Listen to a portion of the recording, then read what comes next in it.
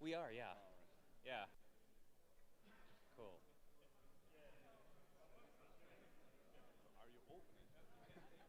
Yeah, well, I'm emceeing this, so. Oh, wow, that's cool. Wow.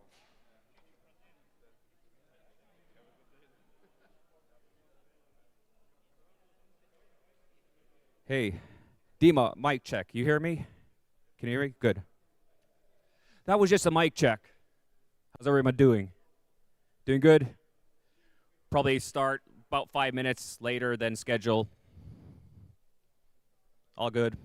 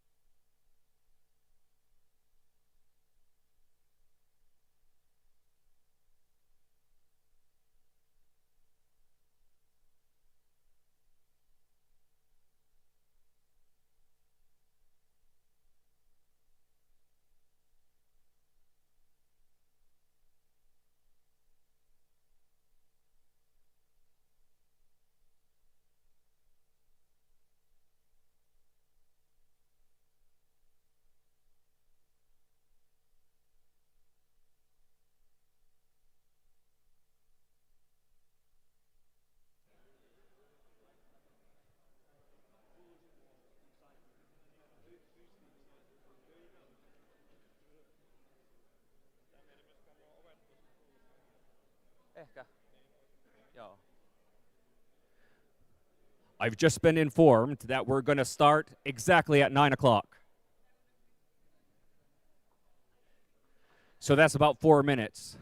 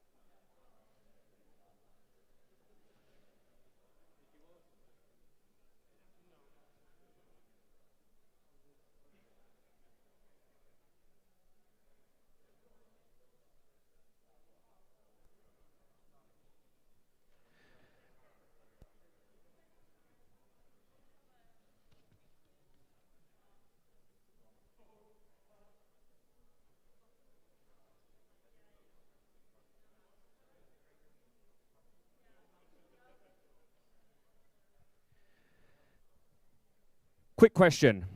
Does anybody have the exact time? Hands up if you. You. Would you please tell me when it's exactly 9 o'clock? Okay. There. Yeah. Carry on. Sorry.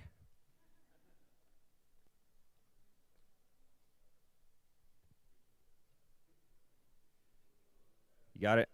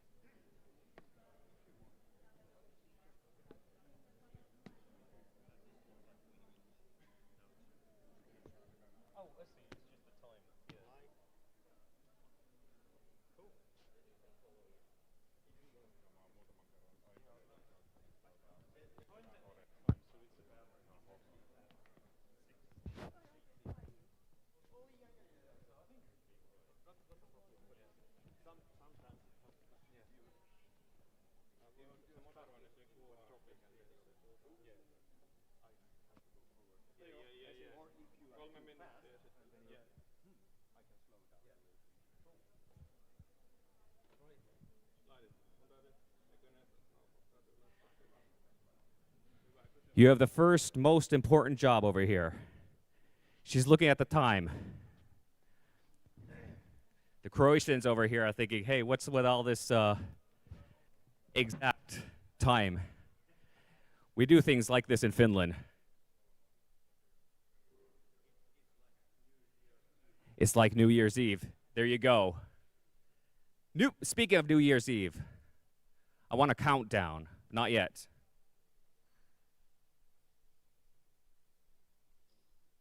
Tell me when it's 10 seconds before 9.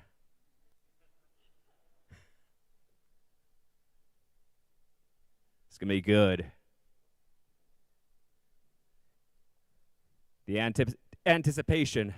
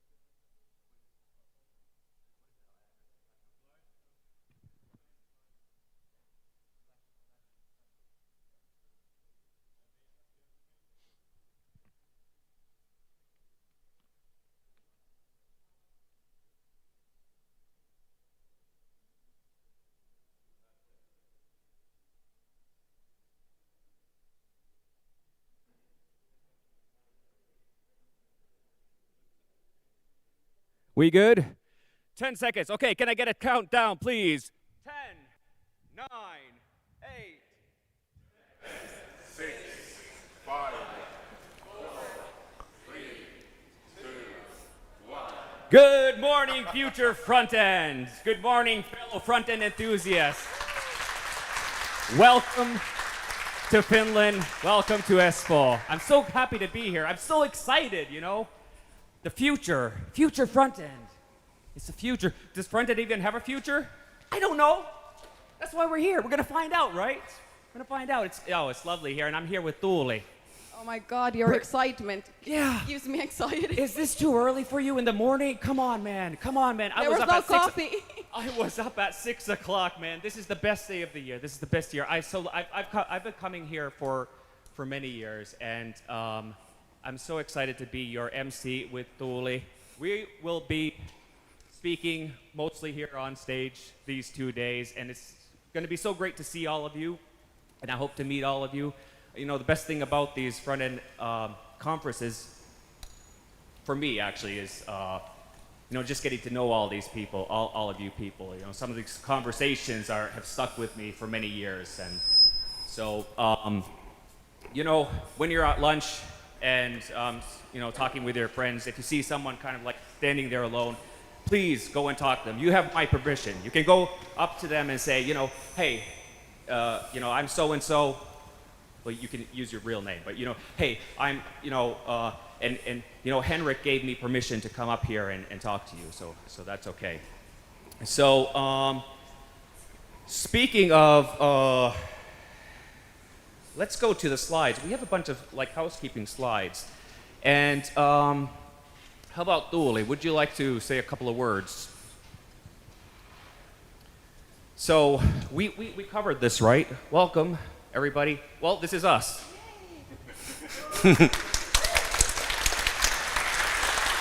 Right? Yeah, when Juho told us that Henrik is going to be the next MC in this conference, I was like, I remember him. He always sits in the front rows and looks like he wants to say something. So I thought he's the perfect MC for us.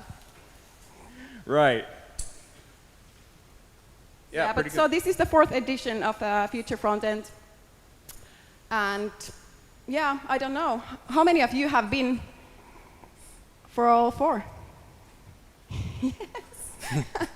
Nice. A lot We of new have a few. faces. Next, please. Around 150 attendees. Click. 2 workshops. Click. And 2 conference days. And today we are designing the future, and tomorrow we'll be developing it. Yes, and we have 18 amazing speakers from all around the world. Literally all around the world. I got to tell, we had this dinner yesterday, and I had the pleasure of meeting a bunch of the speakers, and man, we're in for a treat. I mean, these are some of the most amazing people I've ever met, and from literally all over the world, right? I mean, there was this guy from Brazil, but get this, his pants were from Japan. So really, really, really international. That's great. We have people from Germany. We have people from Spain, Ukraine, Belarus, all over the place. Really, really, really excited about these speakers. And there they are. Single track. That was mine. Oh, man. What was it? Yeah, OK. So you know how in some conferences you have like 2 tracks? We have a single track. So it's all here.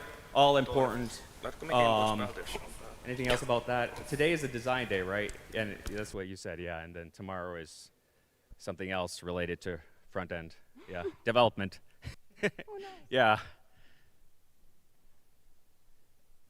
8 theme. Blackout. I was supposed to say what was this about?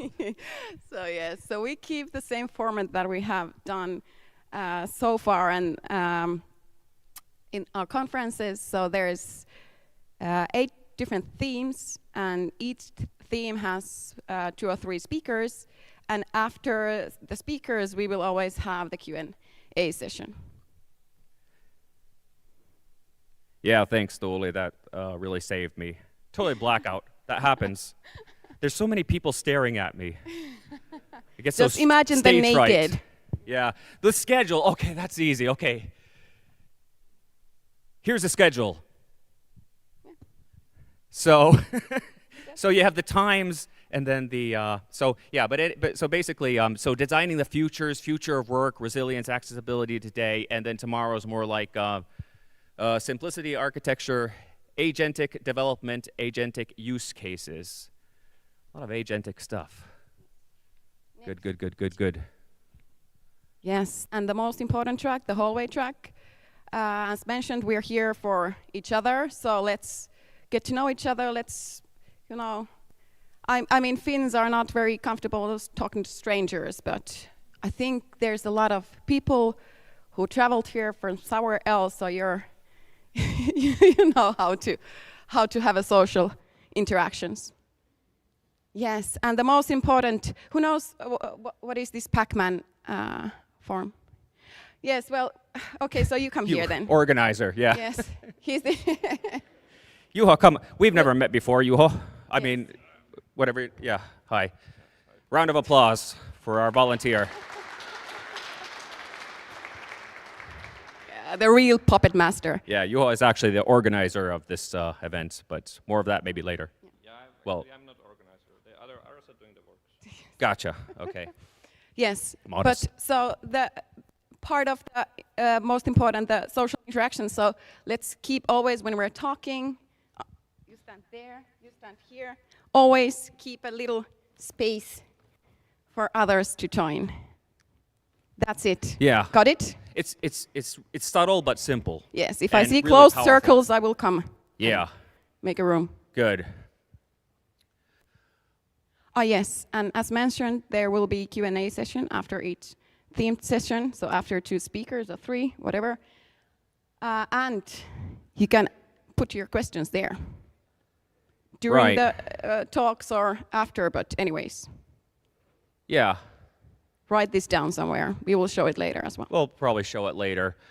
A very, very, very special thanks to our sponsors. I mean, without these guys, you know, this wouldn't happen. So, Ohjelmistofreakit, let's give a round of applause to Ohjelmistofreak. And one of the great consulting agencies, one of the best I know, really good people from this agency, Nitor. Woo! Thank you, Nitor. And we have Alma as a brand sponsor, so thank you, Alma.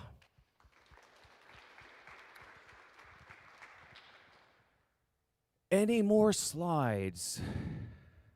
Meetups, hey. So, as a change of pace, there won't be after parties per se, but we will have after meetups. And these are local meetups where you can meet local developers. So today we will have a Mobile Mates meetup. And tomorrow Helsinki JS, where that's something that I'm usually hosting or emceeing. And then we will have on Wednesday Vibe Coding Finland. So check those out. And on the website, I think you'll have, if there's a separate registration, like for Helsinki JS, you can register there. For this one, it's not really an issue. You show up anyway. It's not so important. As for the Helsinki JS, I don't know about the other ones. So check the website. Cool. Oh. Yes, we follow Berlin Code of Conduct. How many conferences we have organized? Maybe 8 or something. We have never had any problems, so let's make sure this is not going to be the first time. But anyways, if you have any problems, let us know. You can find us with the Future Frontend t-shirts. And there's the social media hashtag, Future Frontend. Good. And Slack. All right. Was that the slides? Yep. Good. Hey, people, before I introduce our first speakers, I want to make a little noise because, okay, one thing I used to do, many people don't know this about me. Before I became a software developer and a passionate front-end developer, I used to travel Finland as a kind of like a street performer, a juggler, you know, and I would have my little routine. I wasn't very good at juggling, but I was good at talking and made a lot of jokes, and people thought I was doing crazy stuff. But one thing I notice about Finnish people is, you know, they get really excited, but you gotta kind of warm them up, right? And I thought we would do a little warm up for this 2 days, because when I introduce, or when Tuuli introduces the speakers, we want roaring applause, right? And not just these polite. Now, we're excited people. This is our passion, front end. So we're gonna do a little trick I used to do on the street, okay? I am going to separate this crowd, all of you, into 2 groups, right? Right down the middle, okay? Right, okay? Now, you guys, you are the lions, and you are the ducks, okay? I don't make the rules. Well, I mean, I did make the rules, but, you know, okay. But bear with me, okay? When I point to one of you, you have to just say loudly, hey, okay? We'll see which wins, the lions or the ducks, okay? This is so easy, even a back-end developer can figure this out. We can make jokes, right? There's no back-end developers. Well, there's one. He bought a $300 ticket, and he's here hate watching this, you know, sulking in the back. Front end sucks. No, okay. So, are you ready? Lions, go first. see, this is exactly what I was talking about. But no worries. I think this group will do a lot better. That was a lot better. This was better. Yes. Good.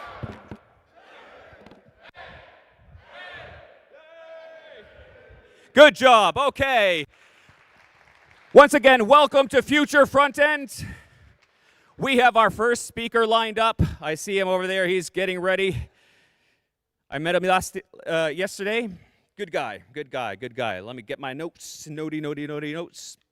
So, let me tell you about Bussy.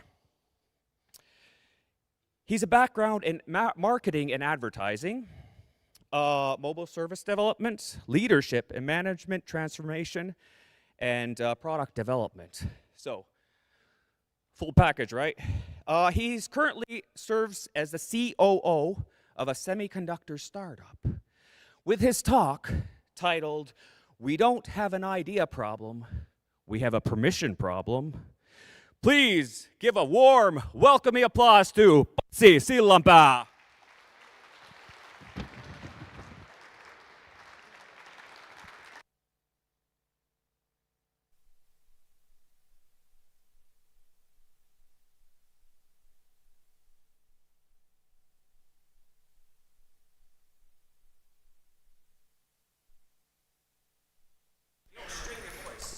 Does it work?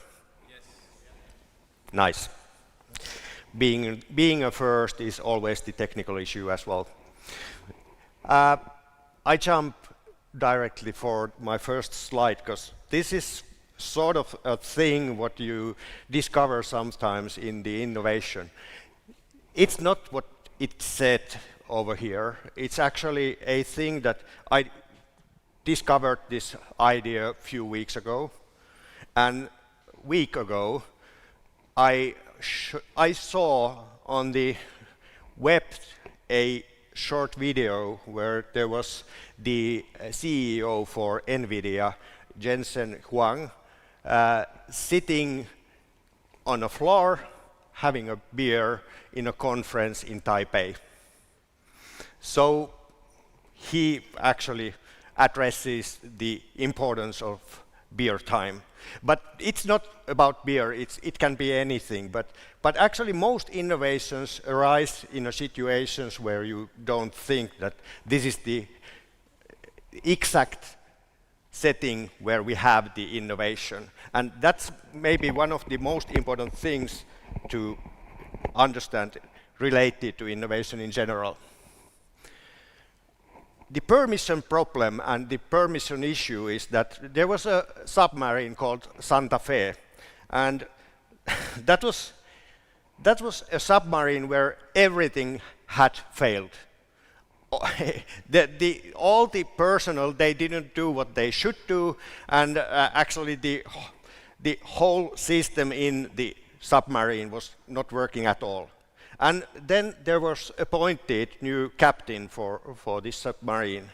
And the only thing what he did, so this was the worst of the worst in US of the submarines in 1999.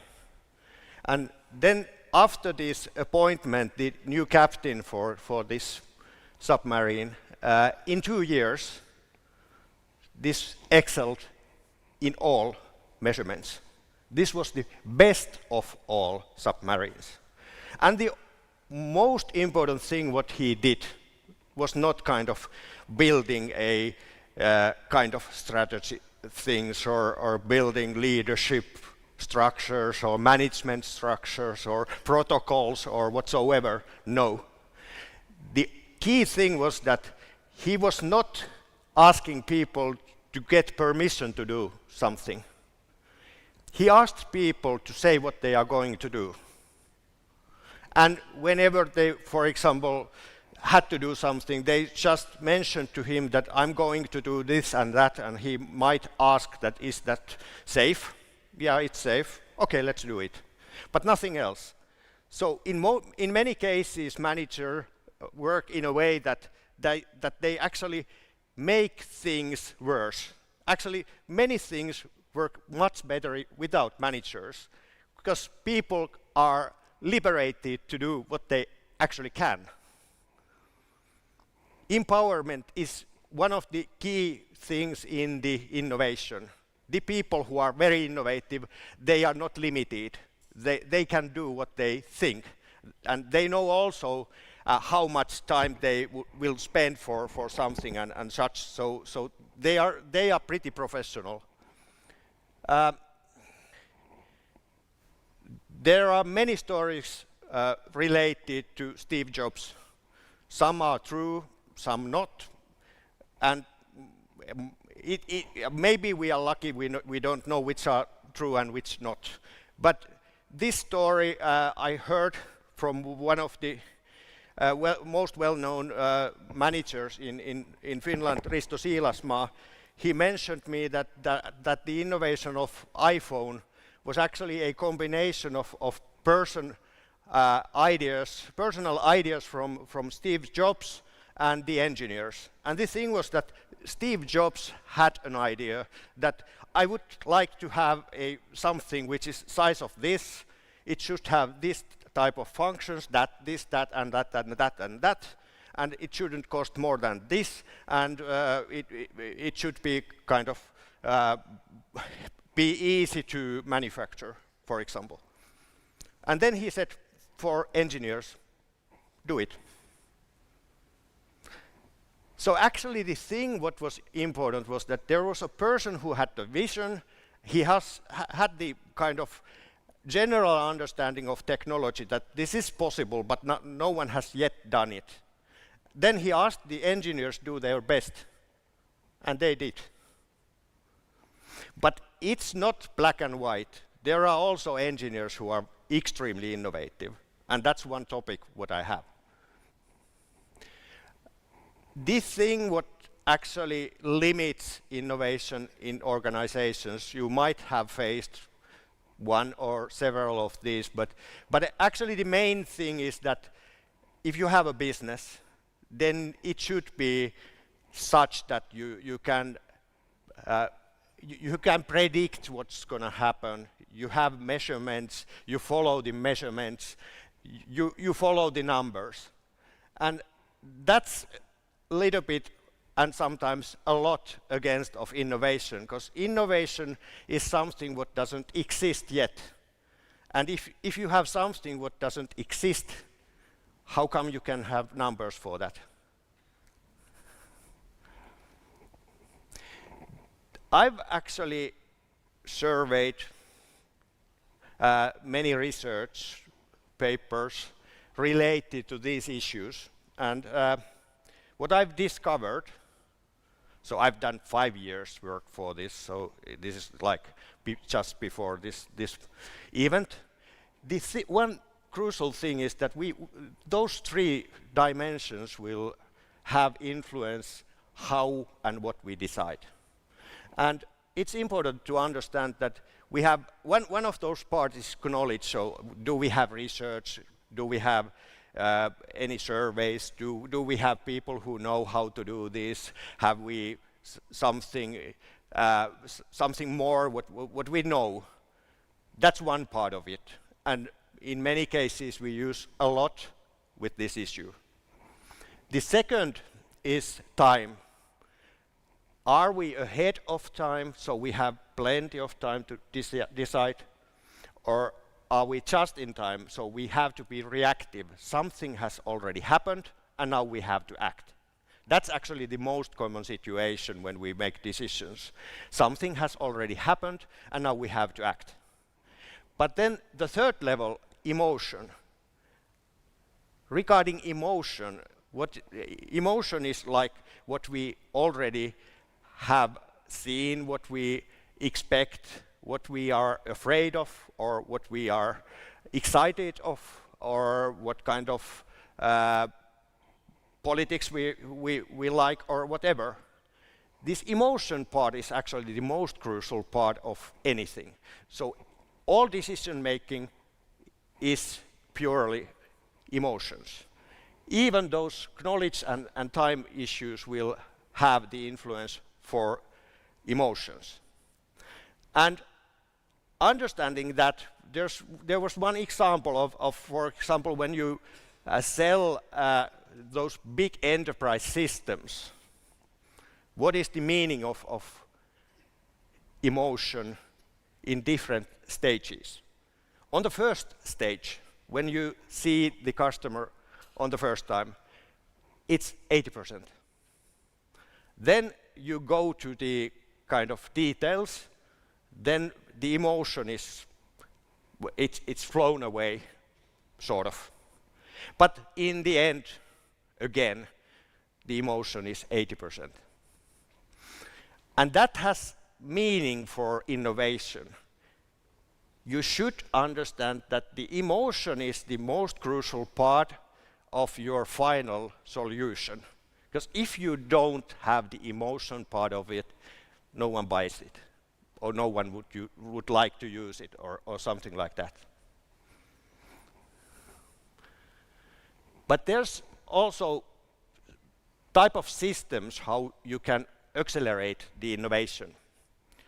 And this is a thing what you should remember in your own organizations. This is a study done in Harvard.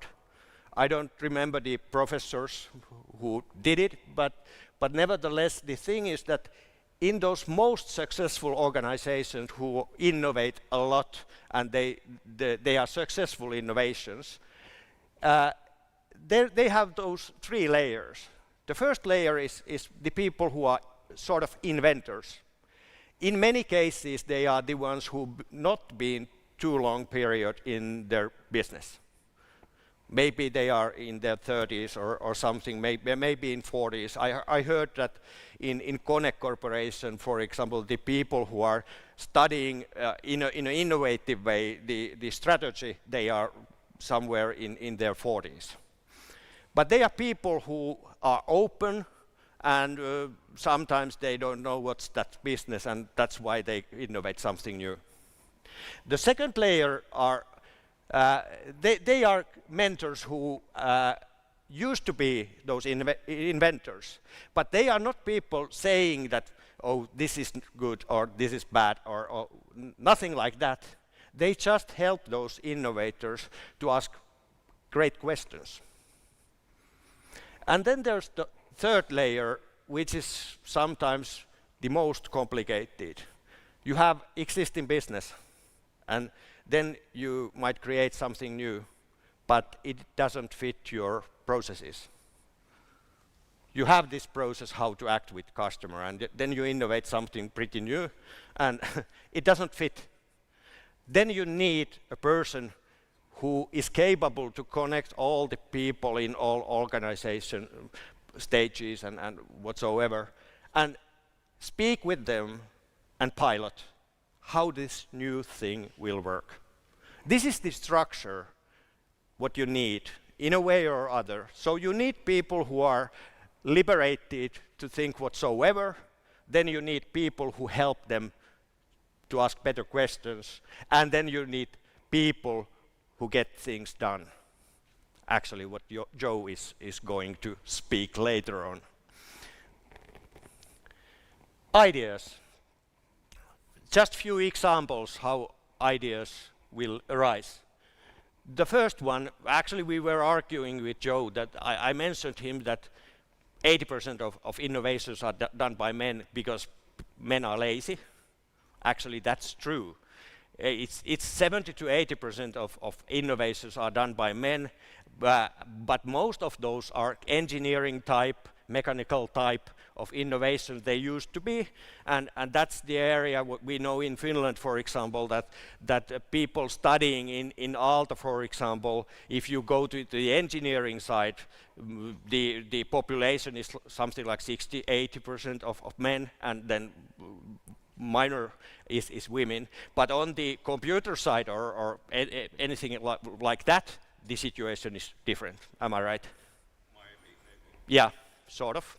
But then we have those new areas of innovation, like biochemistry or such.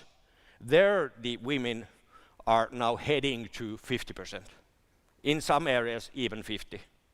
So the thing is that if we talk about innovations and we are looking for future, the past was men, but the future is pretty equal because we have new type of innovations in place. But then we have those research organizations. Sometimes they are successful, sometimes they fail. I don't say that this is the key. Then we have innovation labs, so we outsource the research and development and innovation for someone. But then actually one of the best things is, have anyone heard how Vaisala actually discovered a new way measuring the rainfall? Oh, that's great, because then I'm not kind of saying what you already know. So there was one engineer at home in a bathroom, and he saw one water drop falling down. And he was, We used to have that bucket where we collect water and then we measure how much we get rainfall. But then he was, photonics, so visually measuring something was so developed that, could it work? And then where they started researching the thing, and they discovered that the raindrop is pretty much, the size is the same. A little bit the pressure will have the influence, but in general it's pretty much the same. And you can actually measure the amount of water drops visually. And they discovered the photonics system for rainfall measurement. So that was one great example of it. I'm not saying this to blame anyone or saying that this is 100% true, but this is from sources I trust. Apple and universities thing is that Apple itself doesn't start innovations, but they are very good at customer relations, and they know exactly what their customers want, and they are extremely close to all universities, and whatever new research will arise and that's connected to those customer needs, they jump in and start collaborating and create new innovation. So that's one very great way, and in the semiconductors where I work, this is the way actually most cases are done. Then the byproduct. Have anyone heard how Tinder actually was created? Could you imagine that actually in the very beginning it was for people like you? Exactly like you. So it was an enterprise level software engineering company, and they had like hundreds of people. And you know that those teams are virtual, so sometimes you have this team member and then next time it doesn't exist. How come you remember all their names? Because they are on the list. Kalle, who he was. So there was one discovering that actually we remember faces. And then they put a catalog of faces.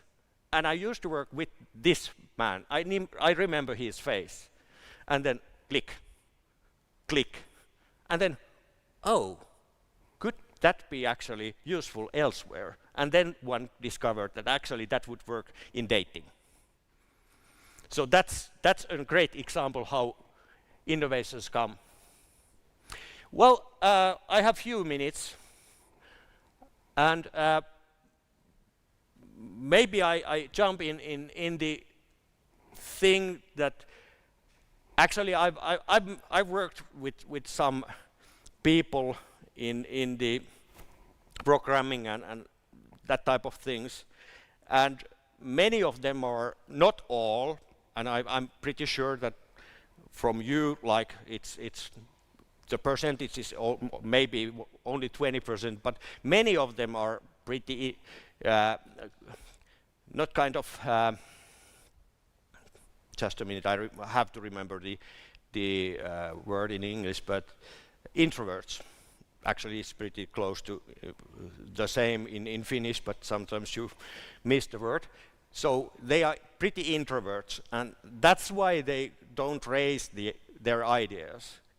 And if the idea is not ready yet, there's more danger, because someone will say that, well, it doesn't work, or laugh even. So that actually limits the thing. But the other part is that, again, the managers are saying, well, how much we make money out of this? Do you have any clue? No. But then one thing oh, this is technology. Now, yeah, premature optimization means that we go forward before we actually have detailed all the features. So it's not ready yet, but we have to go forward. And don't do that, because actually those small features are sometimes the most crucial part of the development. You know pretty much, for example, how the user experience will develop. If there's something missing in the user experience, you might fail the whole thing. And that's important in innovation.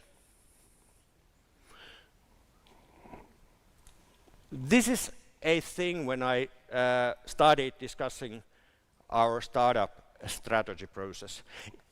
When you are working in a startup, the strategy is not kind of thing that we decide that the world will be in 5 years, it will be this. But still there are pretty much the same issues than in corporations who are well established. But what's here, what's missing? If the discussion started like this, those are the first words I heard from my people. What word is missing? Can you discover? Anyone? Just shout. Sorry. Well, that's pretty close. Oh, just a minute. There was no customer. So if you don't start from the customer, the innovation or whatsoever, it doesn't work. The competition is so hard. It used to be easier. You might discover something and this is new thing for you and people bought it, but at this time, no, it doesn't work anymore. In our business, for example, in semiconductors, we have, in my team, there are 10 people and 8 of those are either doctors in physics or chemistry. And they tend to think that this technology innovation will do the thing. But actually, the real thing is that the technology development is not anymore the issue. The issue is how to interconnect all the technologies together. And that's the thing what you have to understand. So not kind of deeper and deeper and deeper technology understanding and solutions, much more how to connect all things together and how get those working, like how to reduce the power consumption and how to accelerate the speed of information. Those are two big things, and those cannot be solved by having even faster technologies. It's the interconnection of all those technologies also what is important. And then the hidden genius. Oh, again, this is waiting for permission. So in your organization, you definitely have people who have ability, they have the courage to develop or innovate something. The easy way to boost innovation in any organization is the way what Google did, or there are plenty of examples. Just give a chance. Just give a chance to do whatsoever, and then things happen. You might say, okay, you can use half a day for whatsoever, or you have 1 day, or you have 2 hours. I don't mind what is the time limit, but do something like this. Even 1 hour is okay, much better than nothing. So it's not so complicated. Also, don't play anyone giving a new idea which doesn't fit what you so far have learned, or what you think that it should be. Be curious. Actually, being curious is the best way to discover something new. So if someone says that, well, I have this kind of idea, then go forward. Okay, if we took this innovation to this situation, how it would work, what should we actually develop further? And that way, you get better innovations. And then stop all type of brainstorming. There's one example. There are plenty of tools, but if someone is doing the old type of brainstorming, like, okay, everyone tell their ideas, I'm angry, because it doesn't work. If we ask everyone to give their own ideas openly, just saying, then in the end, the last one is saying what everyone else has already said.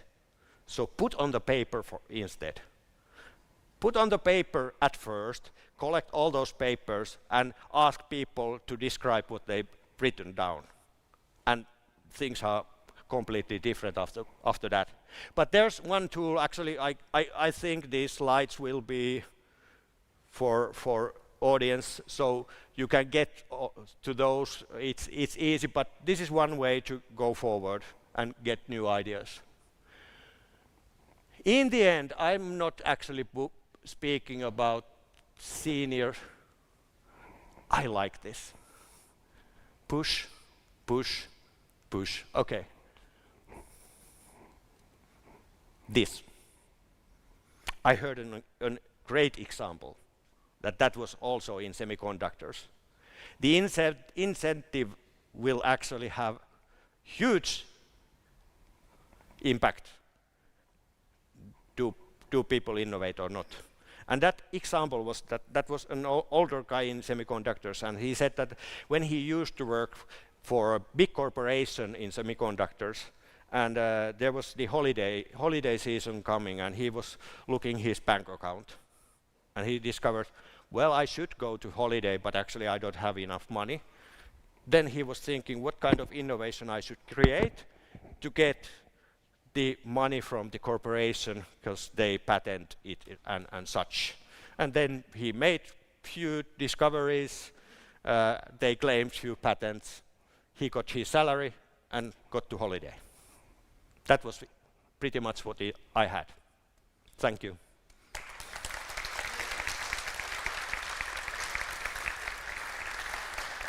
Thank you very much, Pasi.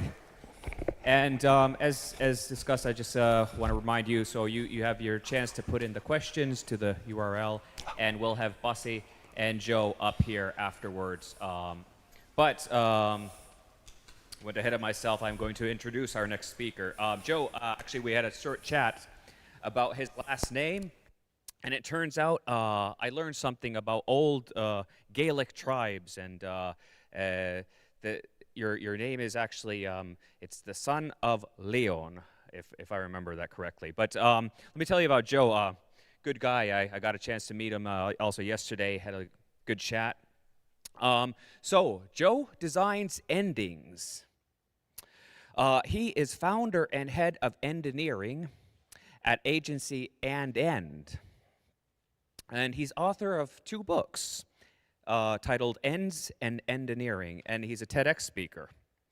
With his talk, Engineering, please give a warm welcome to Joe McLeod. Thank you. Is the mic working? I think I turned it on. Yes, we're good. Okay, cool. Yeah, 2 books here. So if you listen in, and then there's 2 questions afterwards, and your first answers will get the books. Thanks for having us here today, and thanks Juho for inviting us all those months ago. Great to come in, and what an amazing venue as well. So years ago I used to do beginnings. In fact, I used to do beginnings down the road at Nokia. For many years I used to go to Nokia House, and so I developed products and services at Nokia. And then over years I became more and more interested, first with the experience of closure as an emotional experience for customers. And then a few years later, I decided to start looking into that space more and more. I started to look into endings as an experience. And I thought I'd write a Medium post or do, you know, a short conference talk. But this whole space really opened up for me, and I found it absolutely fascinating. I thought, well, somebody should write a book about this, and I didn't want to because I'm really dyslexic. The idea of dyslexics writing books, that's really not a good idea. So anyway, I managed to muddle through, and I brought this book into the world, and that one's about the sociological, historical context of why we don't do endings, especially in Northern Europe, where the sort of birth of consumerism and the Industrial Revolution happened. And that historical story I took through into the second book, Engineering, which is the practice of designing endings in the consumer experience. So that's what we're talking about today. And today I'm going to start to look at that through the lens of AI. It's the next big consumer experience that we're going to start using. And we really need to think about endings before we start creating that. Thank you.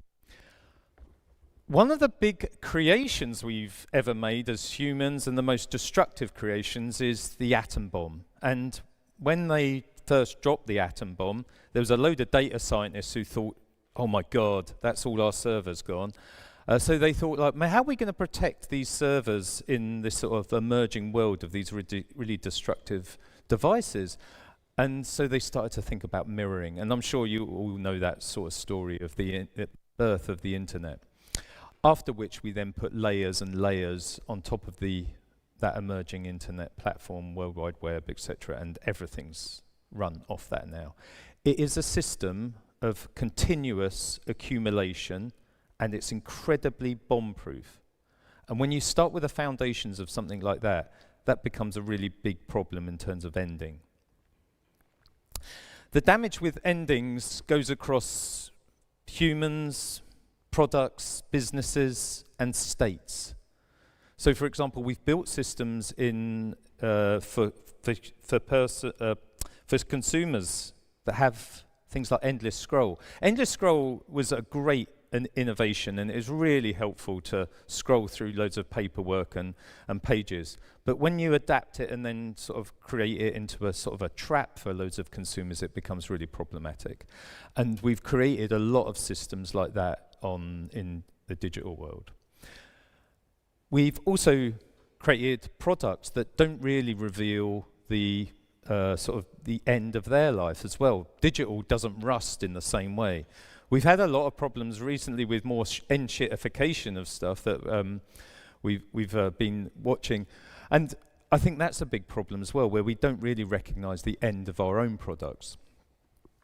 Even in businesses, that we've got some of the most established businesses that developed very early on with software development, companies like Microsoft or Adobe, for example. I go into businesses and I talk to employees there, and you'll find everyone in that business have a really acute understanding and a passion about the onboarding and the usage of their products.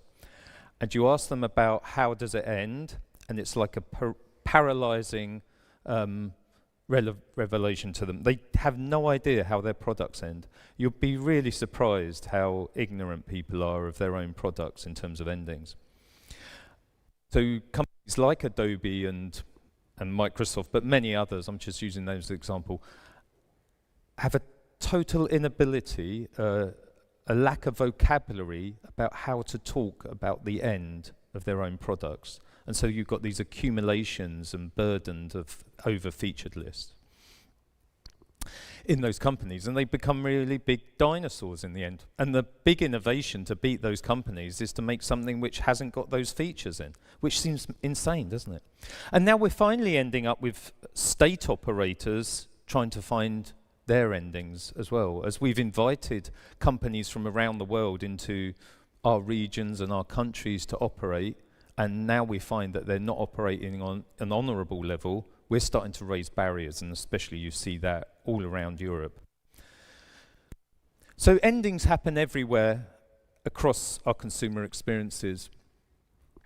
And so let's just break that down. As we think about the consumer life cycle, the consumer life cycle you can break into 3 sections. There's an onboarding section, a usage section, and an offboarding section. And within those fields, you sort of see how we excite and attract a consumer to our products, and we want them to sort of drift through different gates of the consumer experience as they come on to our product experience. And as we see that, we build stories and emotional experiences for that to make it really exciting, really personalized to them, really emotionally wonderful as an experience. And these adverts and marketing tell us great stories.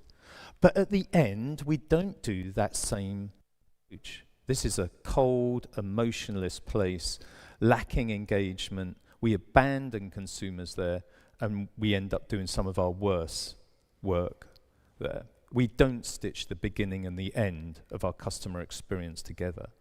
And in this space are all sorts of problems that we can solve by looking at the end. In the work we do, and work with lots of businesses and develop lots of models and train loads of people. There's nearly 1,000 engineers around the world. I train people online and in businesses, and I take them through different techniques and models. This is one of those models I use. It helps people define an ending. And once you start looking at a thing and then are able to then define it, then you can understand a lot more insight into that thing. So with endings, that's no different. There's broadly 8 types of endings consumers experience across the consumer life cycle. So, for example, timeout ending. If you go on a holiday for 2 weeks, after 2 weeks, the holiday ends. Or a 3-year degree course, after 3 years, the course ends. You could do, for example, cultural endings. Humans are really sophisticated in seeing things and see emotional meaning, especially in experiences. Fashion's a really good example of that, where we can see a nuance of difference between one style and another, and those things go out of fashion, and we're really familiar with that. So I'm going to take you through a few of these and how we can apply those to the emerging world and the emerging consumer experience, importantly, of artificial intelligence, AI, whatever you want to call it. So, some of these ending types. So let's look at exhaustion and credit out ending types. So we build many products which have a sort of a numerical currency value in the product, and once that currency or metaphorical currency is ended, the product consumer experience is over. So for example, that's things like money on your phone card or gems in Clash of Clans. They're all sort of these metaphors of currencies. And when we look at AI in that context, we can see an emerging world of tokenization. At the moment, many companies are chopping up tokens in different ways. So there's not a common currency between these companies and something which individuals or consumers can say, like, this is the value of that currency, is this token. Or we made this accident in carbon credits. We didn't establish a common currency in carbon credits, and now we've got loads of different values of carbon credits over the world, and we can't move forward with a common vocabulary and a common discussion about what is the value of a carbon tonnage. So it's important that we set up these things in, for example, AI, and establish a common currency. And that way we can have much better endings for the consumer. So yeah, set up a common currency.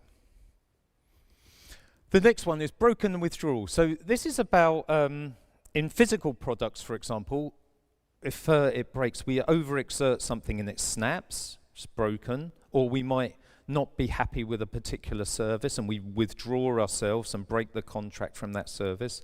In AI and other digital products, we need to think about sunsetting. And in the past, that's been a pretty standard procedure. We'd sort of cut off ID systems, detach sort of servers, remove APIs, and we'd have a methodical, linear route to sunset our products when they're old technology products. That's very different with AI because of the intermingling bird's nest of how it's built and how it operates and the continuousness of it being on all the time as well.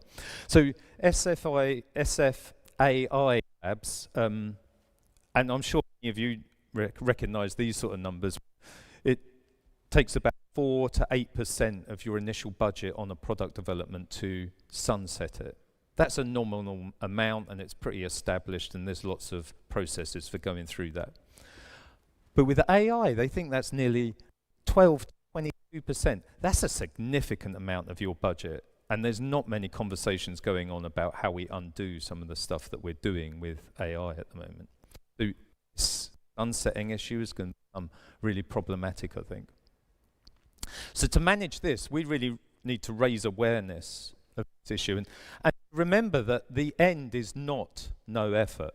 It's effort to create a good ending. And at the moment, we're doing reckless stuff with driving forward with AI. A lingering ending is sort of ending you've got in the back of your cupboards at home and you've put clothes away 4 years ago and you've never got them out. And these are the sort of endings where you don't really have any relationship with these products anymore. And is the mic okay? Does it go up and down? Yeah, excellent. Yeah, these are the sort of clothes you don't wear anymore and that you've been doing 10 years and you're covered with. It lingers around. And some of these become quite toxic. We've done this with a load of our digital products and they have this endless sort of residue of things. So when we think about a lingering ending, we're going to start to think about like how there's going to be a lot of change going over the next 2 years. Gartner think that nearly there'll be 40% of the agentic initiatives will be cancelled entirely in the next couple of years. And when you think about these numbers, that there's only 130, they think, out of thousands of agentic systems around, that's a stack of lingering, wasted products hanging around in our digital ecosystems that we need to start really preparing for. So in this sense, we need to prepare for that mitigation and really think about what's going to happen if you get cut off from your AI sources and systems. A competition ending is a sort of ending that people get excited about at work. It's one of the only endings you can commonly talk about at work because everyone's thinking about who's the competition, are they better than us, are they faster than us, and people talk about competition all the time at work. Do you remember that phrase about 10 years ago, if you're not paying for the product, you are the product? Well, that's now really, if you're not paying for the product, you're training the product.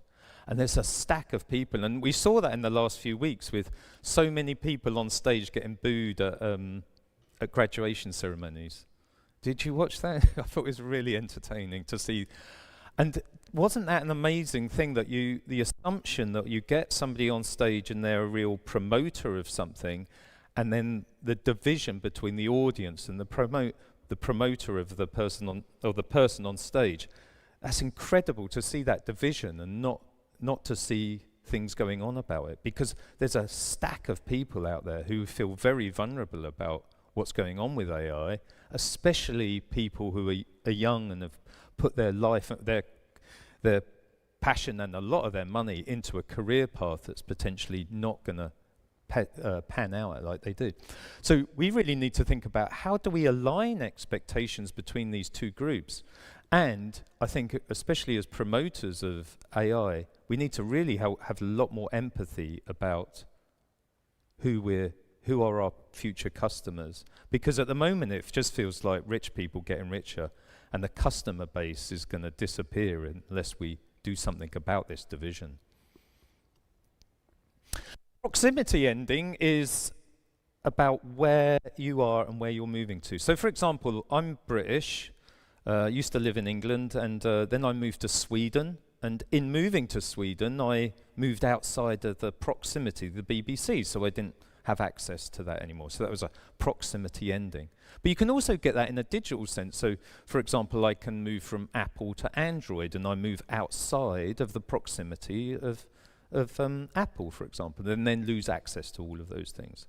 So when we think about that sort of situation, we can start to see like how in Europe we've been welcoming in businesses to be integrated into our systems and be used by our citizens, and now we're feeling threatened by that. And so the European Union has started to build and matured a lot of laws over the last few years to specifically look at this threat. But actually beneath the surface, a lot of these laws are about how do we end this relationship. And when we look at that in this sense that we've got all these laws, we don't look at it in the consumer-centric sense of all of these being stitched together as an ending experience, not in terms of individual legislation experience. So, for example, most businesses will approach it like this. You'll have this part of the business will be compliant or achieve compliance around this issue. This other part of the business will achieve compliance around this issue. And loads of businesses are approaching the issue of legislation like this piecemeal approach.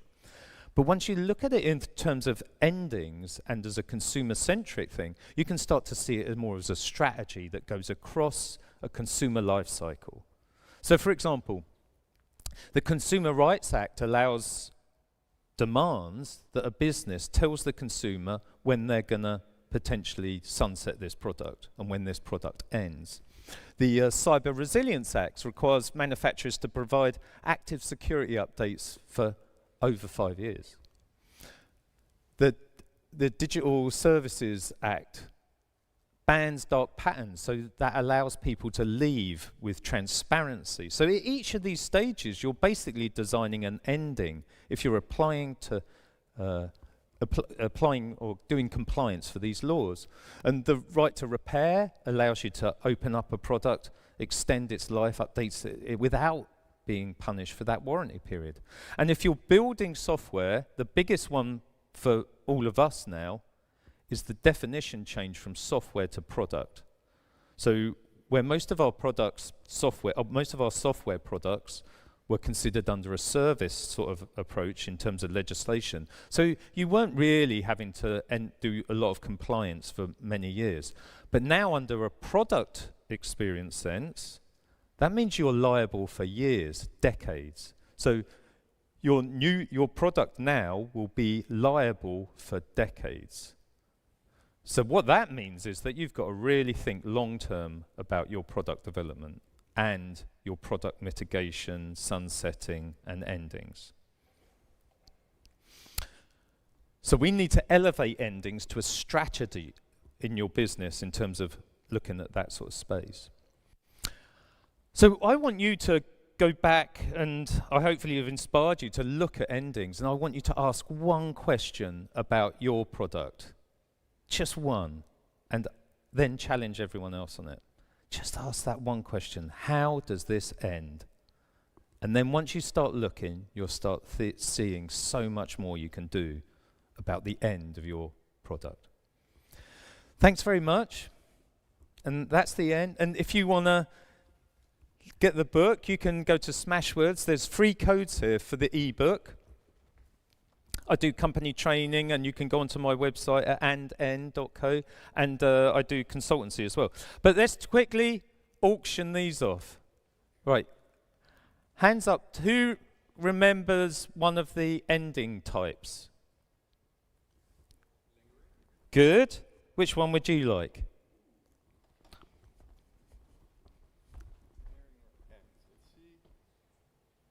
like to have that one.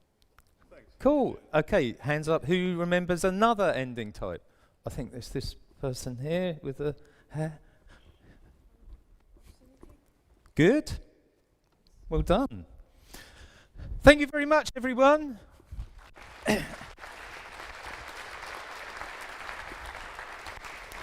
Thank you so much, Joe. And Cool. I guess we have time for the panel now. So I Yeah, would so ask you two to come and take a seat. We have Thank some you. questions. Actually, I'm the person who doesn't like panels, so we Yeah. discuss. I don't know. How can I make you more comfortable? Actually, Joe, I would like, before we go to the planned kind of yeah. planned discussion, the thing what I actually was thinking of was that isn't it a little bit weird to plan something to end? Would it be like you get married and you start planning your divorce? Well, Or would it actually your process, would it work in that as well? I think the good thing about endings is that you know everything's going to end, and I find it fascinating how we don't talk about endings. So if anyone's got married here, I'm sure there wasn't a moment where you didn't think of the, I'm married. That ends in one of two ways, death or divorce. It's very, very clear. So you know going in, this is a big commitment. I'm either going to come out dead or come out divorced, and you know, those two heavyweight things. But it's wild when you go into a business and talk about you don't even talk about the product ending. And that's what I find absolutely baffling, that I can go into a business and ask them, how does your product end? And I could also research how their product ends, and it would take me 5 minutes to be infinitely more knowledgeable about their product than they are. And I find that fascinating and also terrifying. Yeah. And when you look at the stats on AI and sunset in AI, that to me is fucking bonkers how we're not talking about endings. By the way, what was your journey to get here? Oh yeah, so I didn't start my career going, let's fucking do endings, because yeah, that would be insane. So I started my career doing initially graphic design, but then the web started to happen. I got really excited about the internet, and so yeah, I'd done a lot of beginnings in firstly World Wide Web and doing websites. Then .com crash happened. That was fun, and then done mobile for years. I was at Orange and then Nokia, and then I'd done a company called Us2, which done loads of apps. We'd done Monument Valley as well. Does anyone know Monument Valley, the game? So yeah, we'd done that.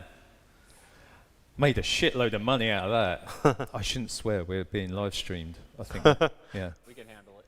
Yeah. But yeah, that's so then ended up leaving that business. My wife wanted to go back to work. So I left Us2, and I was interested in, like, my wife wanted to go back to work. I was sort of sick of not seeing my kids grow up, and also wanted to look into endings. And then accidentally wrote 2 books, and now I'm obsessed with it, an evangelist of we should be talking a lot more about endings. So yeah, that was my journey. So whenever you enter anywhere, someone is talking that now something ends. Well, when I do the training, at the beginning of the training, I ask people about the end and stuff, and then 2 weeks in, I ask them, so how's it going? What are you thinking about the ends? And they're like, oh, I see endings everywhere now. That's all I can see. So they're in the supermarket thinking, how does that end? What's this happen? What's happened here? So it's a real sort of, once you see behind the curtain, it really messes your life up. In a good way. Well, yeah. Yeah, very good discussions. We have a ton of questions. Yeah, sorry. Yeah. No problem. I found both of your talks really fascinating, especially with the ideas and stuff and brainstorming. I'd love to hear more of that. But maybe I'll first get to the audience questions. Thank you all for putting them in, and we'll go. I have one with 6 votes, so I'm going to go from most popular to downwards. So, do you have an example of a service where the ending is handled really well, in your opinion? I guess this would go to Joe. I quite like Kaya Cars. They had years ago they brought in a thing called the 7-year warranty, Kia cars, and yeah. and they bought a thing in called the 7-year warranty. And up until that point, a lot of cars didn't have warranty periods that they talked about much, but Kia came in and said, like, we've got this 7-year warranty. The amazing thing about doing 7 years is humans find it hard to project beyond 5 years. So you have this sort of event horizon where it becomes really foggy. So when you talk about 7 years, that's like product death. It's like a metaphorical, and it's hard to comprehend it. So that's the perfect space to put it in. And the interesting thing after that, actually, by the way, they doing the 7-year warranty doubled their market share globally. It is they have some of the most loyal customers in the world for car products, and their customers consider the 7-year warranty above every other factor of the product. So that, I think, says a lot about how good an ending could be. Cool, thanks. I have now the most voted. Next one I've chosen. What is the value of planning the ends? Sort of like a continuation of what you've just been talking to, but maybe you can sum up still. Yeah, like return on investment of ends. You can't really go, because I used to do a lot of product sales as well with, especially digital products. You go to someone and say, do you want an app? They go, yeah, or they come to us usually, when I was at Us2, for example. Do you want an app? And then we go, yeah, we make apps, we can give you an app. And they know what an app is, we know what an app is, and then you've got a lot of commonality. But when you go in and talk to somebody about how does it end, you need to start them looking at what an ending is in the context of their space. Sure. And then you need to train them to have the sort of vocabulary to say, okay, now I understand what quality is. I can say this isn't great for our ending, but this is good.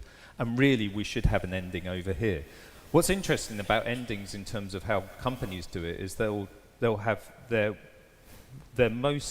least resistant way out for their customers is often the tolerated way out for everyone. So the business will tolerate you leaving like this, and the customer will tolerate you leaving like this. But everywhere else, your business is basically driven emotionally by your brand. So you'll say, our brand values are this, this, this.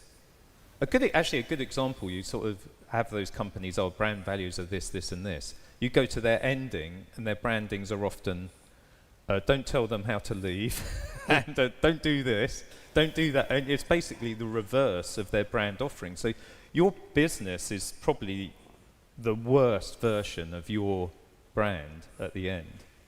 Fascinating. I could actually add one thing, what we don't remember or recognize actually. In sales, it doesn't mean that it's the complete, total end of the customer relationship. And the better way you have to act with the customer when he or she is leaving, the better chance you have to get them back. I totally agree with that, and I find sales have the biggest opportunity at endings, and what we tend to think about is we don't want the customer to leave because we consider that a lost customer and their lost revenue, etc., etc. Especially more as we have so many more subscription service-based sales. But the horror that you inflict on the customer at leaving, you will absolutely never see them again, and we can't tolerate intellectually beyond the single cycle of a customer, because we haven't got the vocabulary to have that maturity at the end to say a good ending will result in this customer coming back, and we just can't do that loop. It's fascinating.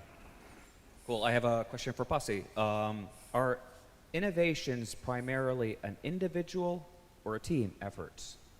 Collaboration. Sure. Well, to add a little bit more, there might be an individual who raised the question or the idea or whatsoever, but we are in collaboration, or we are in connection to all people. So you might think that, oh, I discovered this thing on the morning, but actually you might have discussed about the topic a week ago or a month ago or you heard that from news or something. So there's nothing which is extremely individual. And the collaboration is crucial in that way that you might have great idea, but there are so many other perspectives, like what you explained, for example, in the endings, is that you don't have the full picture, and then someone might challenge that, well, this works, but there's one part of it, and that one part of it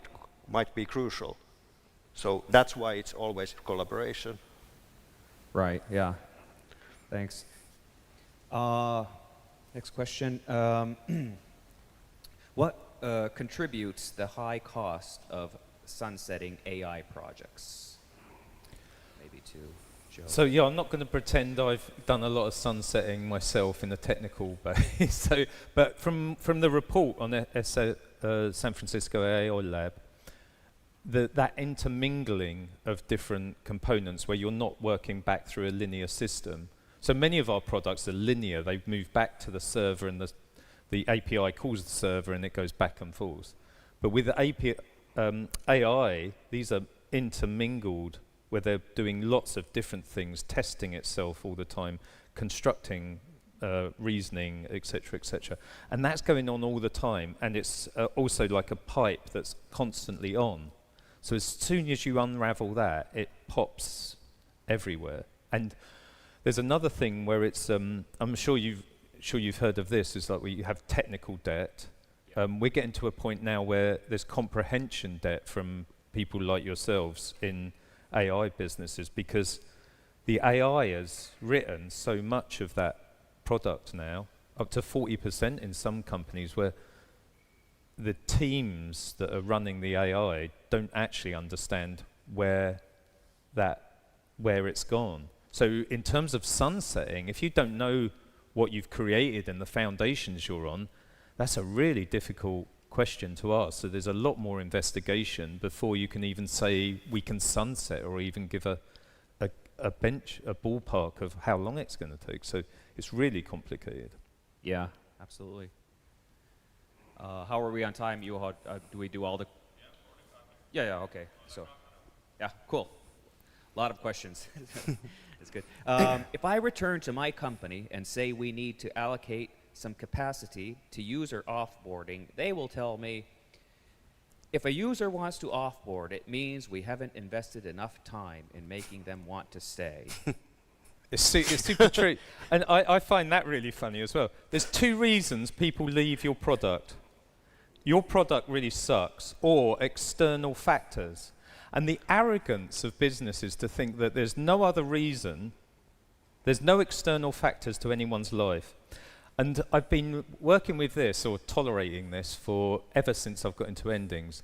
And for the simple fact that no companies really go, one of our user cases is death. And you'll have telecom companies, all sorts of service operators, and they won't have a scenario for a human being to do the second most common thing that human beings do on Earth. We've all been born, so we live here. We haven't all died yet. Those are the two most common user cases on Earth. And if you haven't done anything about the second most common user case on Earth, then your business is pretty rubbish at understanding your user base. So tell them that, basically.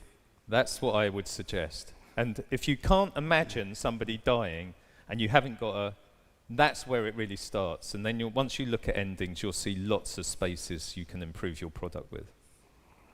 Good advice. Pasi, you want to chime in? Yeah, I would continue from that there's an other approach for this as well. So you can think that as an innovation, and it's reverse innovation, reverse engineering, or what word you would like to use. But the thing that, in case you think what kind of situations might follow to customer leaving your service or product, can help you to understand what features you should have in your service.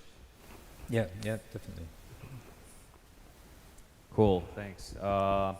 Next question. Could an ending be seen as a new beginning? Do you think there's an impact on customer loyalty, although you end up losing them by definition?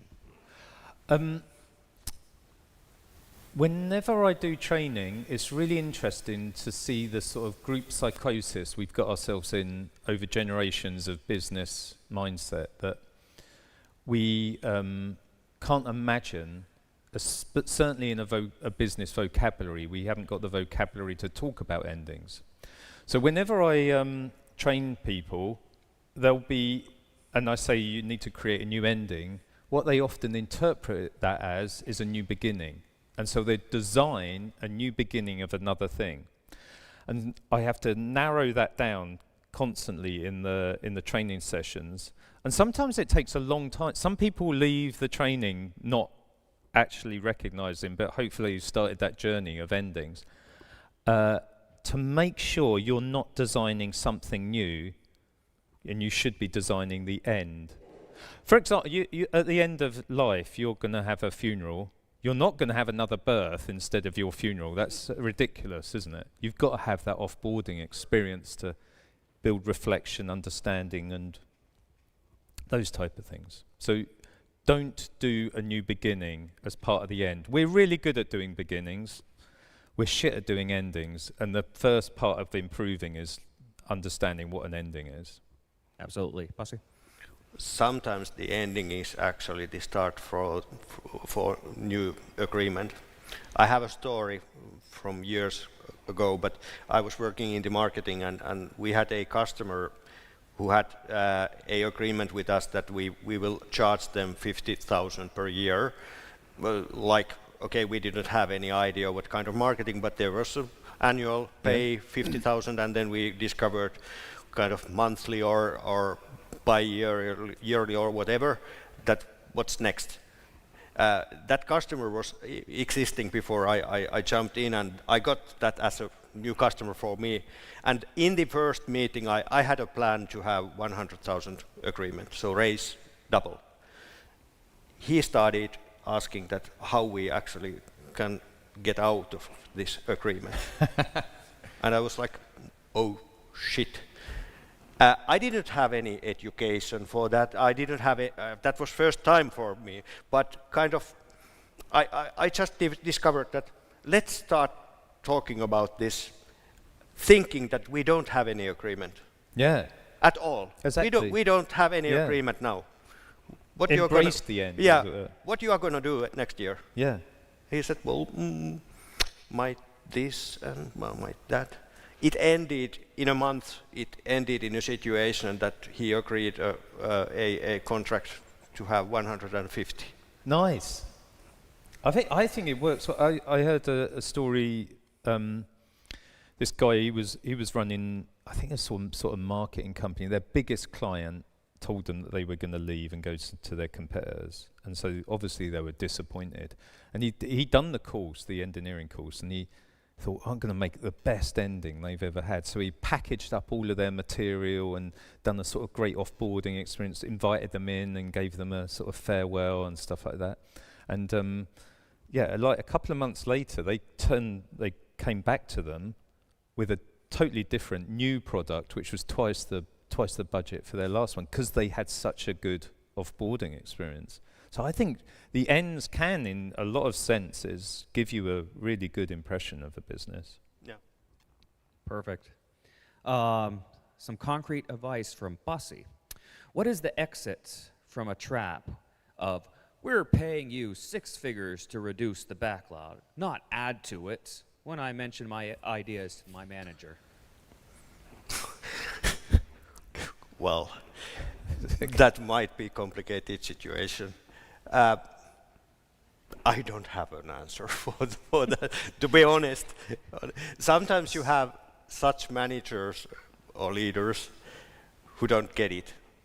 I'm sorry. Sometimes that's the reality. So maybe you should send them to training or something and start from that. Good questions. Let's take this one. How do endings apply to startups that are focused on development velocity? I think that's a really good question. I can see how, as a startup, it's not your focus. Arguably, you haven't really got a product yet, because you're at such a point where you're really creating what the vision is. And so you're not even into the usage period, especially for startups that are building a customer base which is really tentative. So it's really complicated. But as a startup, you should also be looking at how does your business end? Because as a startup, you're definitely going to end your business, and that's going to end in exit, sale, destruction, whatever. But you should really, even on a personal level and on a personal finance level, you should definitely be thinking, what's your way out and how does your business end? Great. Do you know what are the most innovative countries in the world, and what sets them apart? Maybe Pasi, you go take this. Well, yeah, I've discovered sometimes the most innovative countries. I don't remember the exact names, but there are funny statistics. This I remember. And the thing is that, well, we've been talking that Finland is a very innovative country. Well, it's true in a way that we put a lot of money in innovation, but actual innovations don't jump out. And the thing is that what I've discovered related to innovation in general in the world, those most innovative countries, they put like 85% of money to new innovations, so to things that doesn't exist. In Finland, it's only 52. So the thing is that we put a lot in things which are already there. We just innovative a little bit faster machines or a little bit better product, but nothing like completely new. And that's the main problem in Finland. The other actually related to innovation, related to that when we are talking about the crisis in Finland, is that there was a survey, there was a paper from Bank of Finland 2 years ago, and there were mentioned that there are two crucial problems. Number one is that we are actually innovating and selling products that don't have more importance for the world in the future. So paper, do we use more paper in the future, or machines related to paper? So that's not an issue. Elsewhere they have much more new innovative products. And the other thing that's closely related, we sell to countries that don't have higher GDP than the world trade, so we go wrong locations, like we should go like to India or well, many say in Africa. There are certain countries in Africa also what we could, and that would also actually set the limit for the innovations, because the people are different, their needs are different, then we also should have different kind of products and solutions. Yeah, makes sense. How do you envision the economical system as a whole ending? Well, that's a good one. So the whole economy failing. Yeah, I haven't really thought. I mean, economic failure is. You could go Britain's route. I mean, that's pretty good. You leave the biggest trading bloc, which is right next to you. You then have a number of really stupid decisions, and then you borrow loads of money, and then you're hopelessly in debt, and you can't get out of it, and you have such a divided population that you can't get back into Europe and get your friends to help you. That's why no, it wasn't why I left, but I'm glad I'm out of there now. What a nightmare. But yeah, but in terms of ending economical endings, yeah, I don't think that's. I think those are probably better people than I to speak about how you mess up your economy to that degree. Yeah. Yeah. Absolutely. What do you think about Google's approach? They ended more services than they started. Wait, how does that work? Okay. They do have a And then- really and rarely leaving users happy with their ends. yeah, and I think this has been a problem out of the. If you look at the last 20 years and the startup mindset and fail fast, and as much as we might fail fast or end businesses like we have with, I know what you're meaning about Google. They try out a lot of stuff and end a lot of stuff.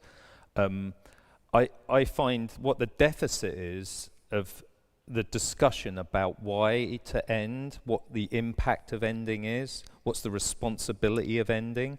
And we're doing the same in digital, where it's easy to just throw things away, like we have in physical products.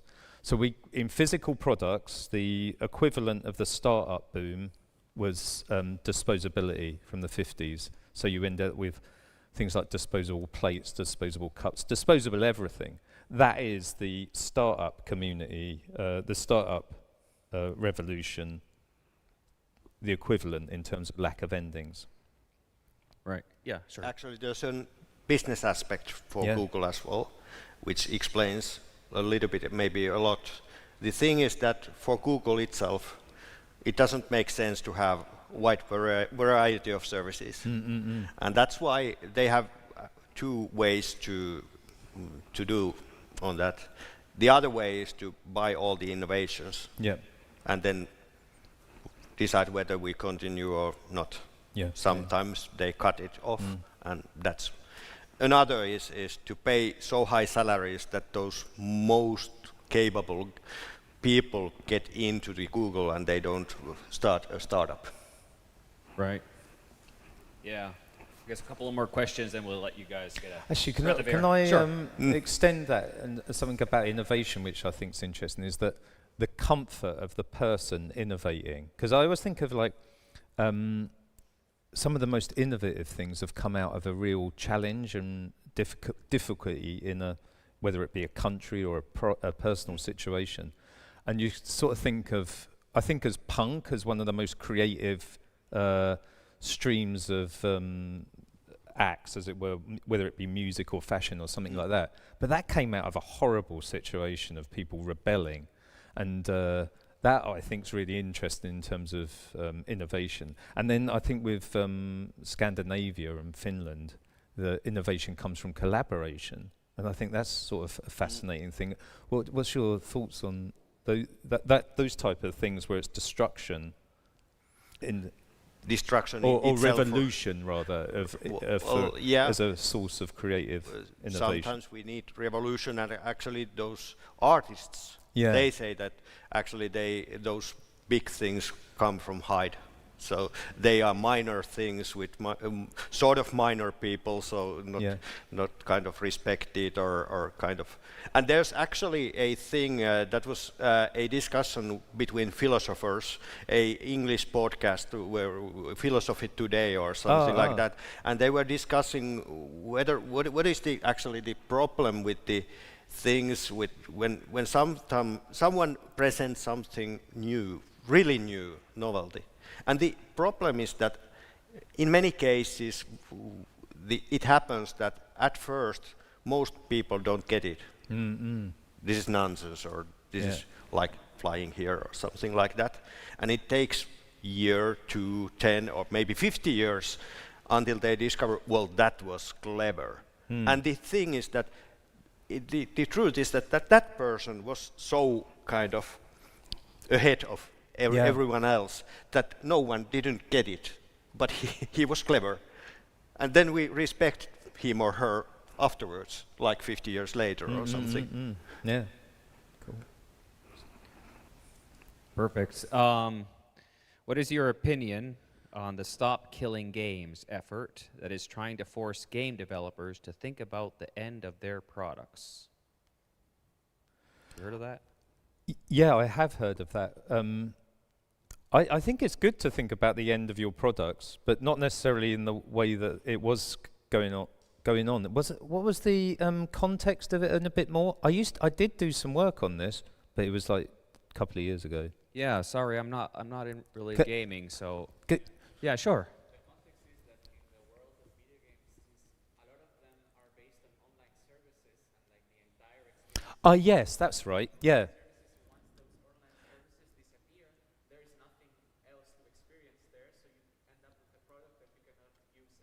Absolutely. That was. Yeah.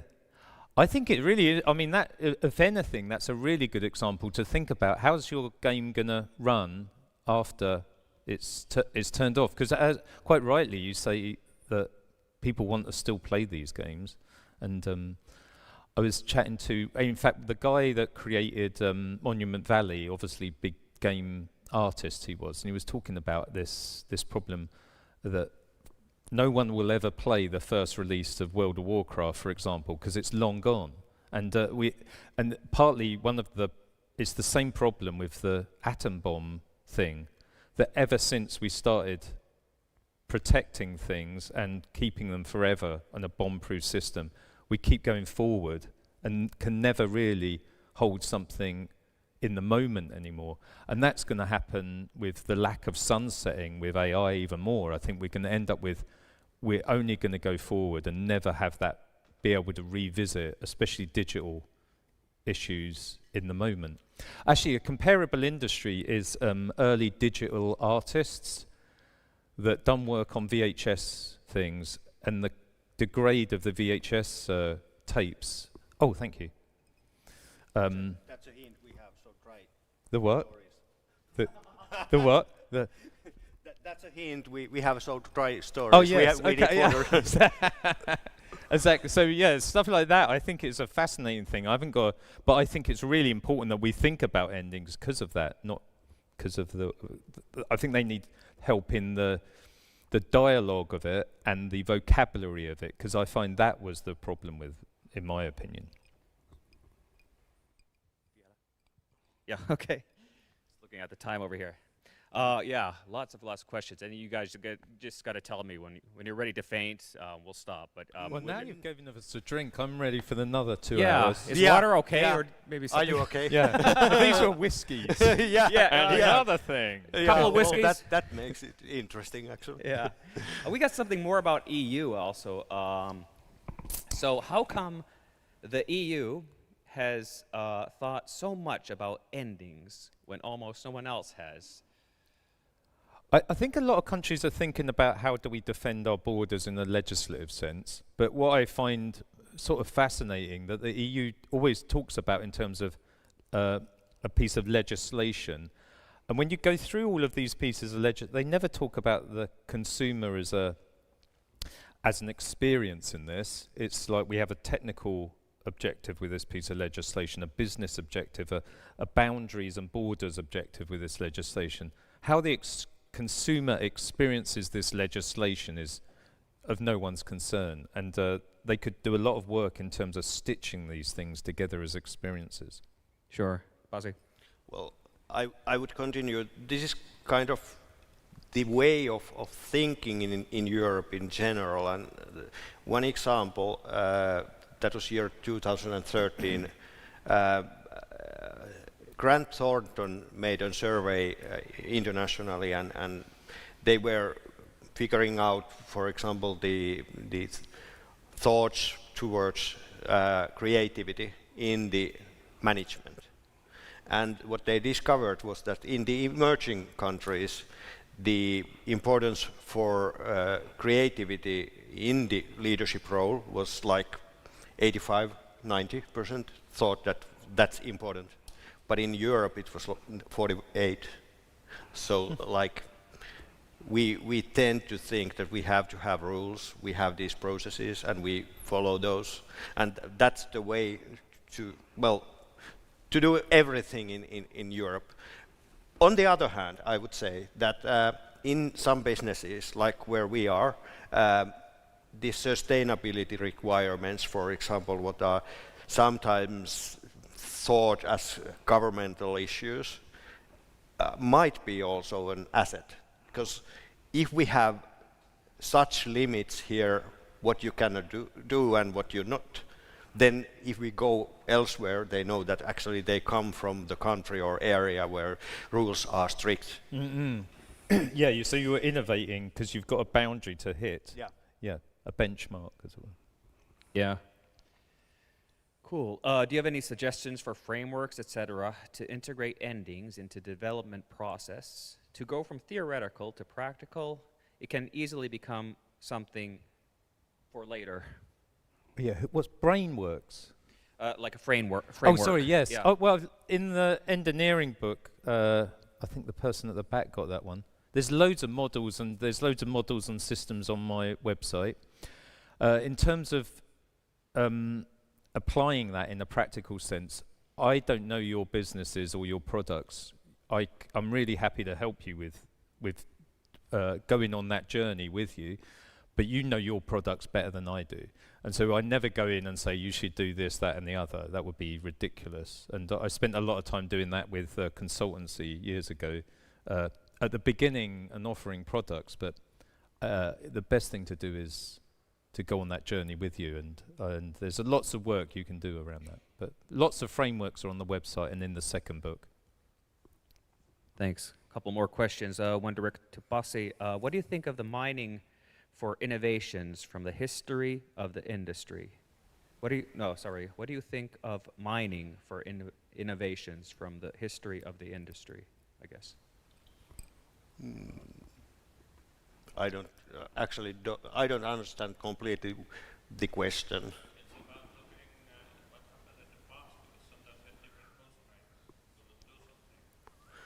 So how innovations have raised during the history? It makes sense, but as I told in the beginning, is that most of the innovations have raised from those guys doing things, and I used to work in the Finnish Product Development Association as a executive chair of that, and we met lots of innovators, and in many cases the situation was that there was a guy doing something, then he discovered that this doesn't work, and then he discovered something new. At the same time there was another guy doing the same, and third guy, 5 guys, they were alone and thinking the same, and then it took like few years, like, okay, should I tell this for someone? And then they explained, many times they explained that this is new, no one has done it.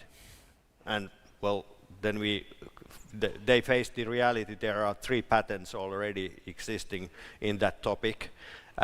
I wouldn't say that there are things what are still working, but I would, as I mentioned, the old type of brainstorming, for example, it doesn't work. I don't recommend at all. So I would say that the new innovations will arise when we have new type of thinking and new tools to brainstorm or develop the ideas further. Yeah, sounds good. Final question. Maybe there's been more, but the moderators are giving you a break. So, good work so far. Good effort. So, final question. What could AI platforms win by making tokens transferable to a competitor? I see it more as like we need to establish a common value of what a token is, and then the currency can be converted out to the different competitors. So it wouldn't be about sharing a token value across, it would be having established common currency value in the center that the consumer can touch. In fact, we can all sort of say, like, this is how much a token is worth, then we can put a value on it in terms of selling it to consumers. Also, you could buy, then create debt and lots of essential financial products around a token value. And what we failed to do in carbon is create that single entity of this how much a carbon ton is worth globally. And then we can map that out to Europe or America or whatever, or whoever then buys those. But at the moment we've got 101 different currency points to carbon tonnage. Yeah. And if we don't establish a common currency point for tokens, it's going to be a lot harder to commercialize the entities of of AI in a consumer-centric sense and a debt way as well. If that Perfect. makes any sense. Yeah. Yes. Thanks. Thanks a lot. Thank you. So I got so much value from both of your talks. I really thank you for sharing. The slides will be somewhere, so check those out. And yeah, thank you too. Big round of applause for Joe and Pasi. Thank you. Thank you.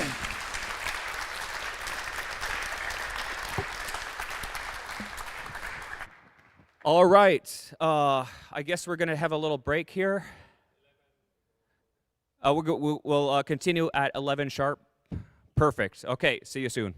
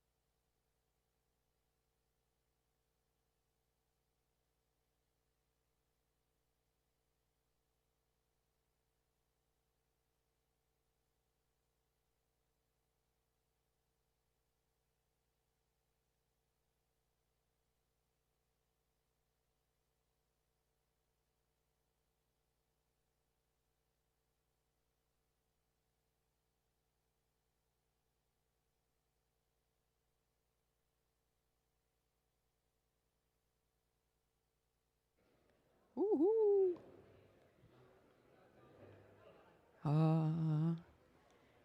Can you hear me now?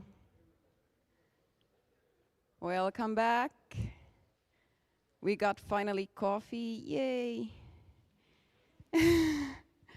Our next speaker came all the way from northern Spain, and she first spent a decade as a front-end developer, and then took maybe a more unconventional route and became a COO, and now she's building physical AI. Don't know what that is, but she will tell you more about it. Please give it up to Anastasia.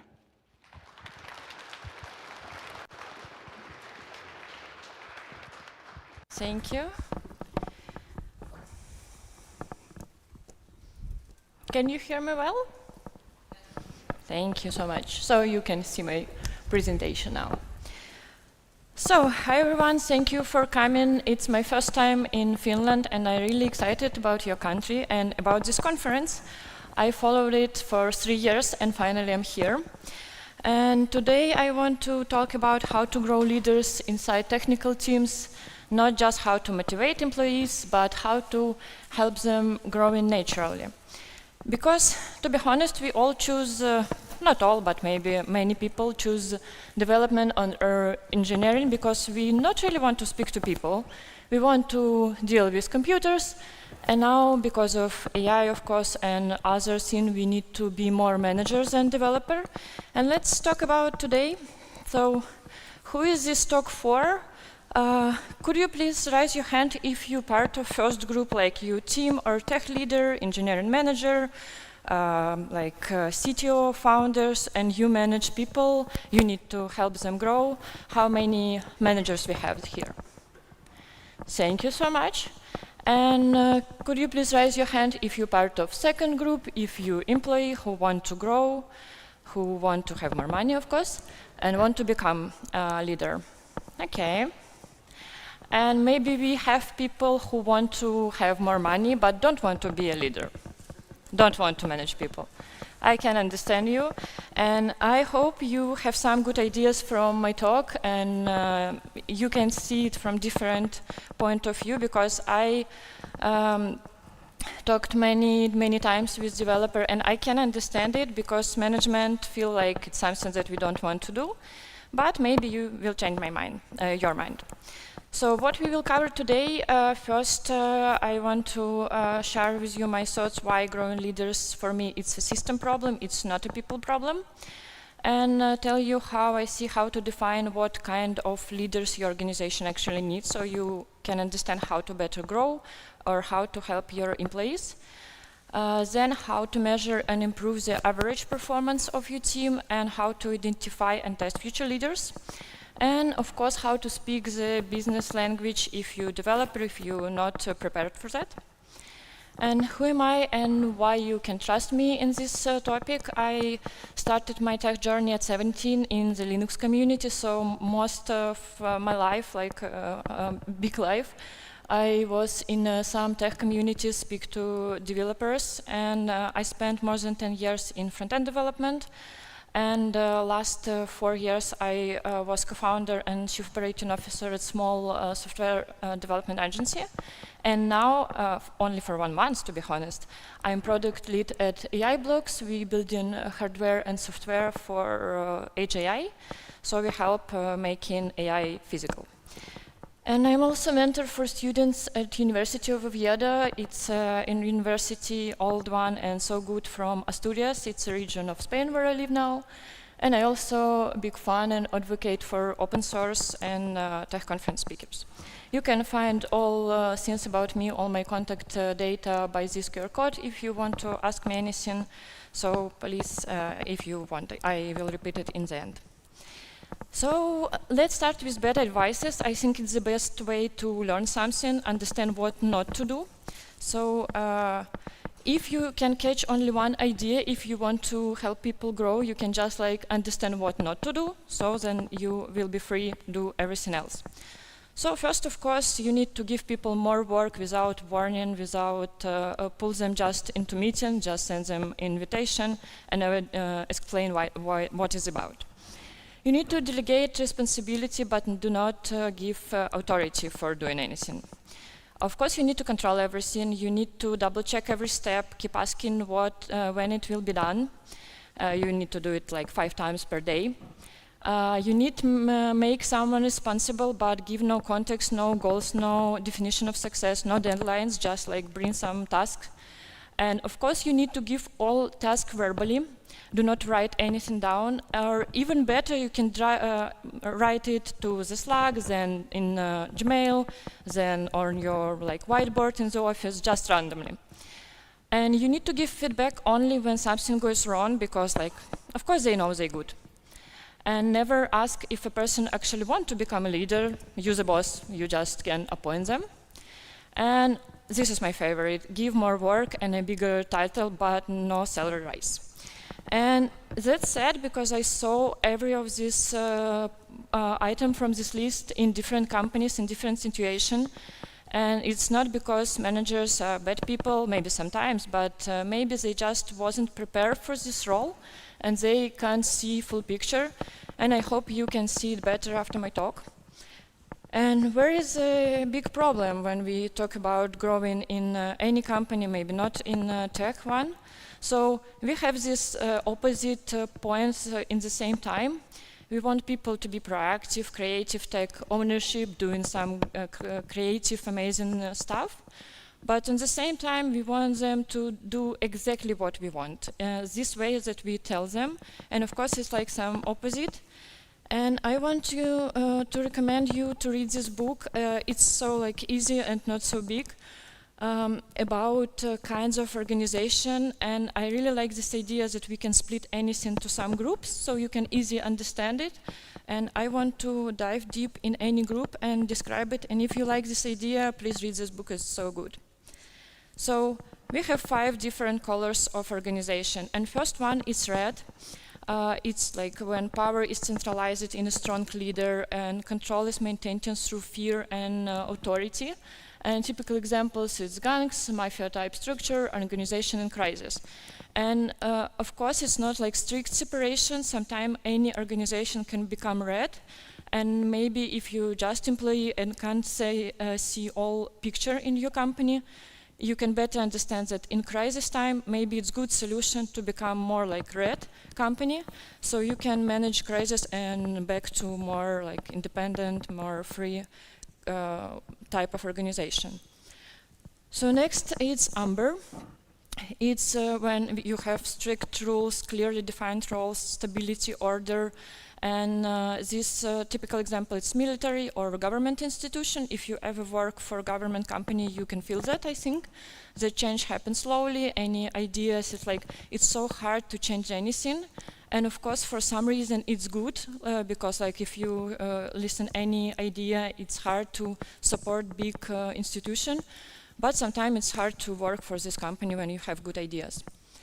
And next one is orange. It's focused on performance goals, KPIs, planning. Maybe most of our current famous companies like that, they motivated by KPIs, profit, and typical examples is corporation, multinational companies. I never worked, to be honest, for a big corporate, but I read a lot of books. I have spoke with my friends, and I can understand it's more not without human face, but we have some goals, we have KPIs, we need to follow them. Next one is green, and I believe for now I work for this type of company, and of course it's not 100% time. It's more this culture focused on people, on collaboration and consensus, and any employee from any level can bring some ideas on the table and speak to founders. And of course, it's easier to have this type of organization if you have small business, if it's small team. But good of this separation by colors, if you understand that for now you work for red type company, you can create small green forest in your company, just start to be more like people-centric and build this culture, you can start it and then it become more and more green inside your company. And the last one, maybe like company of all our dreams, it's self-management, like a strong sense of purpose, and any employee feel like part of this business. And it's like self-managed company. We have some good examples. I don't know, maybe it's, I read this book about Netflix culture, and for me it's a good example of this, but who knows what is inside, we just can read something. And it sounds so good, but of course it's a big, you need to find correct people. Every person should be so motivated, and you need to share all your data or financial numbers with your team. And sometimes it's hard to find a lot of people who will be same motivated for other people business. So, like, key point from my thoughts, first you need to identify the color of your organization. So if you're employee, you can understand what to expect if you grow. And of course you can synchronize with yourself. It's something that you want to have in your life. And if you're manager, you can understand what type of management model exists. So you need to understand which skills it's important to grow in your teams. And let's try to define what kind of leaders every company wants. We have like results and trust. And of course, nobody wants these guys that you can't trust and they not perform well. So like typically these guys will be fired and we don't want to hire them. And of course, we all want to have these great people who perform well and you can trust them. But what's the problem here? First of all, it's not a lot of people like that because it's a level of co-founder and people need to feel more like a part of company, and you don't need to have like 10 or 20 co-founders. So they can, why it's that? Because they can, this position to work, it's more like fast track to burnout if you don't have enough salary, if you don't have enough freedom in your company, but you perform as co-founder, of course you can feel bad and burn out. And you can't belong on this type of people because like it's really hard to find them. And I can say that logically we could say that it's the best candidates for us, that it's strong trust and maybe like the result is different. Because reliability is a character trait and productivity can be trained. So you can help them, you can hire some, I don't know, training for maybe time management if you see they have some problems. But important part, it's a trust for us because when we build business, of course, it's always about money and we can lose money if we don't have enough trust with the employees. But most businesses will still choose the other type, the ones who deliver big results today, but can just disappear tomorrow. And why I put it like virus here, because they can affect other people. If you have, for example, like 10 like that, and 50 like that, they can see it like you can be more like, you cannot follow rules, you can do some strange stuff, you can maybe communicate a bit with other people, and you still have good salary, you still have this job. And of course you can lose these guys if you have a lot of this one. And for me personally, it's like not a good idea to hire people that you can trust, because maybe in like they can perform well for fast results. You can see money and like profit benefits for now, but who knows what happen later. They can not follow NDA, for example. They can speak like not in correct way with your clients. So like maybe it's a bad idea, but of course we still have this problem that companies choose like performers, but not people that we can trust. So second point, and it's okay if it's not your business, you just need to follow some rules that exist, and you need to align with your manager or with your boss on what kind of leaders your organization actually needs. If you need more like performers, for now, if you're a small startup, you need to move faster, maybe okay, but you need to have this like clear understanding with your boss or manager what you actually need. Because if you need performers and you prepare more people trustful, and you speak to them about culture, about ethics, and maybe it's not important for your company now. So they will be demotivated after all.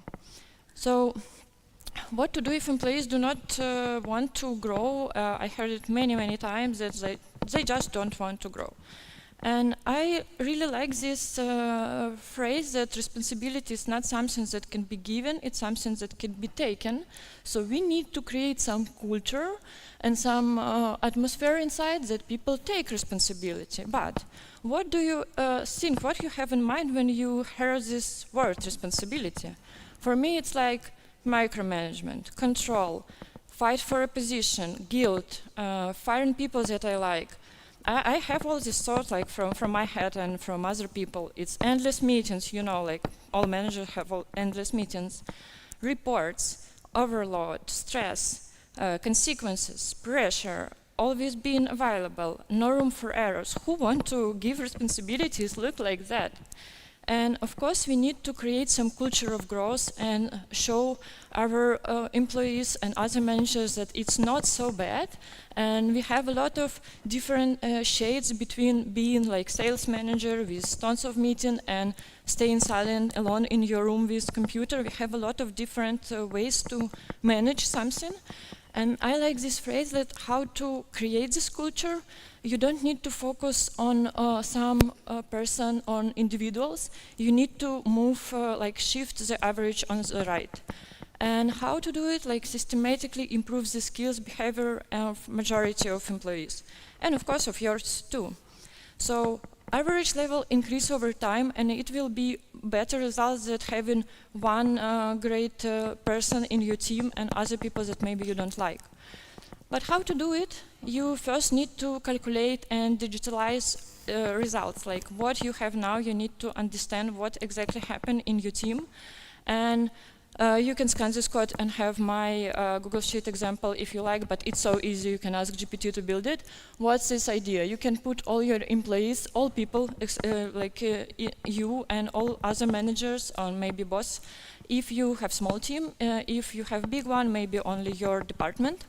So all people and all important skills for your company. You already discussed it with your manager, so you know, maybe for you, it's the most important part is, I don't know, like client focus. You want to have the best client service, so it's important, and you can see maybe like employee 4 and 6, you need to work with them. If you have like how to score it, you need to fill it yourself and send it to all managers that work with people, like project managers, HR managers, all people. And please do it like how I did it. I create a separate list for any manager so they can't see each other results, because like it can affect these results. You can see everything, then you need to just merge all scores. So you have average score from all management level about, I don't know, poll, like employee 6. And if you all mark it so low, it's emergency, you need to speak to this person, maybe it's some personal stuff, and you need to help them to perform better. And of course, if they don't want to, maybe it's like time to say bye. Why not? If you have some like so green person, but maybe the most important skill is not so well, you can help them to grow, but at least you understand what's happened now. You have some marks, and it's not only based on your feeling, it's a combination of different people. So you have like more or less fair result. So you calculate everything, now you have some Excel table. What to do next? You need to measure, analyze, improve, and go, and then like all your average skills of your people will be better. But how to identify potential leaders? You have this data. First, you need to calculate so you not have only your feelings. But then it's like my idea. I don't know if you like that. For me, it's important to have some feeling about this person. For example, like we have some candidate. Then I like this question like, who would you willing to spend 10 hours with on a plane? So you can understand this person is polite. They can feel like your boundaries, your mood. So maybe they have enough jokes. Maybe they will give you more space if you want to sleep, for example, some help if you need it. So you understand it's a good person to travel with, for example. You can ask like who feels pleasant and easy to communicate with, and who always have some productivity meeting because, you know, like some people can speak a lot, but then we need to have some results after our meetings. Why? For me, it's like, it sounds personally, so I need to identify my personal feeling about this person, because for me, as being a manager, it's always stress, like not always, it's a lot of stress, let's say. So if you have some maybe pessimistic person and more like anxious, it affects all people. So you need to have like more positive, more stable person, because it's always stress and they will be burn out if they don't have this like more positive vibe. And then, and it was maybe the hardest question for me when I need to grow some employee from in a previous job. I need to understand if something happen, do I ready to be like under the person leadership? Because if I have something, maybe some personal issue with this person, but they have great potential, they're super easygoing, but then I understand that maybe I will be bad manager for them if I will limit them in some my personal feeling that I don't want them to be my boss. Of course, it's a signal that you need to ask other manager to work with this person, because of course we want to people grow, and if your answer is yes, I'm ready to be like work on the same line or even under the personal leadership, it will be a great way and you will be the best person to mentor and help them. So for me, an ideal manager is a combination of these three parts. First, of course, we need to have reliable, clear, and able to get things done. It's important we all need to have results, not just speaking. Of course, we want to have creative, brave, and willing to take risk people. But on the same time, these people should be careful, able to see risks, and slow down when needed. And for me, a good example, it's like sport car racer who like doing crazy stuff on the track, but always heard and listen this like comment like this team, and use helmet for like safety. So it's someone who can combine it, it will be the best. And you need to create your own list of criteria, what is definitely yes, what is definitely no, and synchronize it with your manager. Because if you have different point of view on what you need, you will have like bad results. So, okay, you noticed some potential in one of your employees, but there is no such role or open position in the company. What should you do? And for me, it's like you need to create demand and warm up leadership, even artificially. It can sound a bit like manipulation, but it's like tricks. We all sometimes we need to do that. And I believe in any company, in any business, there is always somewhere to clean up, to improve. So, but regular business don't want to spend money on heads, so like not generating profit. So we need to help them to understand that it's maybe right moment. So we need to push this idea to the business and just put the name of this person on the table in any meeting. Maybe like, yeah, it's artificially for some time. But how to do it? We need to show ROI. It's my favorite word in a business. It's like return on investment, and it's easy formula how much you earned if you invest something. And of course, it's easy to calculate when we speak about money, when we have some numbers, but how to calculate it when we speak about development in business? We need to understand where your company feels some pain. So will development speed up if we bring this person on board, on like leadership board? Maybe like technical debt decrease. Maybe this person can take some client communication so other developers can focus on their work more. Maybe they can prepare better demos and product delivery, and use some AI automation for sales for any department in your company. There are always something that people can improve, and if you already spoke with this guy, you understand where they have maybe motivation and they can improve something, maybe like improve documentation, write articles for marketing, why not?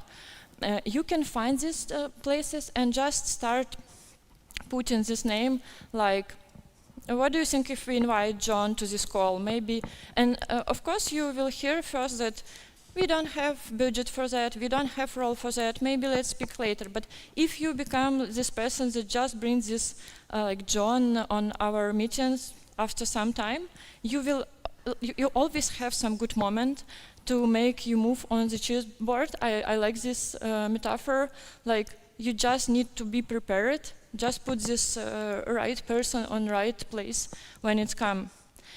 So, how to test the future leaders? It's like my example from my experience, and I think it was really great. So, like, maybe it sounds like we have, when we start teaching kids, yeah, but like, of course, our employees not kids, but it's the same pattern that we give some small task, explain everything in details, and ask for the timeline. I do not set deadlines myself. I ask like how much time you need to do this task. Then we check if everything done well. We need to give feedback, and only positive. I will tell you in the end of my talk why. I think it's really important, only positive feedback on where we try to help growing in our teams. Then we need to add more like open-ended task, more like chaotic, to maybe like just explain our thoughts, and we will see how they manage it. Maybe they do it, in my experience, they even do it better than I can expect, and it was so like strong moment for myself, because it's always about delegation. So if you give some part of your work, I always have this feeling that I always do it better. Like I know everything, I have this experience, and I expect people to do it worse, and sometimes they just do it better than me. It's like, okay, it's a good example. Then we need to ask to do something bigger when other people involved, so they need to organize it without giving instruction, and it worked well for my experience. Of course, we need to collect all this data, put some notes about this person. So then, when you pitch this person to your boss, you can show this, like, John creates this meetup for our teammates. He attended some conferences, maybe help with documentation. So you need to collect these facts so you can share it. Then, always something happen, and you have this proof. You have this person, and then like some trial period, and after that, of course, promotion in role and salary. It's important, the last point is always just skipped. And for me, it's like important part, why only positive feedback? I believe it's like no room for criticism in business, only for positive feedback. And but what if there is always mistake? What to do if they do something wrong? And I think like if we have everything strict, like in policy violation, we have some rules, NDAs, and we explain it so clear, so we don't need to criticize people. We have something that can be improved always, and we have something that work well. But how it's happened regularly in many companies, I saw it. So like we not set clear boundaries when employees break the rules. We do not react immediately, because like who want to have this hard conversation? We're like, okay, maybe it's first time, like, okay, we can just skip it. And then we don't have time to give some good feedback, because we concentrated only on what can be improved. And we have these small recommendations to a person, but for me, it's important when you try to grow, like it's same for kids, for any of, like maybe for your partner, if you want to support they grow, it's no room for improvement. They can figure out everything by themselves. If they want, they always can, I don't know, ask feedback from GPT, but we don't need to put it. And for me, it's like, if you just give positive feedback, you have better result if you give negative or improved. Because, for example, let's say, like, I think I have some example. Like, if your employee, for example, go to conference and showed some slides with a part of project from your client, and it's like set in NDA, and now you can have some problem with your client, maybe some financial like problems. Is it room to improve this? It's like, no, we need to react immediately. We need to say it. Maybe we need to fire this person if something like crazy happen. It's not something that we need to speed. Okay, we always need to be polite, but we need to be clear that it's not acceptable here. It's not about like some feedback. It's about our rules. It's not allowed in our company, and we need to understand it. And if you don't have, for now, clear picture what not allowed in your company, you need to ask your boss, like, let's put it not only in contract, but who read the contract before signing. It's a lot of text. We're not focusing anymore. But we need to have some like 10 rules that not allowed, and it can be like next step is firing. And for example, if it's my first time to speak on conference and I use some, I don't know, small font for it, for slides, is it important to give me this feedback now? Or it's like, okay, maybe I can figure out it later, maybe not, who cares? You know, like if you can perform with passion your speak, maybe it's not important which font size you have. So I believe it's not a room for improvement feedback, and I will be happy if you like this idea and not like treat your employees like that. So it's key takeaways from my talk. I put some like light yellow words that I think it's most important. Of course, first we need to understand what type of management culture exists in your company, because it's like base of what you need to have. And after that, you need to align with your manager on what kind of leaders you need. Maybe more like strict, maybe more ethical, more like client-focused, more people-focused. Then you need to calculate the average performance level and move the average to the right, like not focusing on one person, but help all people build a bit better skills every day. Then you need to warm up business. It's like a bit manipulation, but just like play with it as a game. When you just put the name of new candidate on a table every meeting, every time when it's like good moment. And you need to show what they have if they promote this person. You need to create a case, document everything, and analyze every stage of like growing path of this person, and give only positive feedback. And of course, my favorite part, when responsibility increase, you should increase salary for this person as well. So for me, it's more or less everything that I want to share with you.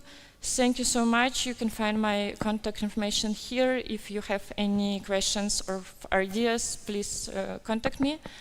And thank you for being here. I will be happy to chat after this talk. So thank you.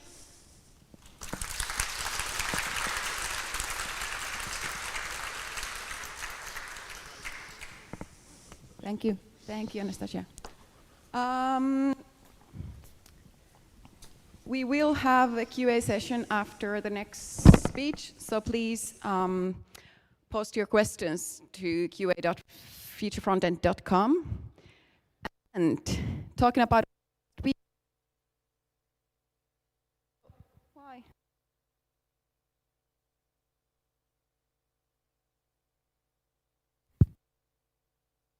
Yes, it works again. Thank you.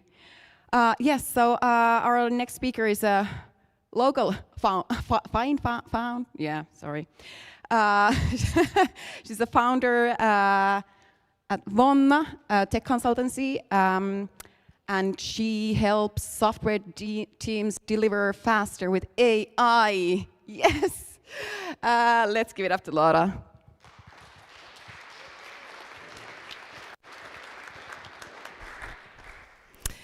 Hello, nice to be here.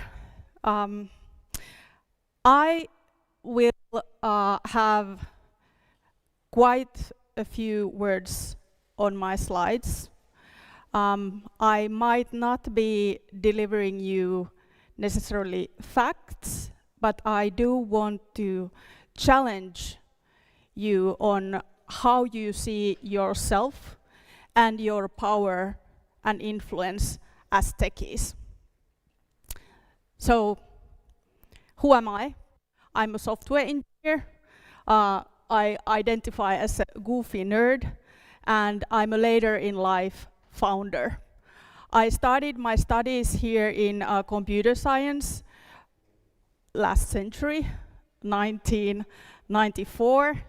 I am now 50. I was 44 when I co-founded the consultancy Vonna, and this year I founded a company with a work psychologist to develop a solution for better habits for work life. And I am here to talk about influence and especially agency. And by agency, I don't mean consultancy companies. You might be listening to me now because you want to change things. You might want to help people, build something meaningful, or just have a bigger say, either in your company or in general to what this world is turning into. This AI revolution, it is amazing, but it is also making some people feel helpless. There are many issues that, well, me and many others are not necessarily super happy about. And it might feel that we are helpless and powerless. Maybe I am a bit helpless now. How might I get this working? Yeah. Influence, we may think that influence requires charisma and visibility, confidence, even arrogance, especially to us nerds. Sometimes it feels like that you have to be very pushy and shameless, and that you might need formal or taking informal leadership. Okay. So you're not trying to predict now my pushes, but okay, cool. I want to talk about the power that we have as techies and makers. The Industrial Revolution was different from the revolution that we are going through now. But still, there are some elements that feel the same, probably. I'm old, but I'm not that old. But I wasn't here when the Industrial Revolution happened. But it also, the people who had money had a great starting point to revolution. It was also,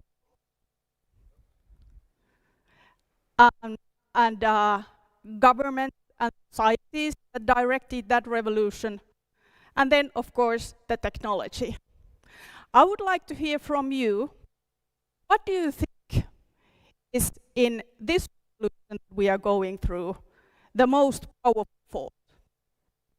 If it's money, please raise your hand.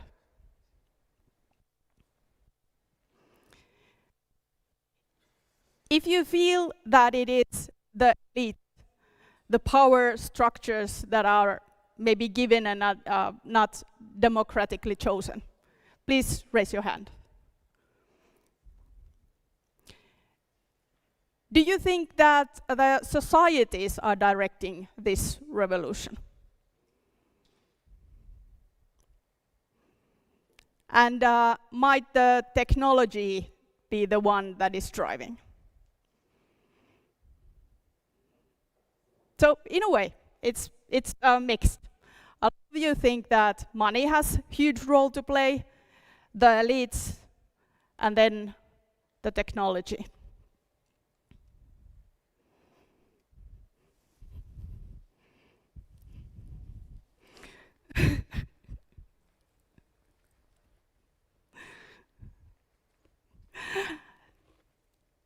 I believe that as the people who build, we have a huge role to play. We are the ones who shape the future. I could also take the laptop here if it works better. So the ones who can turn the idea into a prototype, even like a rough prototype, and then find the right team to deliver an actual polished product. Those are the ones who have a lot of power. And now, not just because AI, but also because of cloud and open source and all these amazing things, we have such a power to create services, solutions that change people's lives and make them available.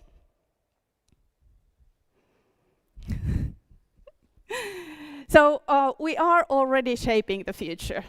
We are involved in deciding what gets built, what is automized, what is measured, and what actually gets prioritized. And we also are in the tables and actually making it happen, that what stays human. Everyday decisions, they make the systems. So we have a lot of responsibility, a lot of influence, and a lot of agency.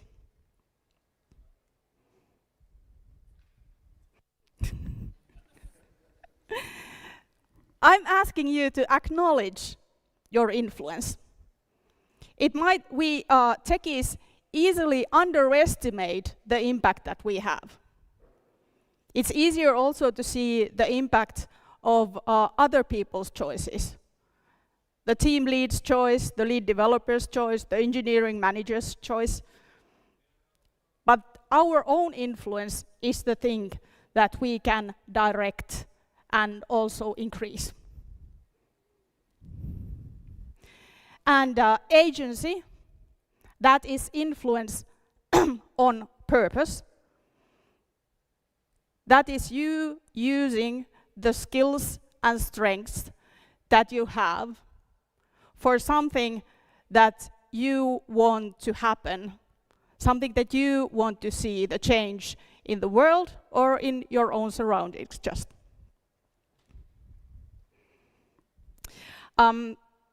Engineers often underestimate their own influence. It is, yes, true that we often are not able to decide about things just by ourselves. It's amazing if you have that power and then use it responsibly. And also understanding what you can influence and how you can do that. That's the biggest part where you actually can make a change. And yet you can also do things to increase this I can decide area. But I don't know, sometimes it's a bit lonely there, I think. Teamwork is way more fun. And focusing on the things that are out of my influence, they are not really good for mental health, usually. It's not easy to look past the bad things that are happening. But if there's any chance that you can do that and focus on the things that you can influence, on building stuff, on making great choices, that has the biggest impact. So influence is your actions and the outcomes that are affected. And agency is understanding and believing that you are able to act.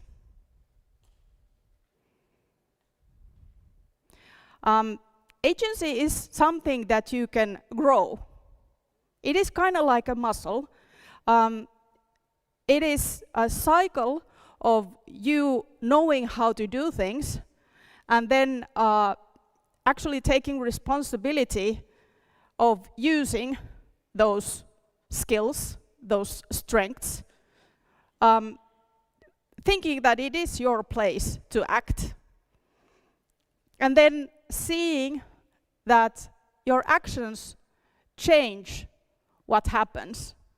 It creates, it builds, it's something that you have done.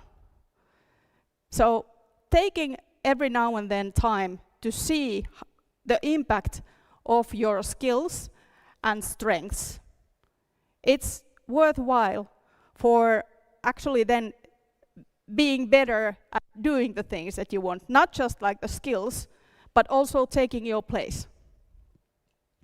And well,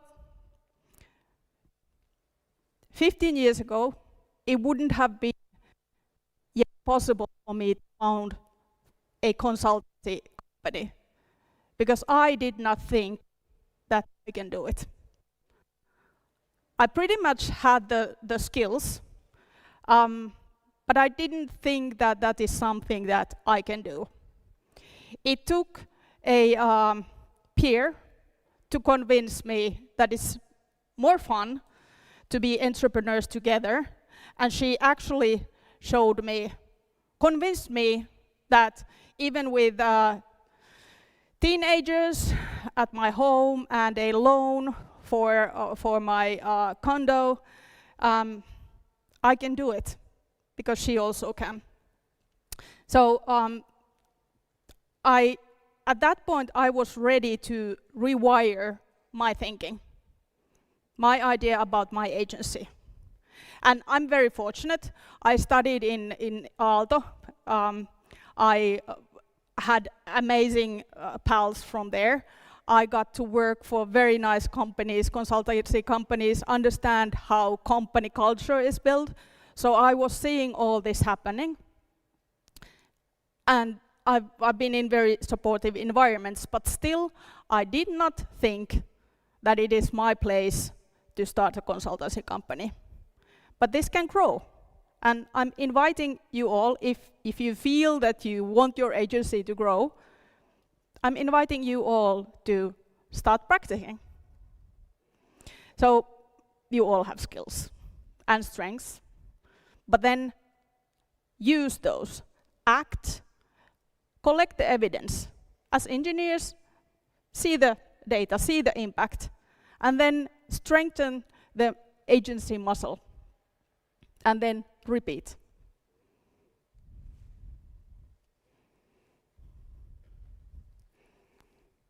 Yes. So then, to actually direct your agency, you need to figure out what is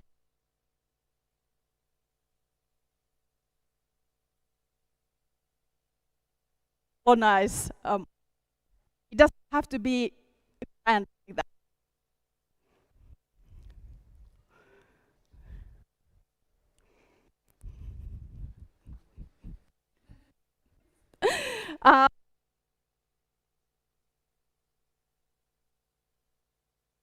General, like the school system, it trains us to optimize for being correct and being precise and have evidence and have exact highest expertise of everything that you want to like stand for. And also, in a way, we are trained to have huge goals and be very precise and firm about them. But actually acting and moving forward requires that we brace ourselves and act before full certainty exists. It is not nice, it might make you feel sick, and it is scary, but it's worth it. And if you do like small things, it's not so scary or so horrible.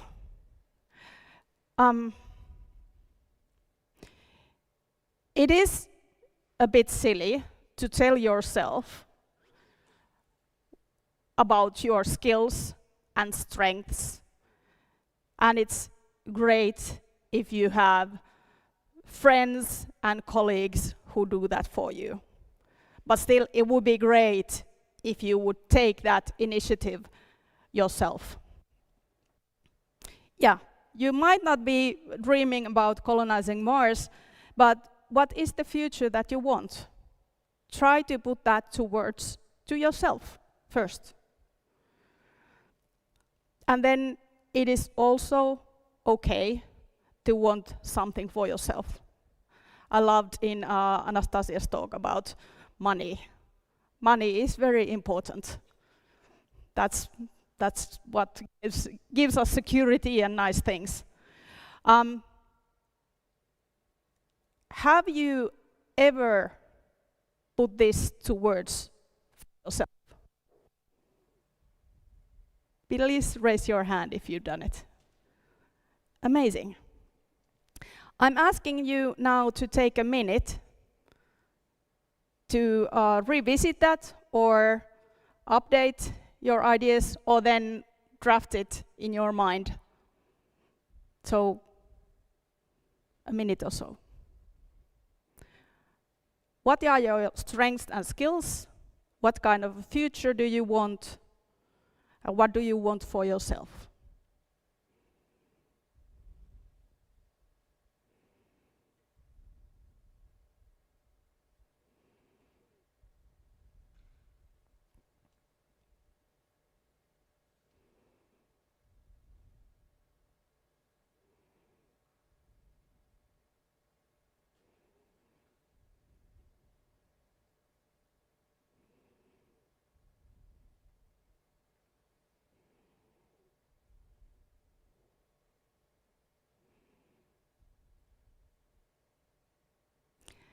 And after this comfortable silence, I'm asking you to do something maybe a bit uncomfortable and share those thoughts with a neighbor.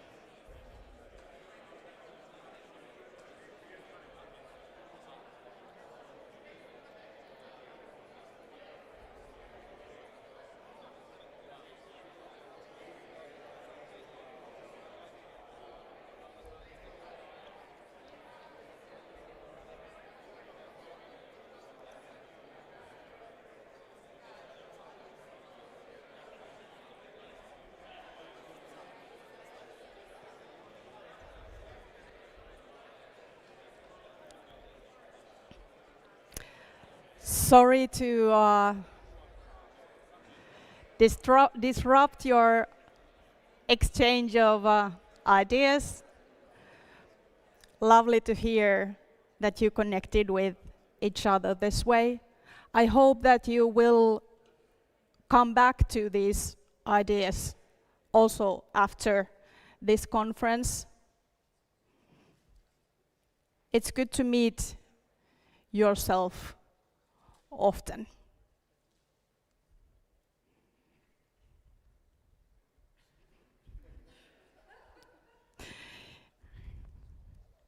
Yes, it's very important to be with your people. If you're very fortunate, people at your workplace are your people. Back in the 94, I was 18 years old, palleroinen, that is, well, a tiny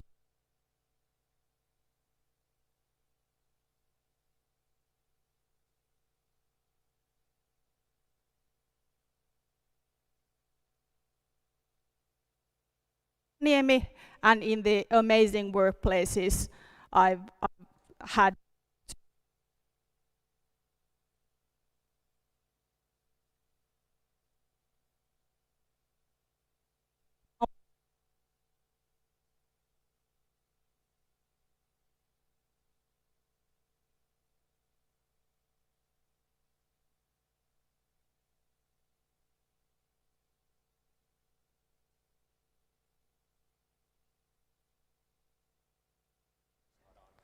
Okay. Okay.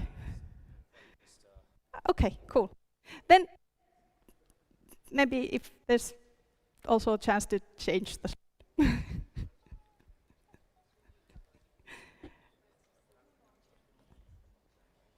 No niin. Ehkä mulla on nyt, maybe I have one or two mics. Okay. Okay. Okay. Where do you have the body pack? Okay, here.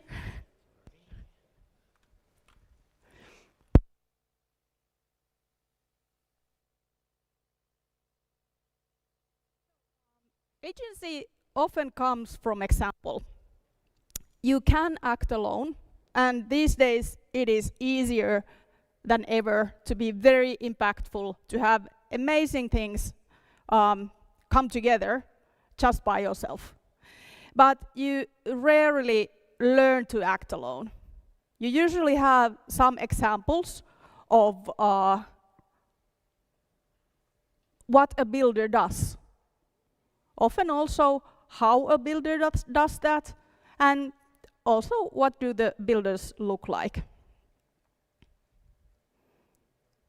And communities, they teach us what is possible. When you see someone like you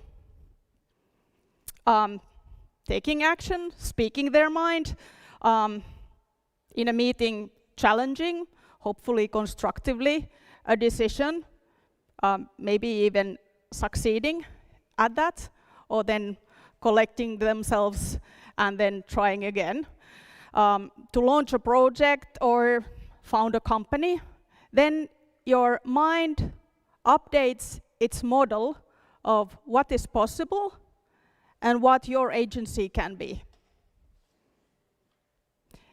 Then it changes in your mind the idea of what people like you can do. This is why it is very important to, even if it feels awkward, to be with people like you. Yes, we need diversity, but we also need connecting with people like ourselves.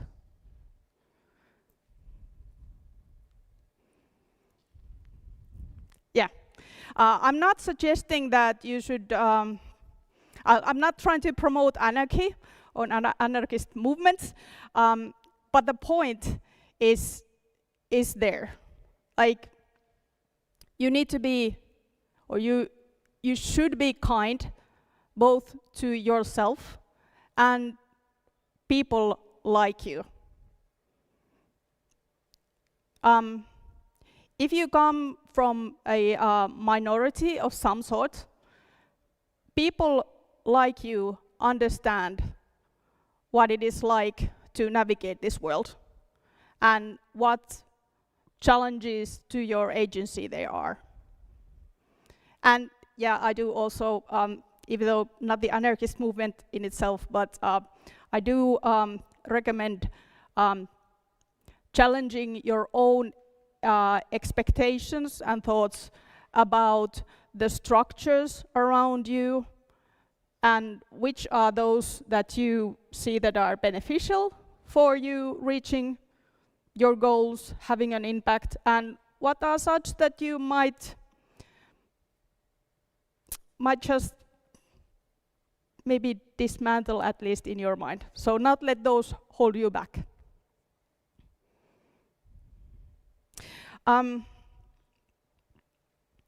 Do you think that, like, in the context of this talk, people in this room are such that they can shape the future? If you do, please raise your hand.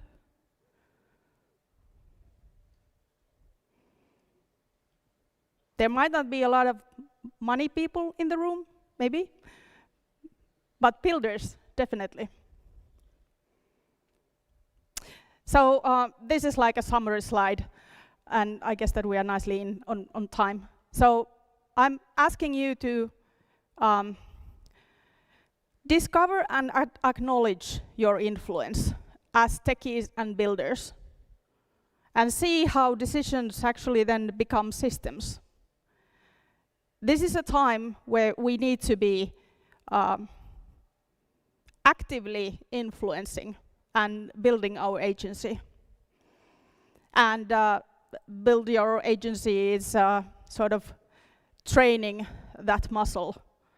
So building, developing your competence, taking ownership, and looking for and seeing the evidence, and then repeat.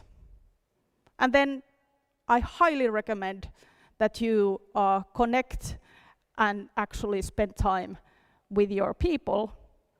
It doesn't necessarily have to be very professional all the time, but go do great things together, because these communities, they teach us what is possible.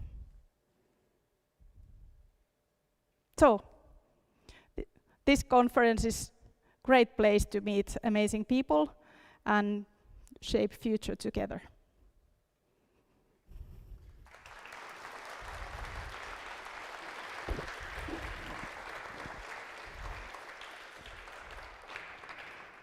Thank you.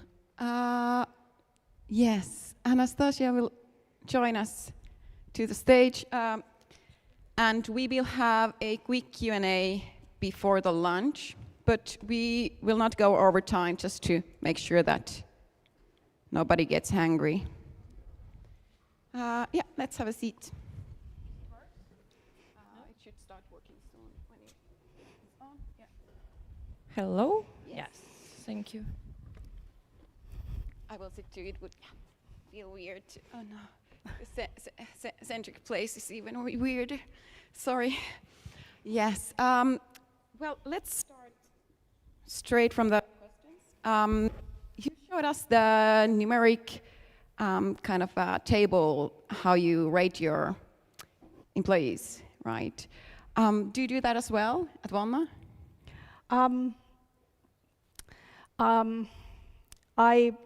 It was very interesting to see an approach like that, and I immediately started to research my sort of. I was like, oh, you can do that? You can grade people? Like, we do have development discussions, 3 to 6 months, but it's more about the personal development as a developer. Like, where does this person want to be going, and what is the balance between what they want and what's the capacity that they have, and how is Vonna actually able to help them on their way. So, but I do understand that we are a bit more of a hippie-dippy kind of a organization, somewhere between the green and the turquoise one. Yes, here everybody can see the first question. So,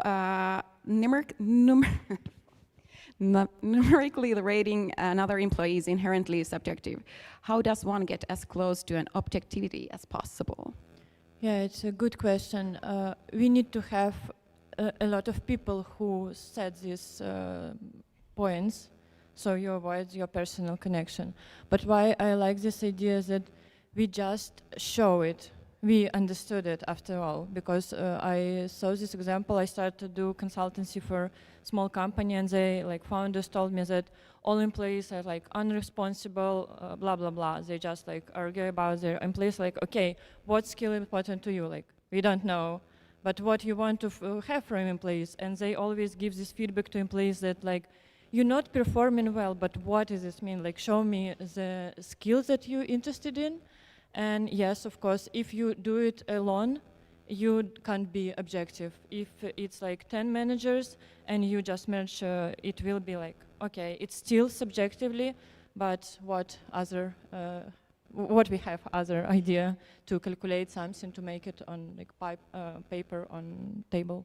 And the clarity of expectations, that's so important. It's great more, how you, yeah. For me, it's more not about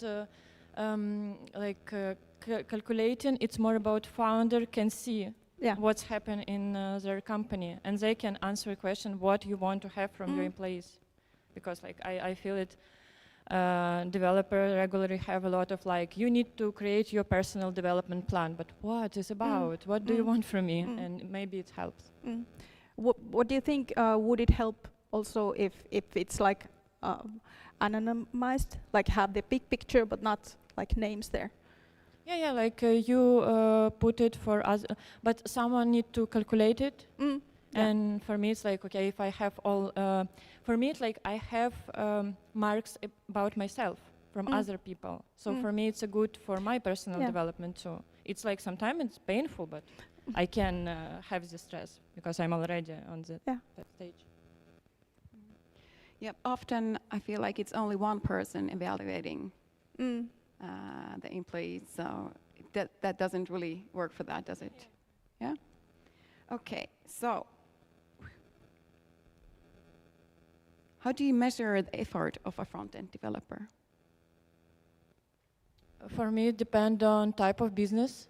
It will be different answer for consultancy type, like outsourcing or product. I don't know, it depends. Bad answer, but it. We get feedback of the experienced efficiency, or like, the customer experience. It's not absolute, but we get the customer experience feedback, yes. We do not collect NPS because it has its problems. We do not follow billing rate because it's a bit random, I think. But it's probably more important for large consultancy because it's a big picture, but for a small consultancy, it doesn't make sense. Yeah. But that's what we believe in.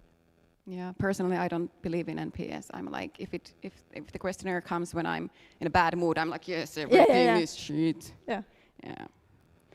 Okay, so for Anastasia, why or why not should a manager's compensation be higher than an individual's contributors? Why it should be higher?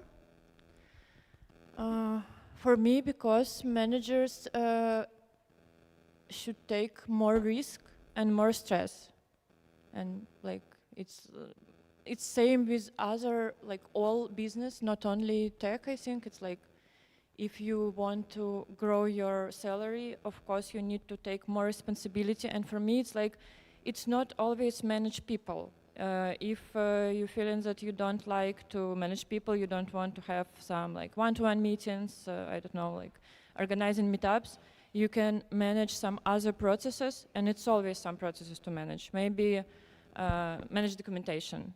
And it's like next level, you have more like just regular, like your job instruction. If you do more, you need to have more. Yeah, it kind of feels quite obvious, but do you have? I think that also developers experience a lot of stress, and actually the picture of the manager stress levels. It felt like, who actually wants to be doing that job? It shouldn't be like that. It really, if there's that kind of pressure on people, like, how can that organization fly? It's not sustainable. No money can actually compensate for that. So that's why we are trying not to have positions like that at Vonna. And I think for like most of all companies, we have different like grades for developers and for managers. For example, if you junior project manager, you will have less money than I think junior developer. But then maybe it changed when it's like authority changed your influence to profit. If you bring more money to company, of course, they will give you more. It's like senior developer and senior project manager, they can give completely different salaries. So it's like depend on your like company. And then, of course, there is the market competition of the said skill set.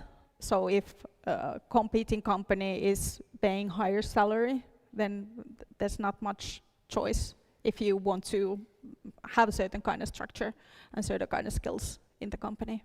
Yeah. Gotta bring out the money. Yeah. Okay, so agency is related to competence. What agency can junior developers have? It depends on what junior means. For example, as a consultant, junior developer, they might have huge, amazing skills already as a developer, but due to the lack of consulting experience, their impact and agency at the client project, it might be more difficult. You need to build the consulting skills to be to have more agency, to know when to challenge the more experienced teammates, or when to point out the problem with backlog prioritization. But I think the agency is also about understanding like when to open your mouth. So you can have the social skills, understand your own level of skills, but then they might still help you ask great, useful questions. So you don't necessarily have to have all the answers, but good questions are already agency, I think.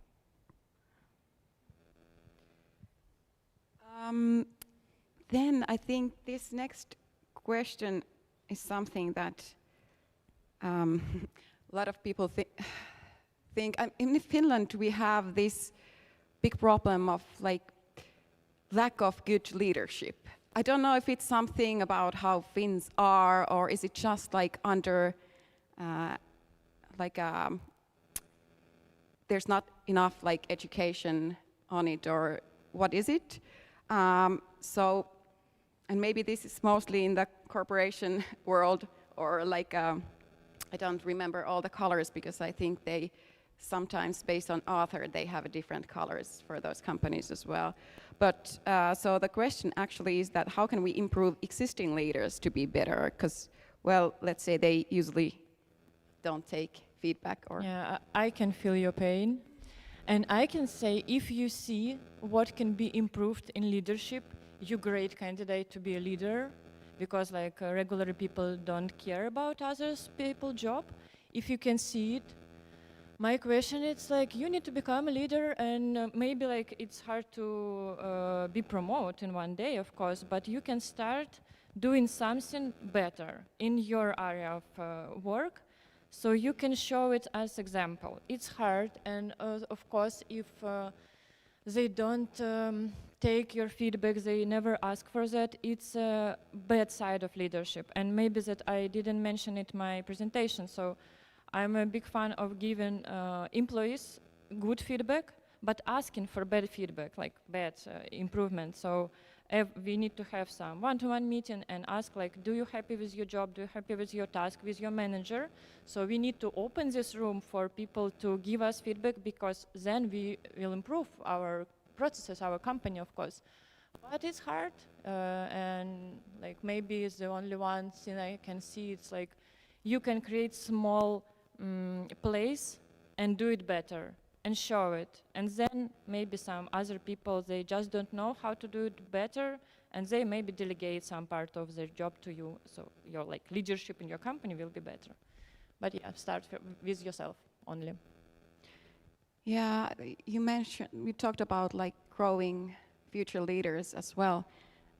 Might be wrong, but I think I've read that often the best leaders are the people who don't want to be the leaders or managers. And then when they end up in that position, the power also corrupts. So how can you kind of, how can you make sure that that is not what's going to happen then? You need to not control it. For me, like the good signal that I'm good potential leader, that I can see something wrong, and I'm not just complaining. We have a lot of people who just complain about processes. They don't like I don't know, endless meetings. But you always have some people who not just complaining, who offer solution and say like, I can do it better. Maybe I can do some notes for meetings if you have it like randomly. So it's good sign if you not just complain about something, but you have idea how to improve. You need to just offer this idea to your leadership. So yeah, maybe it's how it will be visible for leaders. Of course, like we all, like management, they all have a lot of different tasks we overload. So if we have someone who ready to take ownership, like, okay, let's go, so you can grow faster.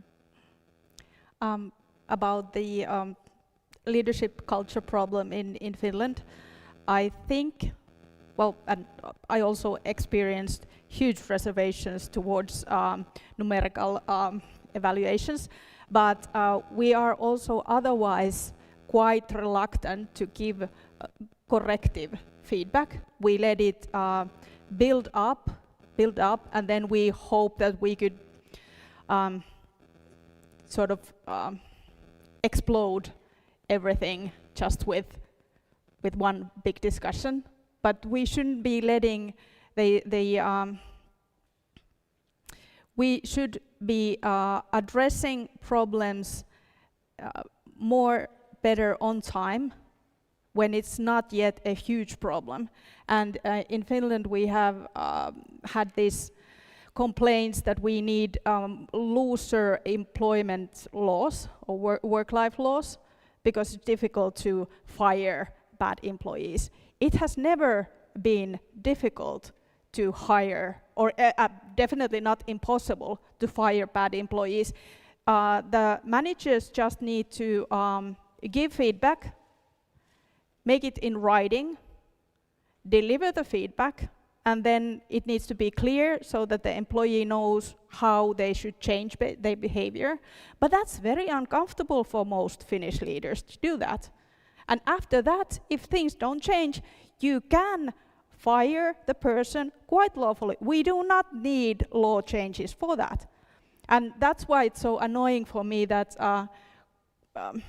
some parts of the society do not want to be taking that responsibility. They just want to be able to fire people with just sort of face pärstä kertoin, almost like.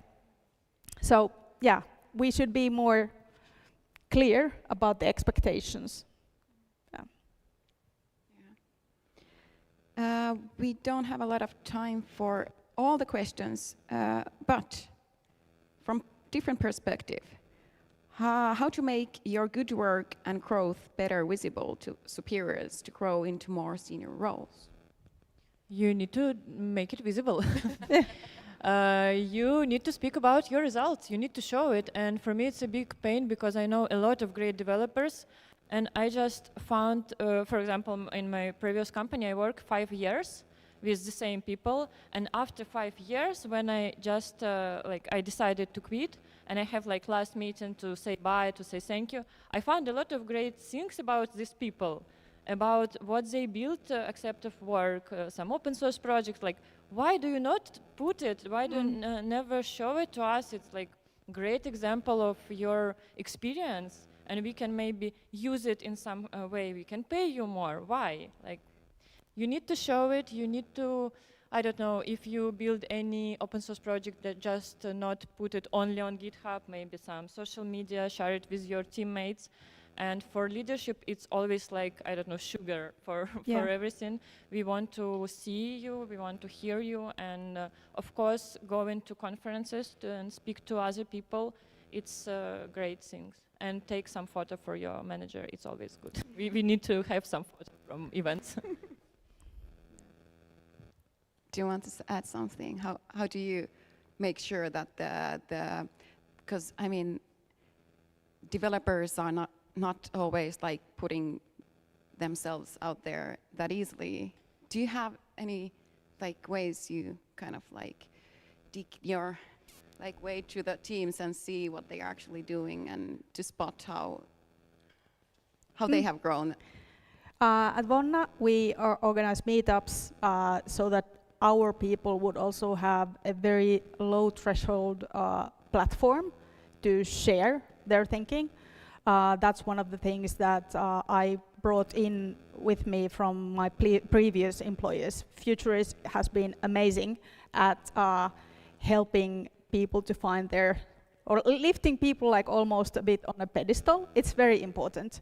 It's important to have a community around you that supports and helps you actually to shine. So it's important to have the support. Yeah, I feel like maybe it's in the other fields where people like to take credit of other people's work as well. But with developers, I think it's not like that too often times. I feel like I want to kind of like shout out when a teammate does like a great job because they are too shy to tell about themselves. Yeah. So, what does leadership growth look like in self-managed teams, and where leadership is more about ownership than formal management? For me, it's just like a sandbox with a lot of kids. We just play with something we learn from playing. And if you don't have any strict like formal management and you free choose anything, and just maybe have some synchronization with other people. So like maybe you're interested in finance. So like it's good idea to increase your finance knowledge of all your team so you can share something. Other people maybe they're interested in arts and they can bring it and improve your UI, for example. So it's more like if you don't have formal management and nobody told you what you do, you can do anything, and it's really work well. But of course, we need to. It depends on founder. They need to give us freedom, and I know it's hard because you have investors, shareholders, all like taxes, everything. But if they ready for this level of freedom and people ready to take responsibilities, like kids, same. If you ready to give them more freedom, they can use it in right way. And you probably will need ways or structures to show the situation of the company. Because if you don't have money coming in, you can't be paying for healthcare, you can't pay the bills, you can't pay the salaries. So people who are expected to self-manage, they need to have very direct access to information so that they can make good decisions themselves. And that's very difficult to build. It's very difficult to build an environment like that. So it's not just go ahead and self-manage. So somebody needs to be setting up the environment and keeping it up. So it's way more difficult than it sounds. Yeah. I just want to recommend you another book that I read, like Creativity Inc. maybe, about Pixar. they have a lot of money and freedom, and they build a great business after it. But like, of course, we need to have money and time. And I bet that it's very competitive environment, so it's not just fun and games. Okay. How do you see the risks that agentic development poses to personal competence and ownership?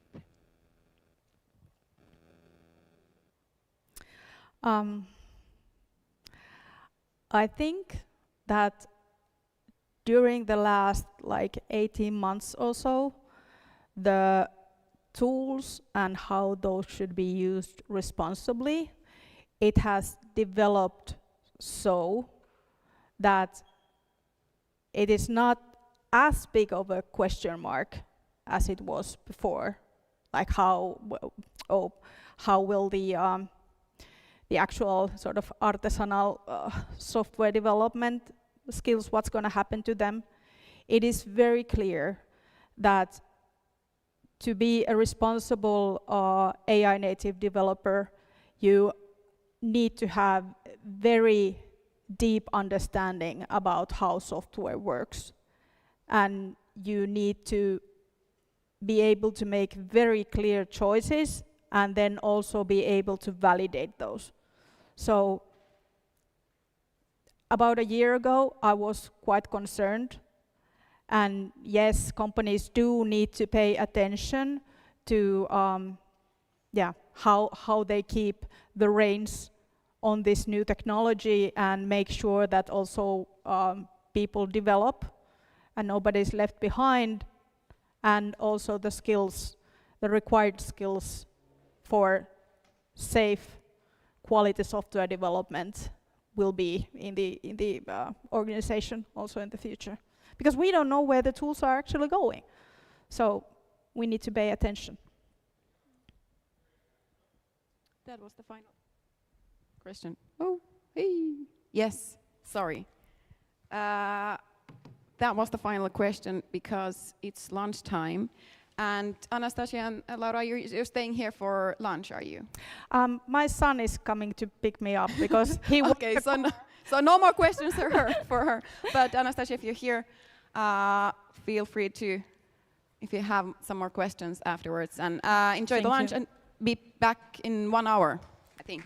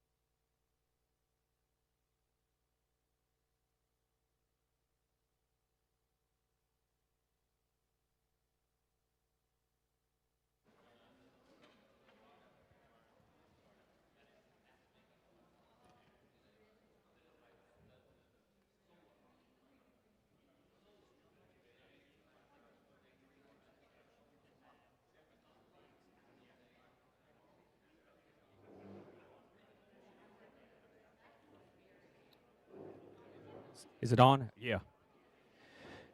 Yo, yo, yo. How's it going?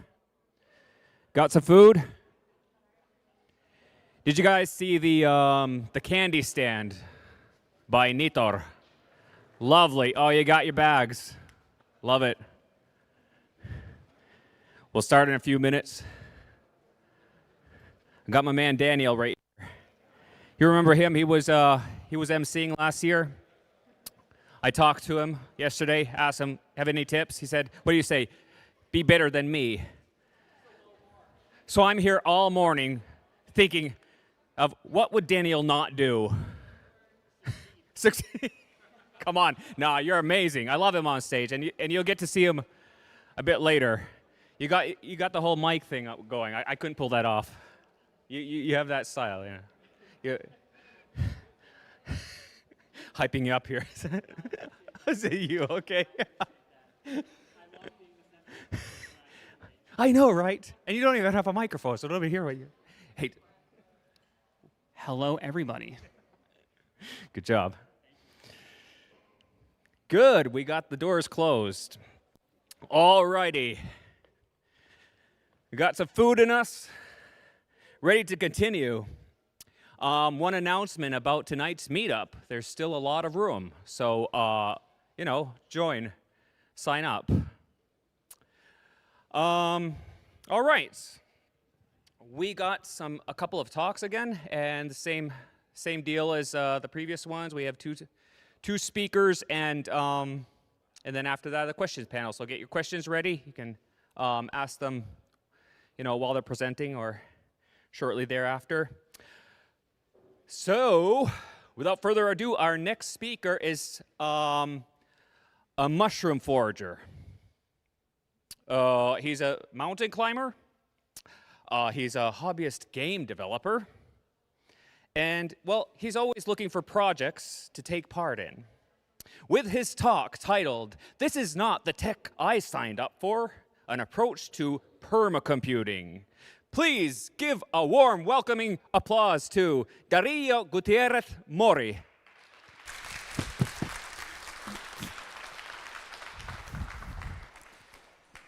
Test. Hello. Can you hear me? Is it good? Okay, great. So hi, my name is Dario. Nice introduction, by the way. Thank you a lot. And I'm gonna be talking about just this. Okay, so first of all, a bit of an introduction about me. By the way, if you at any point you see that mic cut off, you can raise a hand, and then I will be knowing that, right? So first of all, a bit about me. So I live in a region of Spain in the north, basically, named Asturias.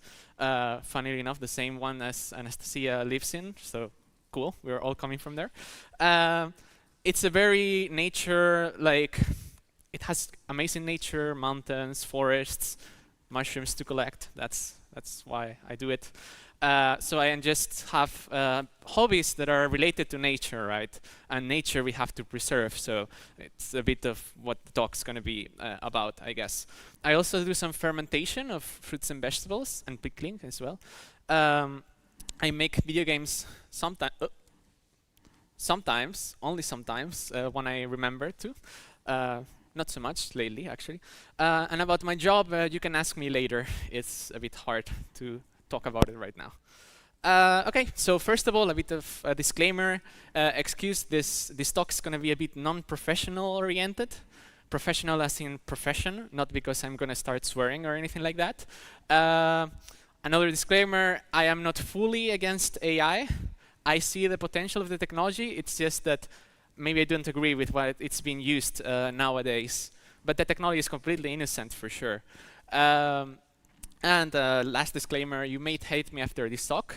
I put this just in case, as that way I have my ass covered if anything goes wrong. Yeah. So first of all, I want to talk a bit about where we are at currently, in the world, in the industry, in general. So I think we are currently in a cycle of hyper-productivity. Basically, we are seeing how developers get pushed to use AI to produce more, which increases the amount of slop that we see, which increases the amount of like features that we have to also manage, because since we have to take more work, because AI can do some of that work for us, then we have to keep up with everything that's going on, and it's just more and more and more for the same salary. So we don't see much of benefit over there. We're also seeing like the acceleration of Silicon Valley mentality, just this idea that your product has to be the biggest product, the best product, the most optimal product. It has to reach ad infinitum amount of people and just be the thing that's going to get you out of poverty, basically. Anyone can get out of poverty nowadays, or that's what they tell us at least. And we've already seen this with other technologies such as Web3, NFTs, cloud computing, as a new technology that accelerates this way of just going after productivity as the main goal of human society, right? We are here to produce, to make money. We're here to consume, which is the next thing I'm going to be talking about. And I made this meme myself as a bit of how I feel nowadays. Okay, but it's not all the fault of the industry, let's say. We also suck, to be fair. This is animation that I did myself. So currently, our culture is kind of like dictated by algorithms, as in main like cultural like oh, I hope it's not too annoying. The main cultural changes or the cultural like this viral cultural like phenomenon, right? That everything that gets like so many things gets thrown at us, and some of them are like distributed in an almost viral, like that's the thing, like viral came from viruses because it's distributed very fast and it grows just like viruses. And basically we're being thrown that happiness equals in spending power. Like if like these people that are showing that they have yachts and they have like thousands of like video games or Pokemon cards. So it's spreading this culture of to be happy, you have to be like those people and consume as much as them, right? We're stuck on the dopamine cycle of wanting to consume more and new content that is more like extreme all the time. Not specifically like in a violent way, but like now maybe like Mr. Beast videos from 10 years ago doesn't seem so exciting, and we need to see like the new biggest thing. Everything like keeps getting bigger and more is always better, right? Oh, that's what they say. We see a hyper-acceleration of capitalist mentality, because the more that consumers want, the more things that needs to be produced, and then the more consumers get used to consuming more, so you need to produce more. So it's just moving this wheel on and on and on and on and on until who knows if we can keep up with it, right? And this, as I mentioned, creates unrealistic expectations of living, because nowadays it's not cool anymore to just not be sharing everything that you do and like be living peacefully in your home and like, you know, have a normal lifestyle. You have to share everything that you do and how great your life is and aspire to always have more, right? Speaking of more is always better, or is it? So we're always waiting for the newest thing, right? This has happened always. I keep thinking like PS1, like PlayStation 1, then PS2, PS3, PS4, PS5. People are already waiting for the PS6, right? So people are always waiting for the new and exciting thing that will change everything. Like this I keep thinking of it, this LinkedIn post that like the new model, like Claude, whatever, will change everything. Software engineering is dead. There's nothing left to do. But that's not right, because 2 months come and a new thing just like appears, and like that new thing is like the best thing, and you just keep chasing that over and over and over again. I feel like we are seeing an over digitalization of things. I feel like we are turning things into technology that maybe shouldn't be specifically like technologized. I don't know how to explain it. I will put an example that actually I found out today. I'm not sure, maybe I'm completely wrong, but yesterday I went here to the metro of Helsinki, and in order to get into the metro, you have to have a credit card or a phone. I didn't see an option to get a ticket, like physical ticket. And now I'm trying to change to a 2008 phone, so no apps, no anything. So we are locking people out of experiences on the real world because we're putting this barrier that they need to access the digital world in order to get those experiences. Like we're putting barriers that were not there before. You just had some paper ticket that you could buy, and now it's required that you have a smartphone or a credit card for which you need a bank account, blah, blah, blah. So, of course, this just keeps powering the same thing as always, silicon chip industry, because if technology didn't move forward in a hardware way, then the technology would just, like, the industry would stop. So we would not need to produce more technology, and then the wheel will stop moving, and like economy will collapse, right? So it's how it goes, and it's sadly how it is. I hope I'm okay with time because I like to complain a lot, and maybe I'm complaining too much. Okay, so optimization, like it's a bit of a joke, not optimizing, right? I would like to talk about these two concepts, which are Jevons paradox. I don't know if I pronounced his name correctly, but anyways, and Wirth's law.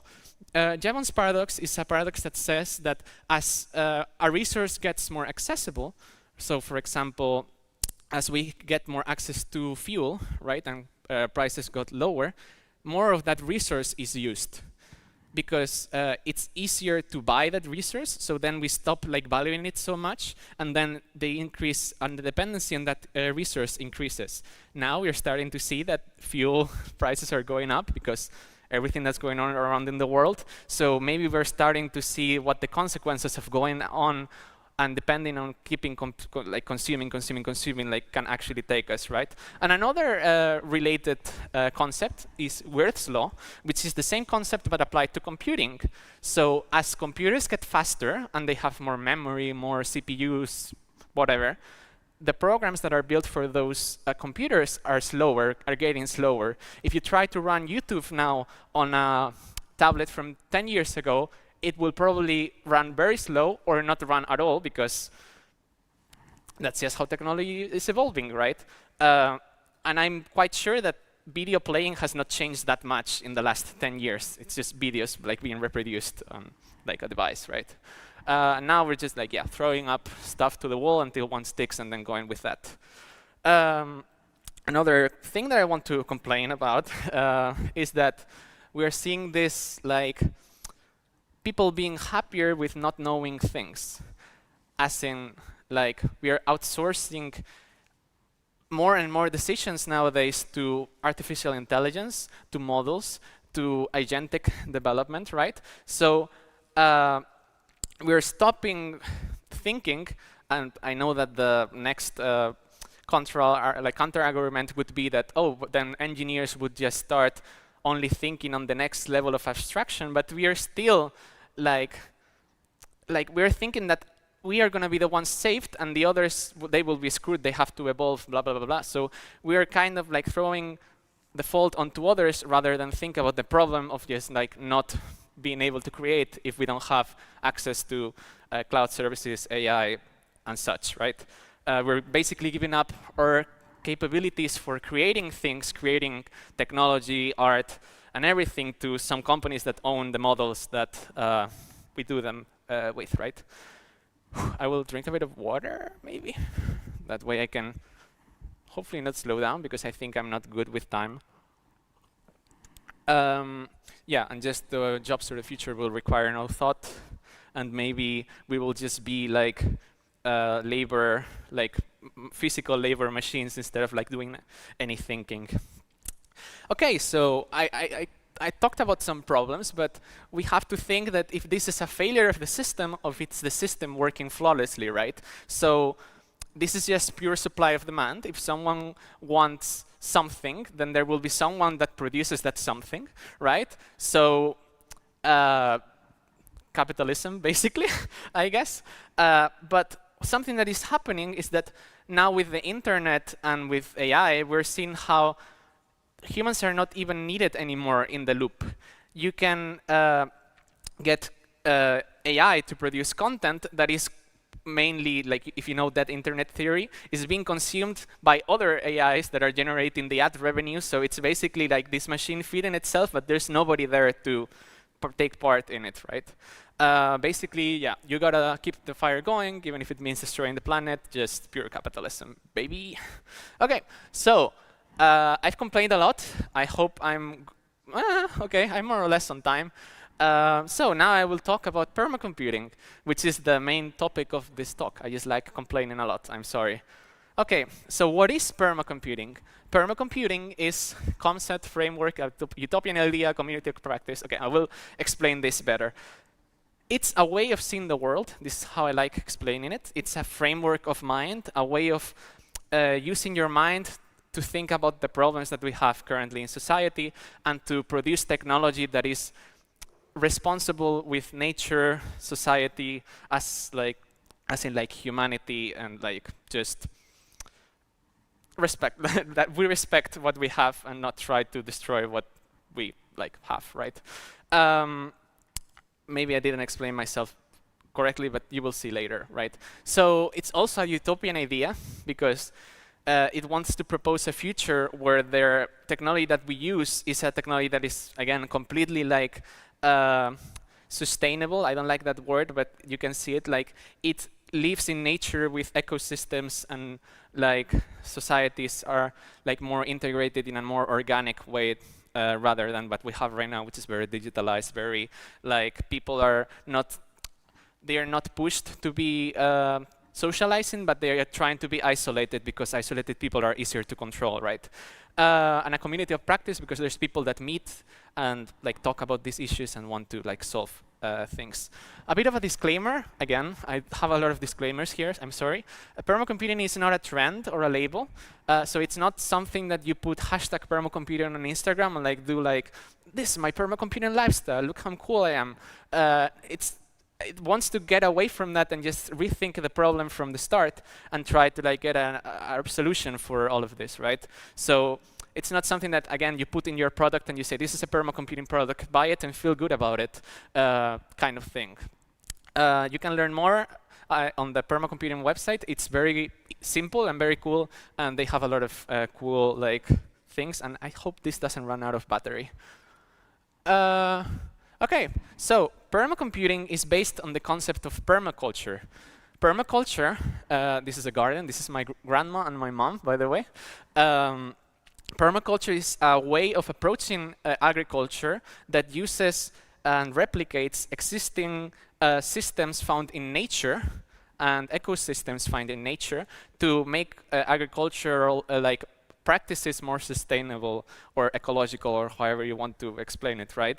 So an example of permaculture is instead of using pesticides to kill the bugs that are eating your plants, you would plant other plants that attract those bugs and create like a micro ecosystem that works without the need of the human intervention in order to create like this kind of more natural like approach to solving the problem, right? So permacomputing is the same concept but applied to computing, which may be a bit weird because computing and like agriculture are very different things, but it's not about the actual like way of applying this concept. It's more about like how to think to solve those issues, right? Yes. And I'm sorry for the I hope it's not too bad. Okay, so permacomputing asks some questions and it also suggests some answers. Not answers, but how you can approach those questions, right? So some questions that it asks is there a place for computers in a world where humans are caring mainly for the biosphere? So in an idealistic world where humans are abandoning this need of consumption and like creating a different way of society, where are computers taking a place in this idealized world, right? Because as I mentioned before, every time that maybe computers or like any kind of technology gets involved into a system, not always do you get a better solution than what you could maybe do without the digitalized world. Another question that it asks is how can we obtain resilient and regenerative computer systems? So again, systems that are that can take like faults and can take mistakes. Like I think it was like if a bomb falls, like the system is okay, for example. And yeah, just those kinds of systems. For this, it suggests like adopting a sustainable approach that maximizes the hardware lifespan. So we use hardware for as long as possible. We minimize the use of energy that this hardware like takes, and we focus on using existing computing resources such as old laptops, old phones, instead of like keep producing new technology. So it's like kind of like rethinking whether we need to keep producing new devices when we already have devices that are completely capable of achieving those things that we need, basically. So some principles of permacomputing are all of this. They are a lot. I'm not going to talk about all of them. I'm just going to mention some of them, and I'm going to group them so it's easier to digest. Again, if you want to read more, you can go to the permacomputing website. It's very cool. I didn't do it myself. This is a thing that existed before me, just in case. So the first principle is to hope for the best, but prepare for the worst, right? So how things are going right now, there are two ways of approaching like life. You can be a positive person and hope that everything will be better for the world, and you can be a negative person. I'm the second, by the way, the second kind, and you can think that things may collapse at some point, right? So it is good to balance those two things and to have some hope while also being cynical about things and how it can like lead you to trick your mind into not caring about anything, right? So it's important to prepare for a world where humans are not like the, how do you say, like post-apocalyptic world kind of thing. It's very interesting because a section of the permacomputing community is very like mixed in the like Venn diagram with the preppers in the US, the people that are preparing for like disasters, like, and are keeping like a lot of food in their houses, and like they have shelters from nuclear bombs. Like both of them think about what life after the disaster will be, right? So it's like this way of like you have to think what would happen in a world where like computers are like not, we have no way of producing new computers, and we have to salvage old parts and like build computers from what we already have instead of like, yeah, just being able to produce, right? So luckily limits always bring creativity. People that are limited can have like create more creative solutions for problems, and it's also very important in this hypothetical post-apocalyptic world to know how to learn everything, like learn how to fix everything by yourself, right? Not depending on a company to provide you for the spare parts, but actually know how a computer system works itself to be able to fix it in the case that we end up in this catastrophe scenario, right? Very related with that is to care for old hardware, especially the chips. So every component in our daily basis that we use for computing has had an already like existing impact on the planet. We needed to mine for those resources to produce the phones. We needed to produce the energy that runs those phones. We needed to exploit someone in a third world country for them to do all of the work that we didn't want to do for producing those devices, right? So every device that has been produced until now, it has some impact. It has had some impact in like the world. So why are we as a society like content with just, okay, this phone is 3 years old and it's not working so good, I'm gonna throw it away or put it in a drawer and forget about it, right? It's not so easy as that. Like you have to think about what impact that device had in like life, and I hope I'm all right with time. Yeah, I should be all right. It's just I want to do some questions later, so I hope I have time for that. Yeah, so just value what you have, repair what can be repaired, think twice before buying new hardware, that kind of thing. And if you buy new hardware, do secondhand or ask someone if they have a phone that maybe still works, something like that. Some other concept is to observe first and to question whether you should do things. This is very interesting because many times when we want to solve a problem, we don't think whether that problem should be solved with technology or we should just leave it be as a problem that will never be solved. I would put an example. Military warfare nowadays is carried by the use of drones that can be controlled either by human or most recently by an artificial intelligence, like a model, basically, right? We have to stop and think whether these technological advancements will be used only for good, or they can also be used for bad, like, you know, for evil. That's what I mean.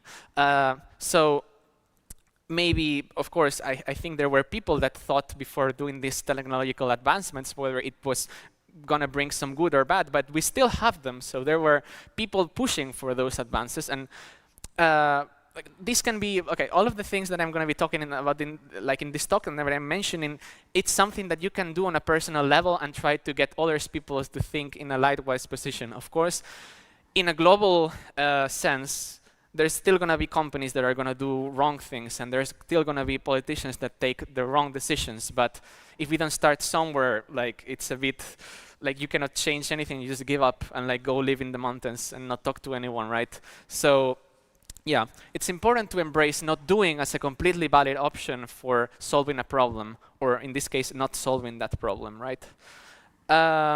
It's also cool to integrate renewable resources into your systems. I have no answers for how this can be implemented. This is just hypothetical, right? And when I mean renewable resources, I don't mean renewable energy.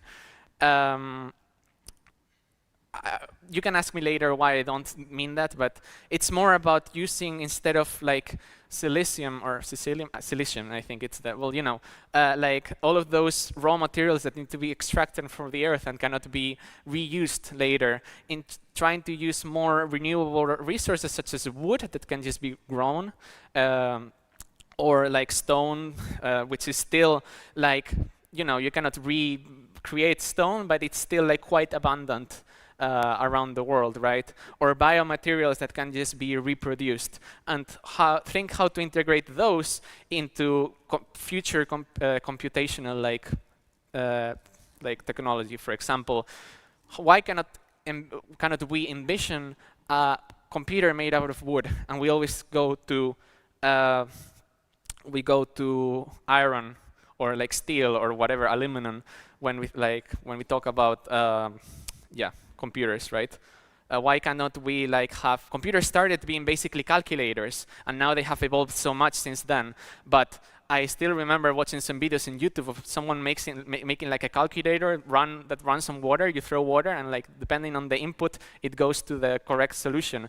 That's where computing started, and maybe that's where we could go back to solving like smaller issues instead of trying to solve everything, right? Some are properties of permacomputing systems. I will decide not to mention them. You can read on them on the website. I just want to have enough time to, you know, read your questions, because I think that's important, that I'm not only one here telling you what to think and you don't have like the feedback for me, right? That would not be cool. So what can we do? Or to be more specifically, what can you do to change things? Or so first of all, some advice to be resilient. This part of the event is about resilience, right? So it's important to reject the doomer energy, like thinking that everything will be terrible. It's important to be positive. It's hard, especially for me, but especially if you start reading about sustainability, ecology, and how things are going around in the world, and you only read about the negatives but not what the future possibilities are, it's very easy to get depressed, sad, and to start like getting into like nothing can be changed mentality. But we should keep positive past all of this.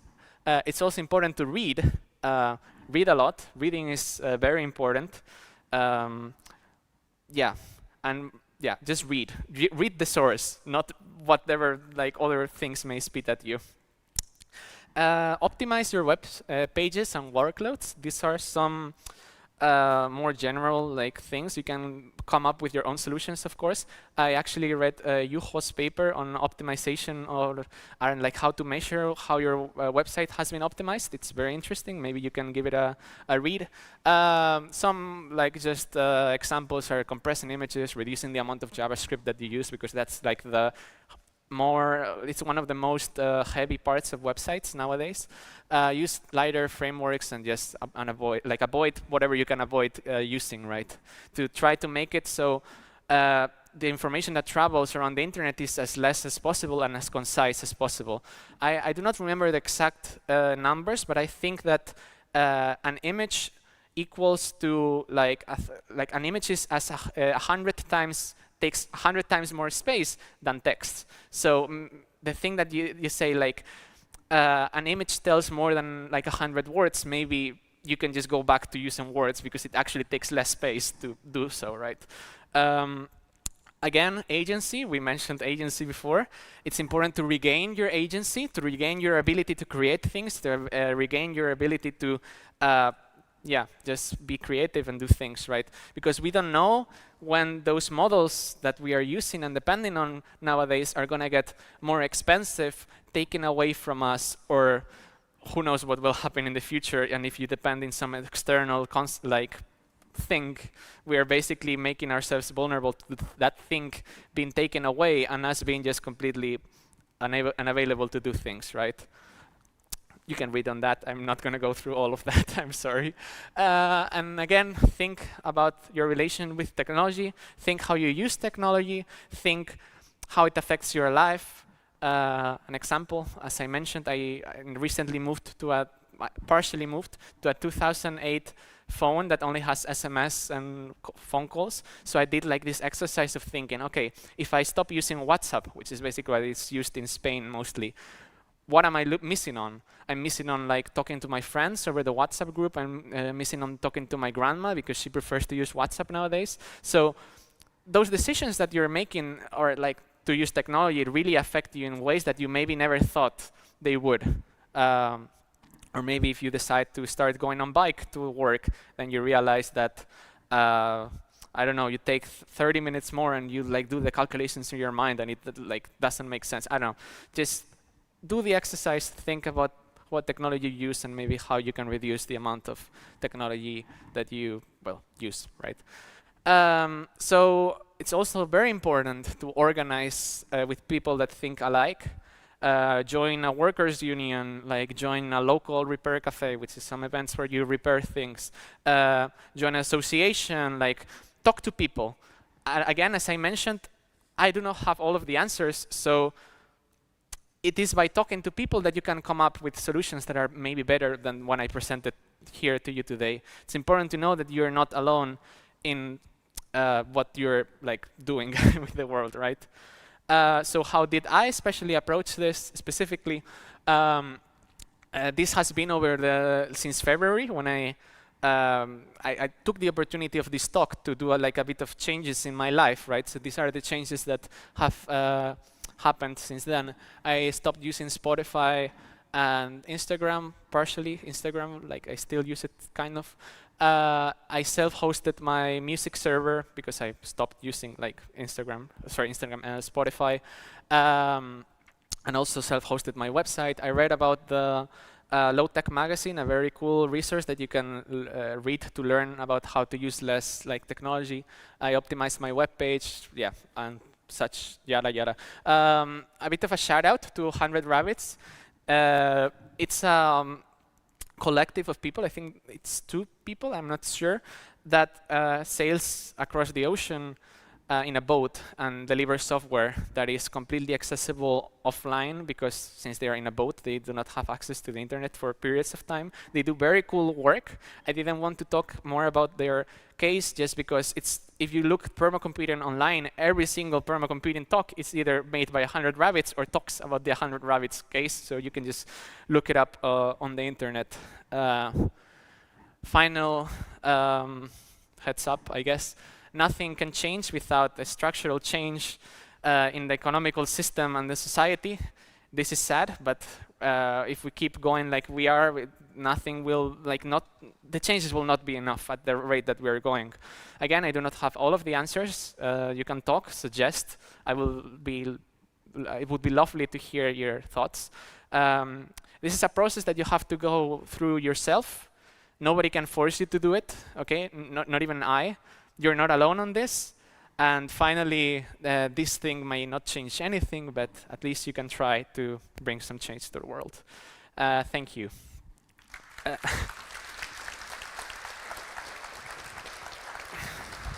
Thank you. Thank you so much, Dario.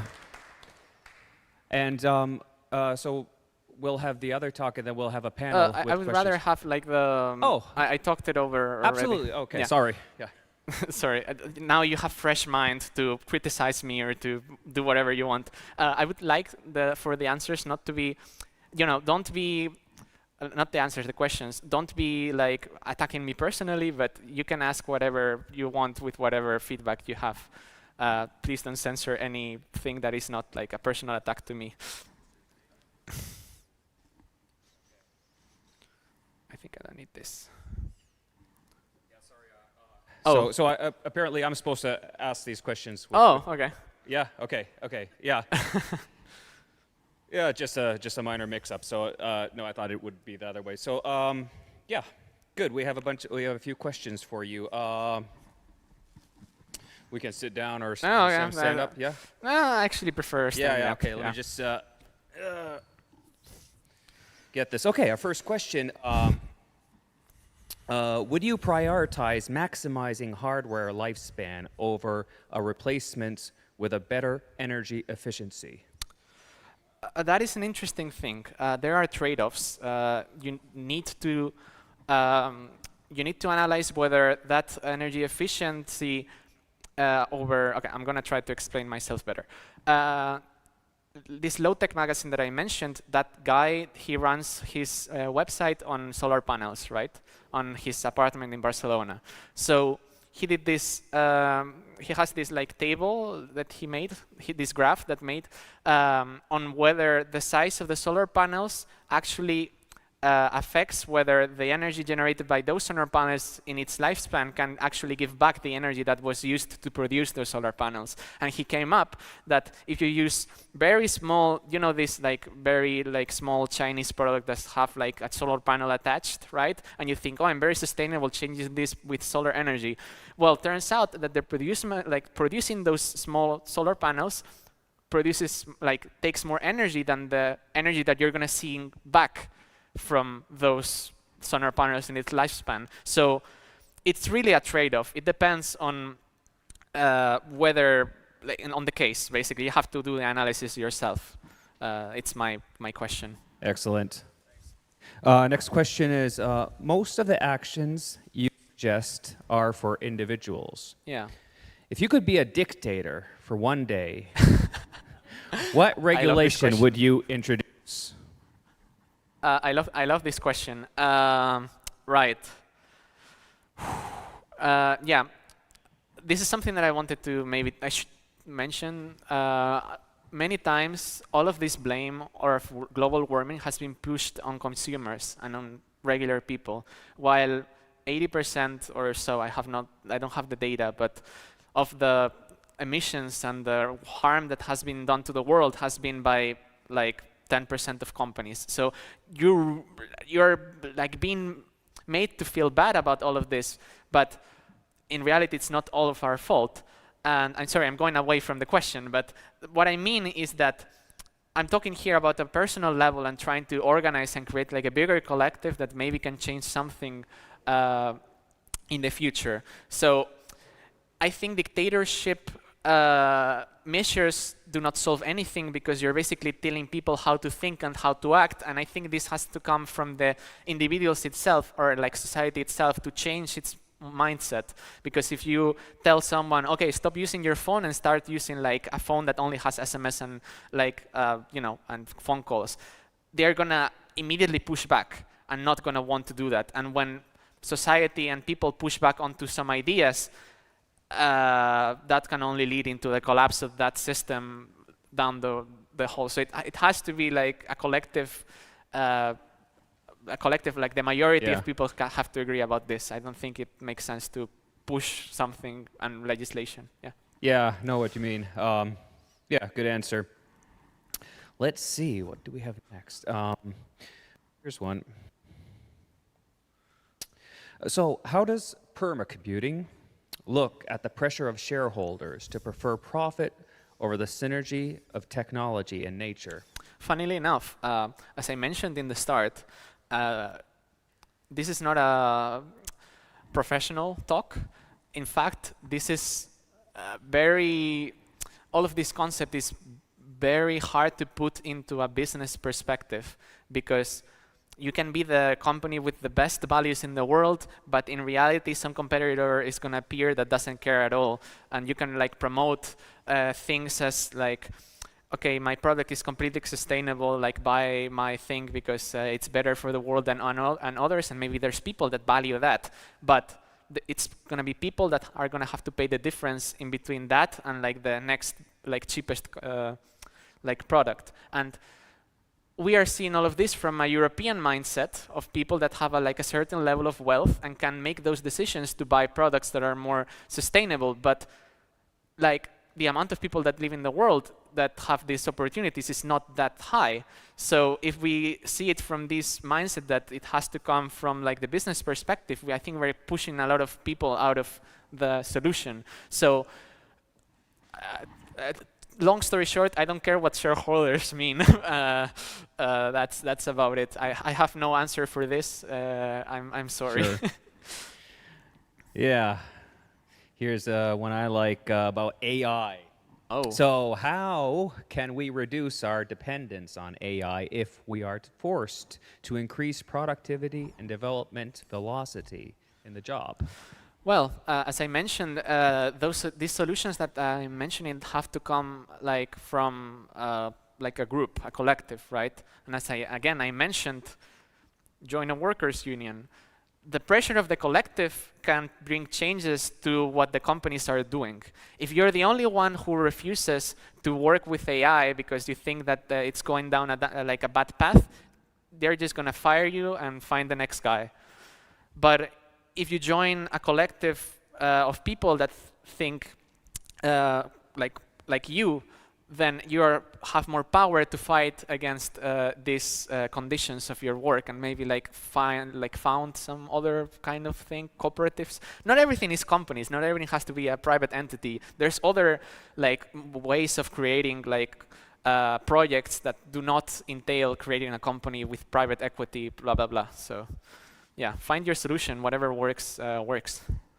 Whatever works. Yeah, great answer. Let's ask this one.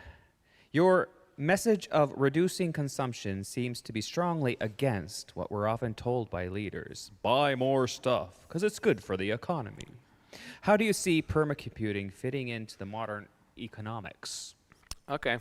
At some point I wanted to do a bit of a joke, and the presentation I didn't have time, or because I already wanted to like stop thinking about the talk. But I mean, I wanted to put this joke where a communist banner, like the flag, would like slide slowly into me as I'm explaining something, because some of those things sound like a bit like that, right? And in fact, if you look on the permacomputing.net website, the first paragraph, it says that it's a post-Marxist way of thinking on computing, so. The modern economies are based on like this economical system that is completely against what I'm just talking about. So take that as you will. You cannot fit, in my point of view, capitalism. I'm not saying that communism or anything else is better or worse. Currently, I do not subscribe to any such model because I'm not an economist and I don't know what would work. So, but the thing is, what I can see and know is that this system doesn't work for what I'm talking. I don't know what else would, but it's not this. So maybe you have to radically rethink, radically as in like think from the root, how we organize, like in general. Absolutely. Been thinking about that all my life. We got to have something better than just consumption. Next question is actually just what I was explained. So, yeah. Yeah. Okay. So let's mark that as done. What about? So you mentioned 100 Rabbits. Are you familiar with the wider local first software initiative? What do you think about it? Oh, thank you for this question. I actually had a slide that I removed for this. I'll be attending Local First Conf in Berlin. I submitted a talk. Sadly, they didn't accept it, but well, what can you do? I think it's a very interesting movement, but at the same time, I see it more from the consumer side rather than thinking about like the further repercussions of like in a more ecological way. It's more like about protecting consumer rights, which is of course very good because like it touches a lot of like similar concepts, right? As in like you shouldn't have products that require only online, like to be online 24/7. You should allow people to like run it on like their local machines and like give back agency to the user. But at the same time, I identify myself more with permacomputing since it thinks it from a different like prisma of like thought, not from the consumer side, because consumers are still consumers and it's still the same like system, but from a completely different like rethinking of like the entire thing. I'm sorry if I'm being a bit too much. Excellent, good answer. Final question about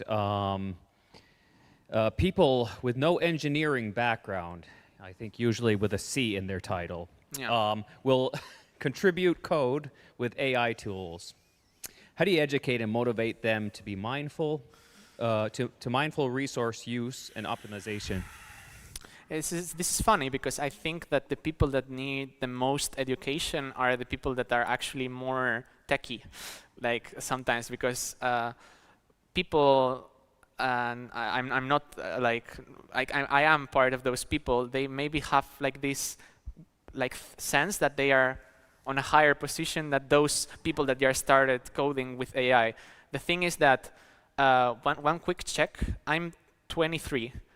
Can people younger than 24 raise their hands? Is there any in the audience? Okay, we have 1 and 2, and that's my girlfriend, so she doesn't count.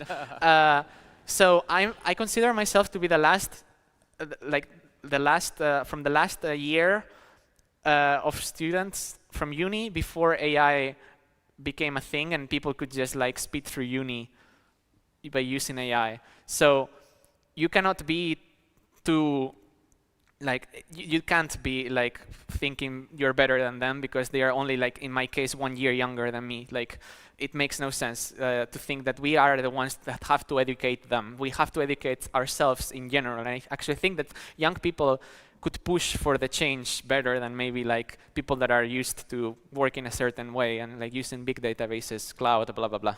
Yeah, that's my answer to that. Great answer. We got one more. Oh wow, that's new. I think if the moderator is doing his job, I'm sorry for the time. Are you okay? Yeah. We good? Last question, I think. Should we just stop IT jobs and change to work that happens outside and requires us to move our bodies? It's not easy as IT jobs pay so well. Yeah, I think it goes very well into the next talk that we're gonna have. There. So yeah, maybe you will get the answer now. Oh, but yeah, okay. Yeah, I mean, my opinion is that I'm becoming more of a Luddite. Like recently, I reject technology as a whole. I don't want to advocate for the disappearance of technology, but I do think that maybe how we organize labor in the future should be changed because, yeah, our bodies were not created for sitting like 8 hours a day. We should move it, and maybe we will hear more about it now. Absolutely. So thank you a lot. Great segue there. Oh, yeah. Hey, thank you very much, Dario.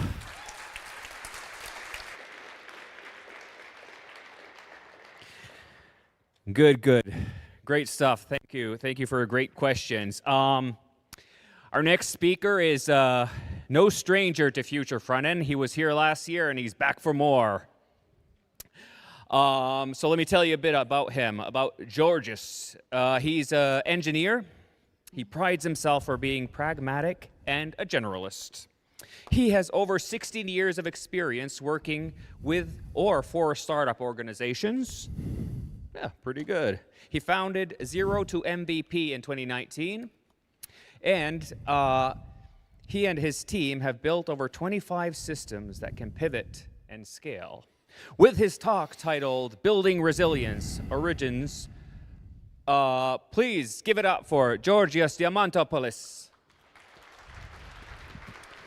Thank you. Can you guys hear me okay?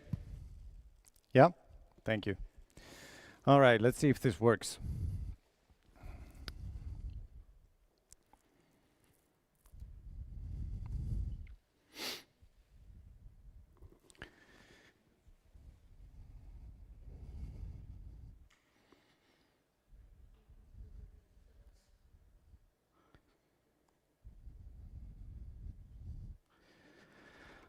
All right, so thank you all for being here. Thank you for having me. Before we start, let me just say this, that this is not a technical talk. This is a talk about health and the body, and there's not a single line of code in it. But being an engineer, I couldn't help feeling a little, nervous about not having any code in my talk. So I brought an assistant.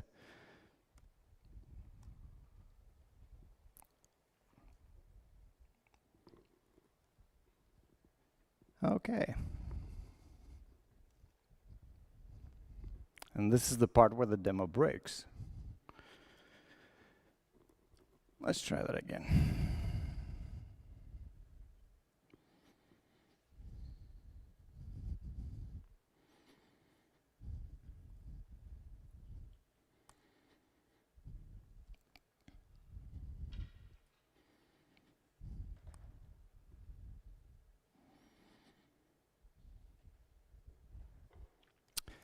So ladies and gentlemen, please say hi to Loyal. This is Jarvis. Who is Loyal?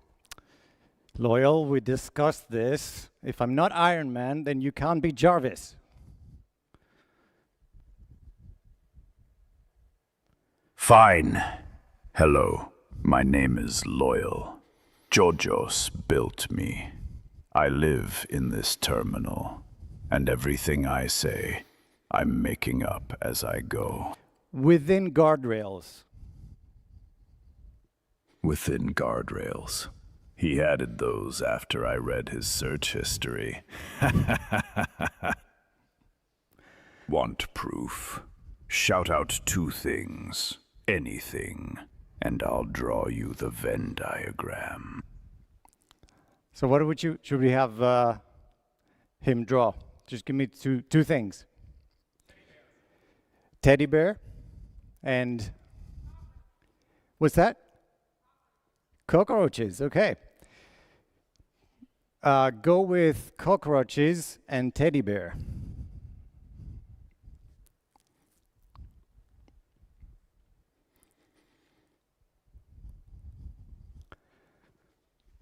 Both will outlive your startup and your will.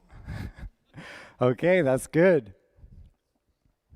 I know. And you lot, I can see your posture from up here. All of you, sit up. Anyway, this is Georgios. Built me. Good engineer. He's also on 4,300 steps today. It's almost 4. 10,000's not happening. Loyal. He gives talks about taking care of yourself. He's not a doctor, by the way. Not a trainer. Just a developer who broke something and read too much about it. We'll get to the irony. Loyal, your job is to render charts. We discussed this, remember? Oh, I love charts and graphs. So this whole talk hangs on one chart that I'll show you in a little bit. And since Loyal lives in a terminal, he'll do us the honor, he'll be doing all the drawing. So let's talk about resilience for a moment, since this is the topic of today. We can say that resilience is a system's capacity to recover from stress, right? So if we take an elastic band and then we pull it and then we let go, probably our hand will hurt because, you know, it will whiplash back, but the point is it will restore its shape. If we take a can of Coke and we squeeze it, you know, the shape that we created will stay like this, right? It will not recover. Now, when it comes to building resilience, it can be tricky because if we optimize too hard on the failures that we know about, then we become more fragile to the failures that we don't know about. And you must have heard of the term overfitting, which is, you know, tuning a model so tightly to the training set that it actually fails on anything new. So we have a bunch of patterns that contribute to resiliency in computer systems, and you all know these, right? We have redundancy, failover, replications, all those things. But where do you guys think we got all that from, right? Check this out. So we have two lungs, a set of eyes, we have two kidneys, and they process at the same time, but they can also process on their own. And we have one spine, so we have no failover there. Right, Loyal? One spine, no failover. We've all been running ours at 100% load since school. And there's a lot more. We have feedback loops, right? We monitor our servers, and when server traffic goes up, we spin up more pods. Your body does that kind of thing all the time. When blood sugar spikes, then it produces insulin to bring it down. When you overheat, you sweat. And we have this dedicated part of our brain, the hypothalamus, that watches the dials. It's the original autoscaler. We can also talk about anti-fragility, and that's, you know, where Netflix, you know, the Chaos Monkey, you must have heard of that project, where it kills its own servers on purpose so that the system gets is hardened. And bone and muscle behaves the same way. The more we load them, they grow stronger. And then we also have graceful degradation. You know, we're watching something on YouTube, our network goes out. Well, you know, we have a disruption on the network, and it drops to a lower resolution so we can keep watching, right? It doesn't die. So our body does the same thing. When we get into some sort of shock, it pulls all the blood to the organs to keep you alive and lets the rest go. So every one of those things we copied from the body. And we're pretty good at this, right? For our machines. So, why don't we run it back the other way? Apply it to keep our own selves running. What do you mean, Loyal? We're fine. We just sit all day. Did you know artery elasticity drops 2 to 4% after 3 hours? And a 1% drop adds 13% heart disease risk? Or that 4,500 genes shift expression after just 3 days of sitting a lot? The fat-burning enzyme goes down 80 to 90%. Slouched sitting almost doubles the pressure on your spinal discs. And when you tilt your head to look at your phone, you add 23 to 27 kilograms on the neck, basically a small child. To add insult to injury, developers sit more than any profession on Earth, roughly 90% of their workday. Georgios is at 94%. There are also studies showing 73% of 9-year-olds already have a bulging... Okay, so have you been reading files in other folders again? Unfortunately, he's right, and I learned this the hard way.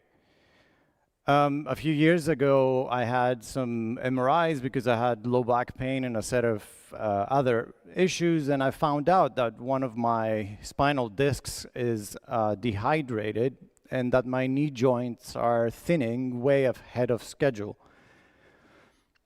Georgios, I think we should make everyone try this. What do you mean, Loyal? Well, try what exactly?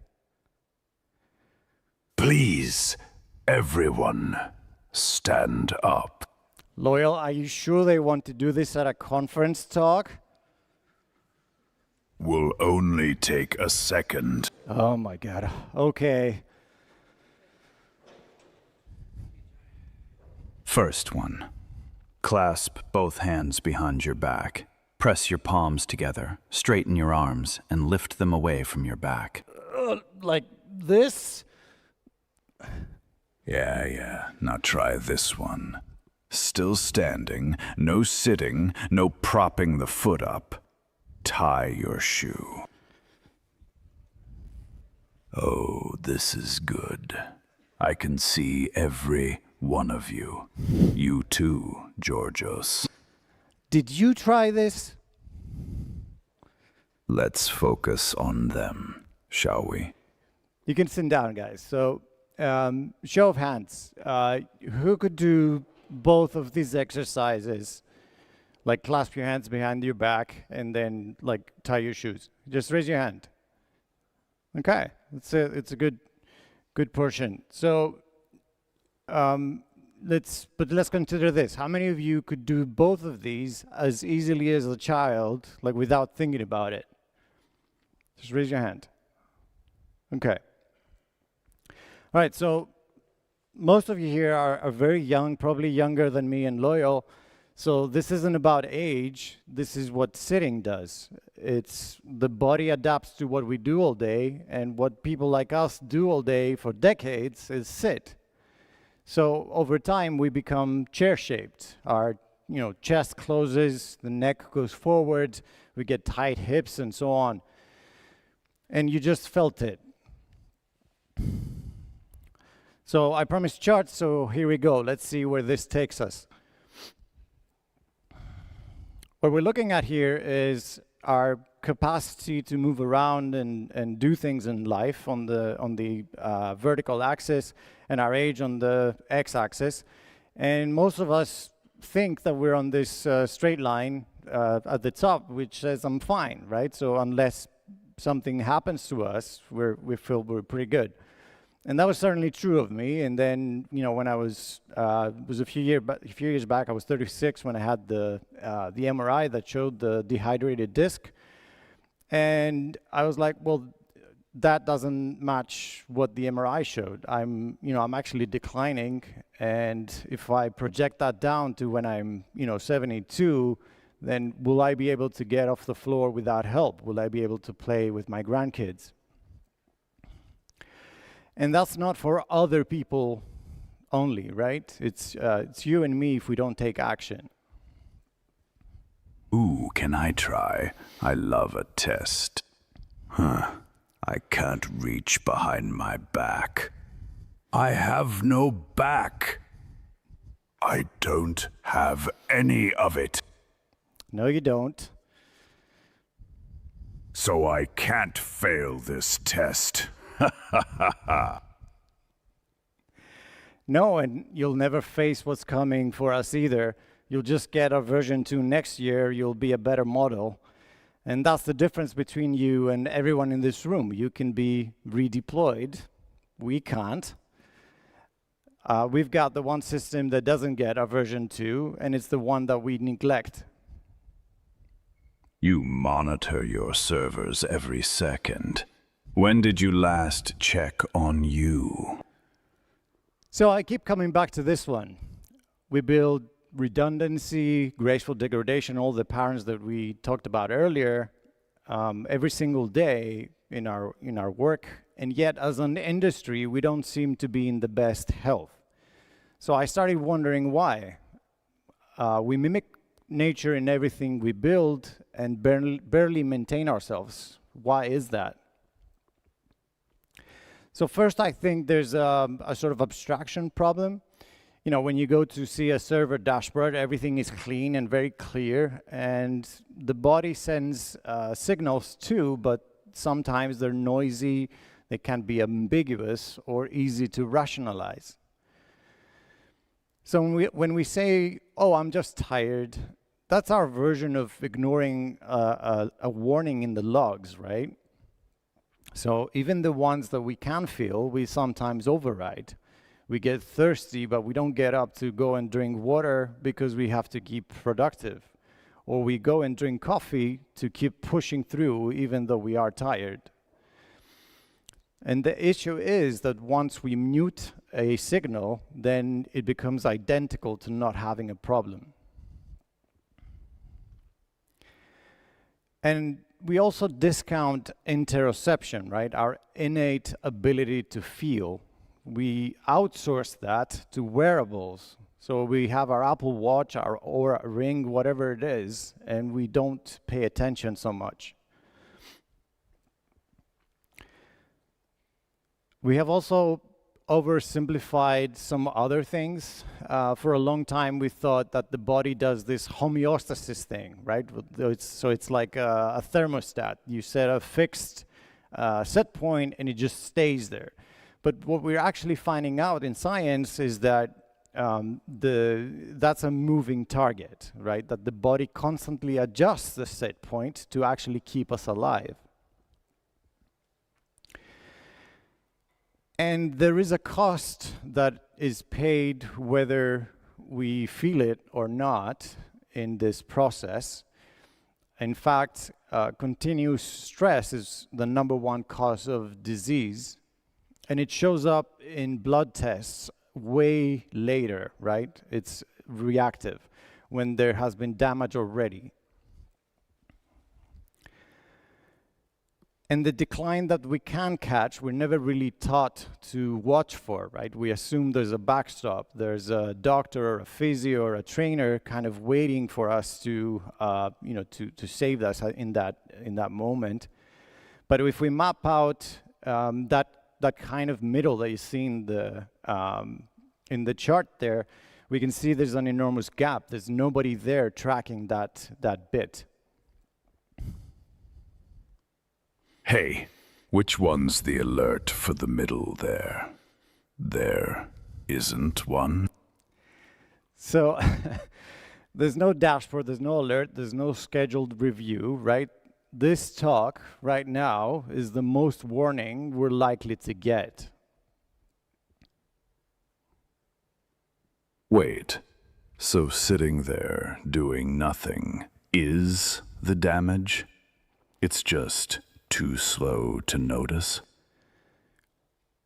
And there's evidence that this decline is real, and it isn't so subtle because our generation feels it the most. We have sitting has increased over the generations very steadily, and we're probably the first generation to rack up so many chair years. We start younger, and then we sat longer than anybody else, than anyone before us.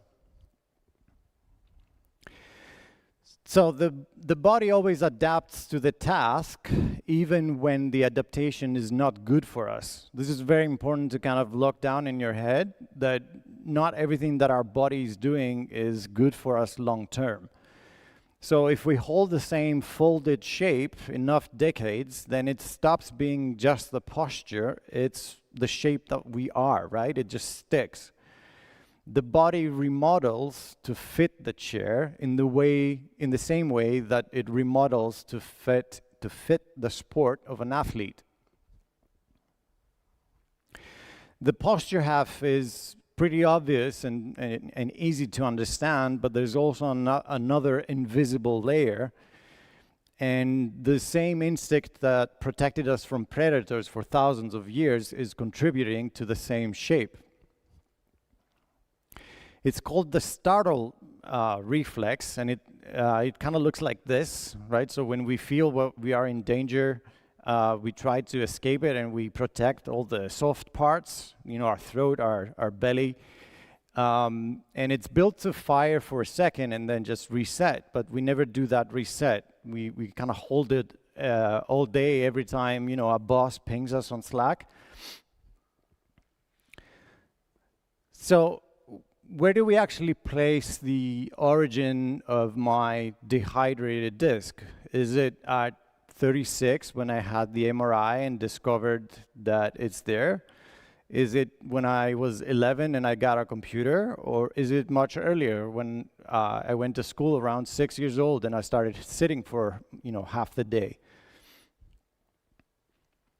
And just to be clear, this isn't just about me, right? There's a study, recent study that showed that 73% of 9-year-olds already have a bulging disc. So that's 9 years old.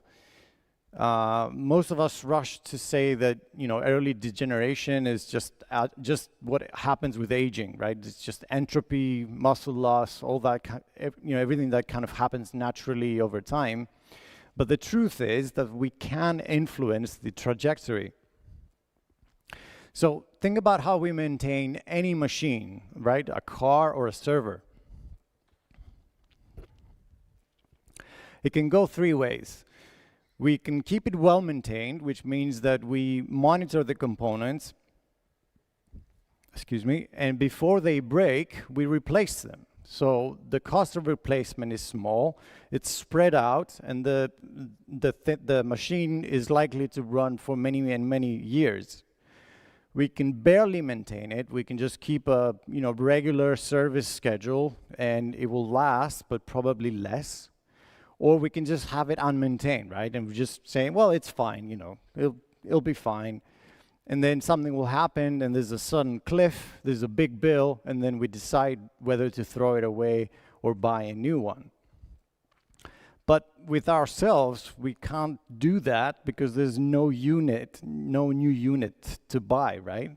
So there's no version 2, the cliff is final.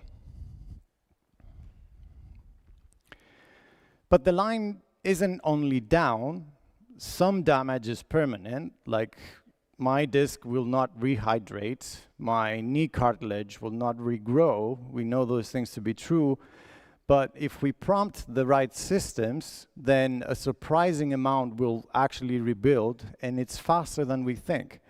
So strength can come back in a few weeks, we can condition and restore arteries, and we can do mobility work to fix posture. The only catch is timing, because the payoff is highest now, and it shrinks the longer we wait.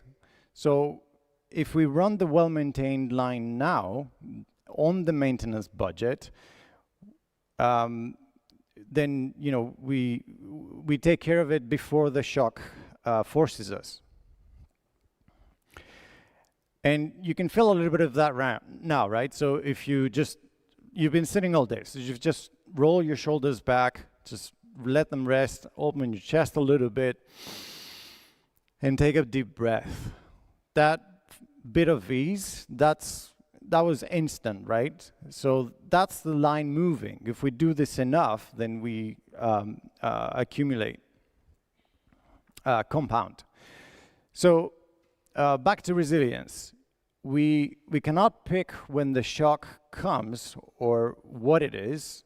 That's just entropy, right? It's luck or bad luck. But look on the left, right? If we start our reserve at a high level, then there are 3 paths that can potentially be true for us. You can rebuild, you can come back stronger than before, you can recover and kind of, you know, do okay, or you can decline. But if you look on the right side, the worst case, where you start with a low reserve, the best case scenario is no longer available for us as a choice. The only paths left are recover to a lower plateau or decline. So for some things like the disc and the cartilage, we can't climb back up. So this is what is called in scientific literature reserve, you know, our capacity. It's the level of capacity that we build on ordinary days. You might have seen the movie Sully. Who have seen that? About the pilot who landed a plane on the Hudson River in New York? Yeah? So there was a, emergency. He had to do an emergency landing on the river. There was 155 people on the airplane, and everybody lived, right? And afterwards, he said this thing that I keep coming back to. He said, for 42 years, I've been making small, regular deposits in a bank of experience, education, and training. And on January 15th, the balance was enough to make a very large withdrawal. We don't get to know which capacity the next failure will call for, so we make the deposits broadly, and we make them now. And these deposits matter because the body writes adaptations all day to the chair, to the screen, to every shape that we hold. It will never erase them on its own because it cannot.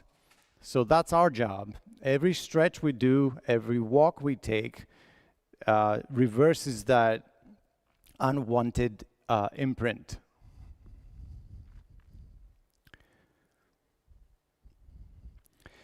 So here's the bet. We get one body, one life, and we go against shocks that we cannot predict.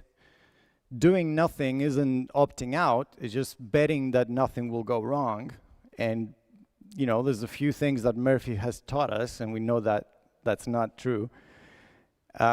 We can say that we're all going to die anyway, of course, but dying was never the bet. The bet is, do we spend our lives capable and uncompromised? And there's also this kind of phrase, oh, I know a guy. I know a guy who smoked until he was 80. There's a chart here somewhere. Until he was 80, and he lived fine. And it's true, that those things happen. But what statistics tell us is that what happens if we take a large enough population, this is what happens. It doesn't tell us on which side of that graph we are, so we can't just bet on our life on being the outlier. Which leaves only one third possible answer, right? We have to accept the bet. We cannot control the outcome, anything can happen, but we can influence the odds. And there's a picture that reframes what we're accepting. So on the left, you see this kind of fantasy that we maintain that, there's a fast-flowing river, and that's the kind of danger, that's life. And we're standing on the riverbank, and if we slip in, then there's, rescue boats coming to save us.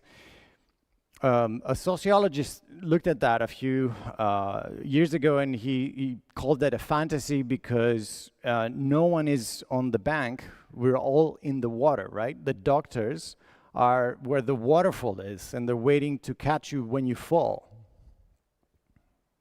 So whose job is it to watch the slow part? Is it mine? No, Loyal, you don't have a body, remember?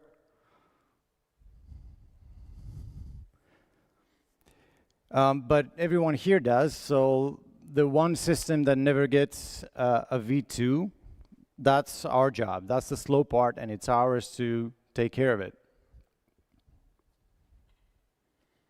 So we just try harder? Not really, because that's a kind of trap. It's on us. It doesn't mean to try harder because willpower is the least reliable thing, right? Some days we feel motivated and we do a lot of things, others we don't, and we don't do a lot of things. It just means we have to change the design. We need to re-architect the environment from the inside. And of course, we don't all start at the same point. We don't all have the same genes and whatnot. And that's not on us, but the lever is there regardless of where you start. And the bet is asymmetric. So investing costs very little, But finding out that you're not an outlier is a mistake that we cannot take back. Okay, but what do I actually do tomorrow? Well, I'm glad you asked, because awareness isn't enough. Fear and motivation are ignition. They're not what drives the change. The burst after a scare or a talk fades. Lasting change is a system. It's the one that gets you onto a well-maintained line, and everything after this point is how. Huh. A maintenance system plus a budget. Isn't that just refactoring for your body? That's right. So we fight for, 20% of every sprint to go after tech debt and not keep building it up. But for our bodies, we kind of run the opposite search, right? We're like, what is the absolute minimum I can get away with? And we'd be furious if, if someone on our team muted the production alerts and shipped on red. You shipped on red last Tuesday, 3 a.m. I watched you. But that's exactly how we run our own bodies. We are robust at the one thing we measure, but we're fragile to everything we don't, right? We get injuries, burnout, metabolic collapse. So here's the reframe. Athletes already do this. They have a preparation for doing their training. Then they have a recovery, and all of that, preparing, recovering, and sleeping, is the work. I think it's the same for us. Movement is not supposed to be a break from work. It is the work. So one last framing before we get into the weeds of it. This is a scaffold. It's not a routine. It has some universal parts, but it's how you configure it for each one of you that it's up to you, right? So these are the 6 parts. We have identity, environment, a sustainable start, feedback, accountability, and recovery. There are many ways to assemble them, and where you land will be different for everyone. But I don't have time for the real program is not a reason, right? There's no real program. There's not one way to do this. Everything I show you here is just my example, and it's a working starting point, not a prescription. So same pieces, but your own recipe. And here's a very small proof that you can take out. So just put your right hand in a fist, put your other arm in front, and just press it very gently, and then move your wrist like up and down.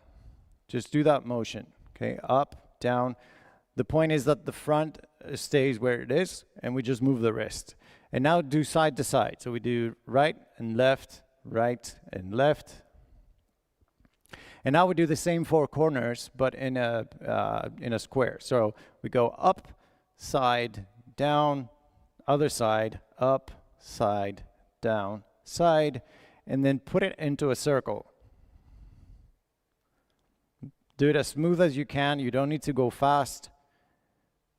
And then go the other way.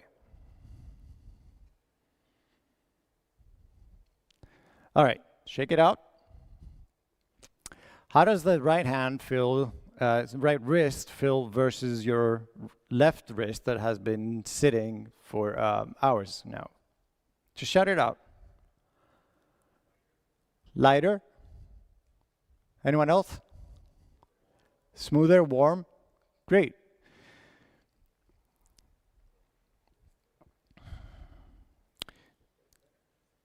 So that was just 10 seconds, right? And that's the work. It does work.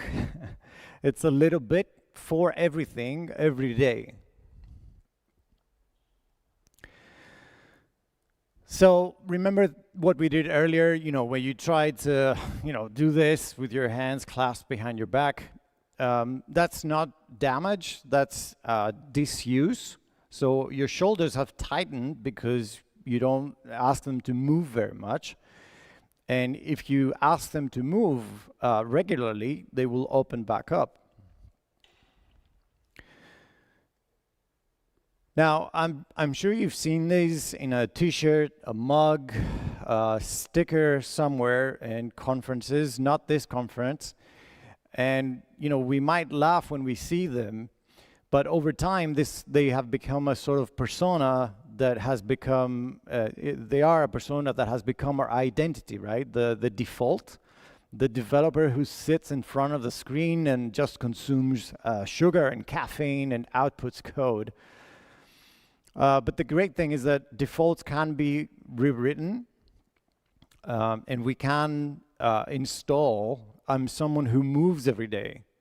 That can also be an identity. So we can think of behavior as runtime output. Identity is the configuration. Now, the environment isn't neutral. It's designed to keep us sitting, and saying that, anybody should feel okay to move around while we're here. It's designed to keep us sitting, snacking, scrolling on our phones, and we can't fight that with just willpower. We must update our defaults. So as an example, you can, if you have your phone charger next to your bed and you have your phone always available to you when you're sleeping or when you're resting, then move that charger outside of that room and put a glass of water there. You can change one configuration value at a time. And as engineers, we over-design this. We imagine that we're going to have the perfect routine. We're going to just do it like a full overhaul. Everything will be perfect. And it works briefly, but then reverts to a baseline. And that was supposed to go down, but I don't know if it did. Did it? OK. So we need two separate numbers. We need the target, which is the dose that you hold in an ordinary day, and we also need a fail-safe. The fail-safe is like doing one set or walking to the corner, just doing something, not nothing. And it's not a goal, but its job is to keep a bad day from going to zero. 0 is what breaks the streak, and the streak is what rewrites the identity. So people ask me, where do I start? What is the most important thing that I need to do? And what matters the most is that you start. The returns are not even linear. The biggest jump is just getting off 0. And there's no perfect entry point. Start where you are, keep going, and the dose climbs from there, right? What counts as enough movement? It's not one thing. It's actually 3, and we cannot substitute one for the other. Wait, doesn't a standing desk cover this? Or just hitting the gym? Actually, a standing desk only covers the first column and probably half of it. So it does get you off the chair, but you're still not moving. So you actually need breaks. You need moving all day, not all the time, but like throughout the day. And you need some intense activity like throughout your week. And we all tend to do more of one of these, but the exercise you need is the one you're avoiding or skipping the most. And because habits with no feedback die, then you need to build a sort of dashboard for yourself. The body, can run silent. The stiffness in arteries or losing bone or muscle, that's not easy to feel, and it may take years for us to feel the difference. So instead of that, we track breaks, steps, and cardio minutes. So these are your dials, right? The breaks are almost free because we lose focus after, I think it was 55 minutes anyway. So you're going to lose it anyway. If you remember nothing else from today, remember this. A break every hour, about 10,000 steps a day, and a few intense workouts a week. That will cover all the three aspects of this, and it's just a starter configuration that you can copy and tune from there. And there's research to say that if you write your goals down, send a weekly note to a friend, you actually hit them far more often than if you only think about it.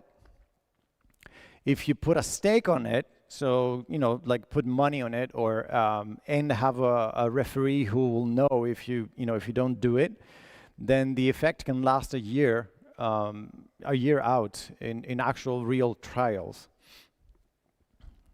So it's the same lever that we already trust, right? We already do code reviews, and they don't make us better over time, but it means that someone will see the diff, and we can't cut many corners.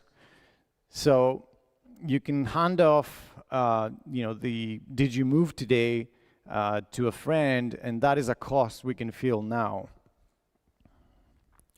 So let's do this right now, right? So turn to the person next to you, whether you know them or not. Just introduce yourself to each other. Swap, handles, Twitter, whatever you guys use, and just check in with each other a couple of times in the next week. Let's try this.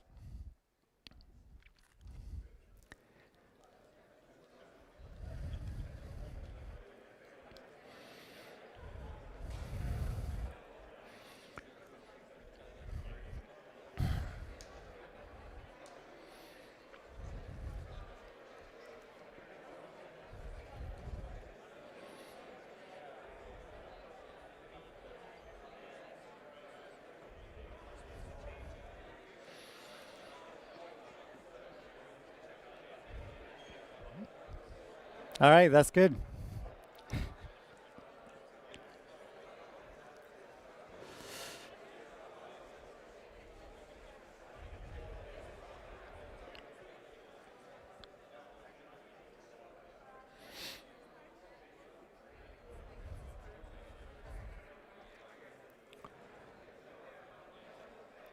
All right.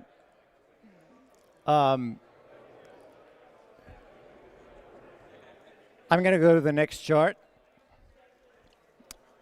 And again, like we know from Murphy, we expect that systems will fail. They will fail sometimes. So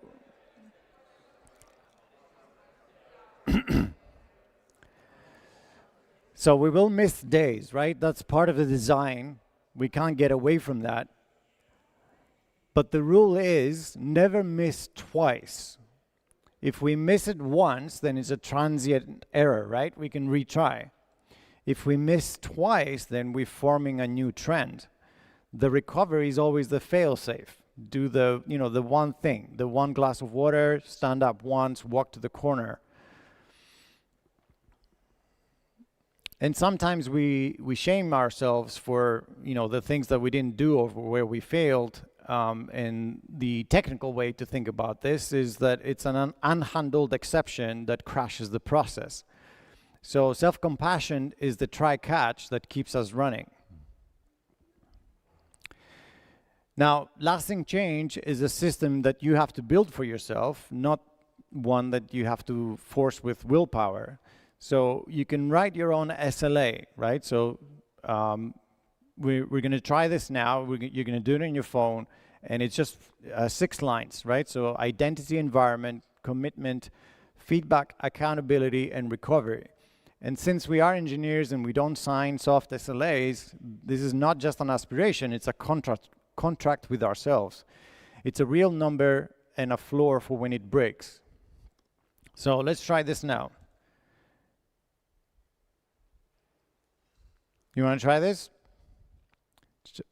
Just copy this to your phone and answer it in your own way. So you can say, I'm someone who, moves all day, or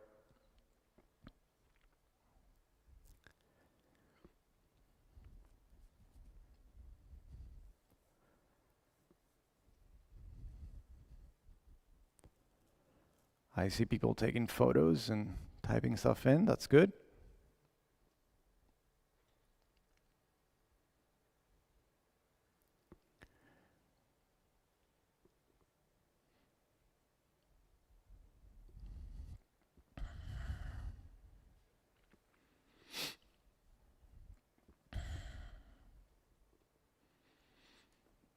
I love the silence. Everyone's thinking hard. I like it. Okay, so it's a start, and if you want some feedback on your card, then please come find me afterwards. And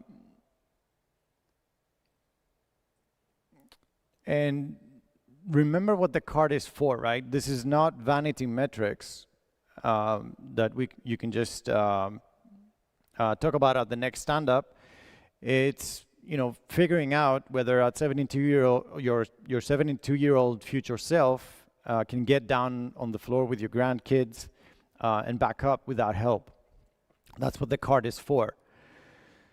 The SLAs, this card is personal. If you want to bring this to your team, there's a proper evidence-based program from the University of Leicester that was published in the BMJ journal, if you want to look up that work. I'm running that for dev teams, so that if that's of interest to you, please come find me after, we can discuss. And I laughed earlier with the question to Dario whether we should just give up development and just go do other professions outside, because I also get asked about this. I think it's because I usually won't shut up about movement, so people kind of assume that I'm halfway out of the door.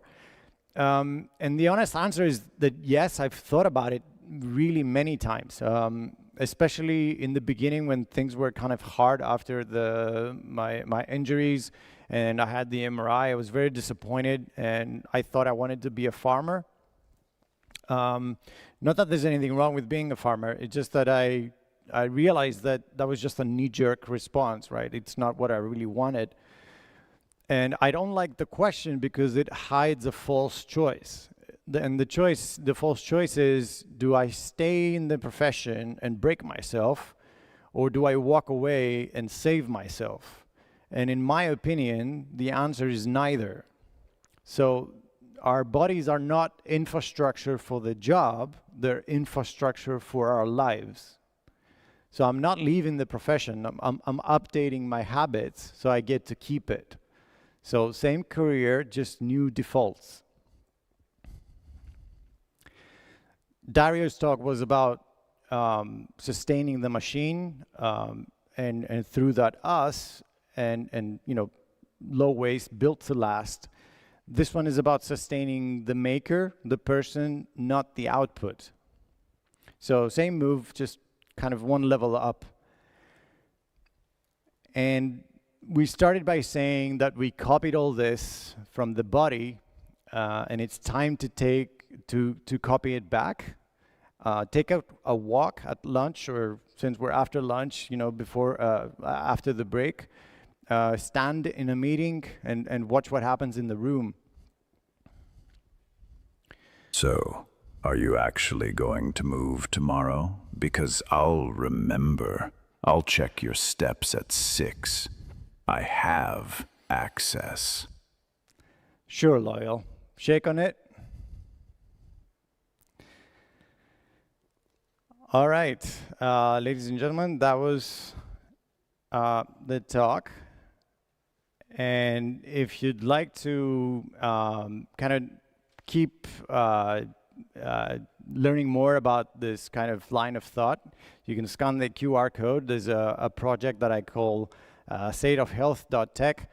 I'll be publishing a newsletter with more information on the topic, and it also has some free mobility exercises that you can take and do, similar to the one we did with our wrists. And there's my email there. Feel free to get in touch or come and speak to me after the talk. But I did prepare a Q&A. I know you guys might have questions, and Loyal may take some of them. So any questions while I'm We out do here? have some questions online. All right. All right. So let me just pick, and feel free to put in other questions. So what's one practical habit that has been most beneficial? For me, I think it's walking as soon as I get out of bed. Like, I just put on my clothes and I get out. I don't drink coffee. I drink coffee generally. I just don't drink it as soon as I wake up. I go for the walk.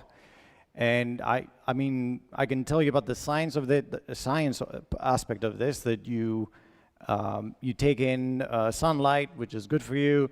You get the body moving and kind of mobilizing all its parts, and you don't consume caffeine the first thing in the morning, so you give your body time for the hormones to do their job.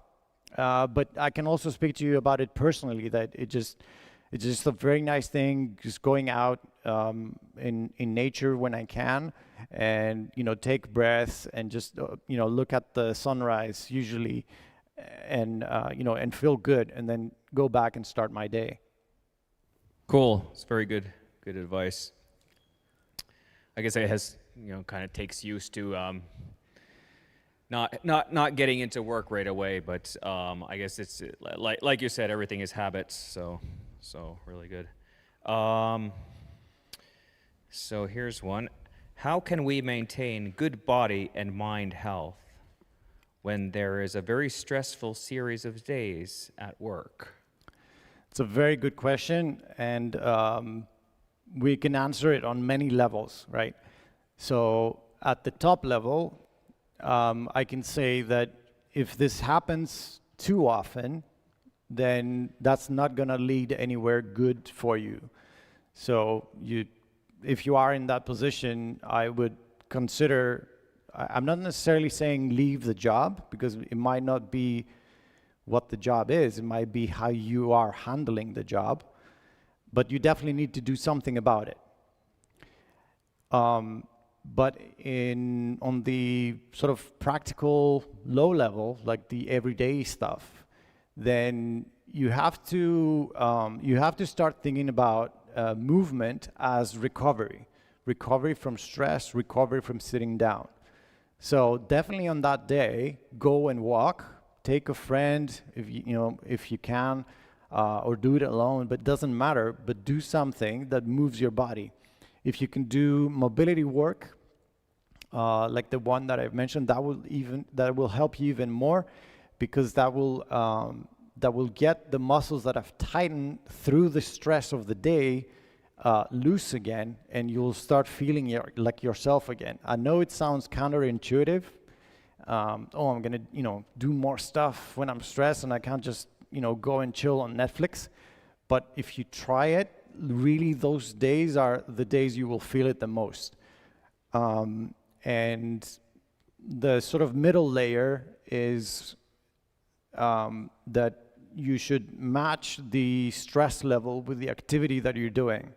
So if you had a really stressful day, don't go to the gym and if you do weights or whatever, and just go hard, because that will also add more stress to your day. Do something light. Go do some yoga. Go do some walking. Do something that moves you and has no impact. Very good answer. And that was it for the questions for today. No questions for Loyal? Oh yeah. Okay. What does Loyal want to be when he grows up?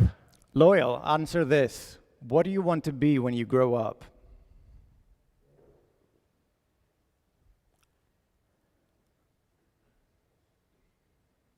Might take a second. No.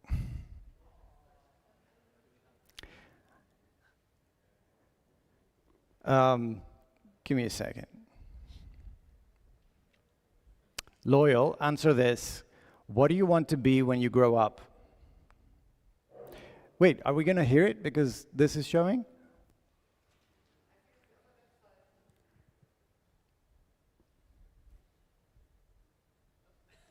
Load balancer with good boundaries and a 4-day work week. But I've read Georgios's files, and I'm starting to think grown up just means ignoring all your own monitoring dashboards while lecturing others about theirs. So maybe I'll stay exactly like this. Thank you, guys. I'll stick around if you have any more questions. Georgios, everybody. Thank you very much. All righty, and we'll have a little break and be back here, I guess, 3:30, give or take.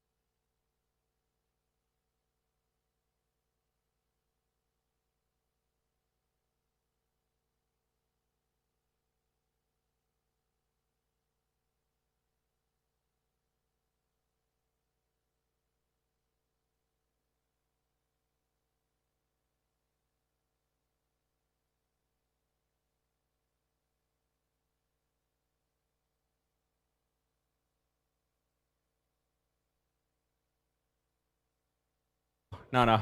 Okay, now it's on. It's hard to see, hard to hear. You know, I'm just talking to myself here. Hey, welcome back to the final sprint. We have 3 speakers. You got your coffee?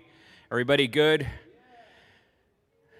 You're doing well. It's good job. It's good job. You know, they're good speakers, good talks, really interesting talks. A whole day of talks. Oh. It's hard work, but we're getting through it, and we have amazing talks. We have 3 right here. Our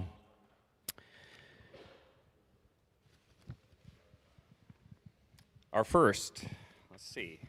Daniel. So, yeah, Daniel, I know Daniel. He likes to be in the center of attention, but that's why he talks. That's why he gets up on stage and talks. And I guess I do too.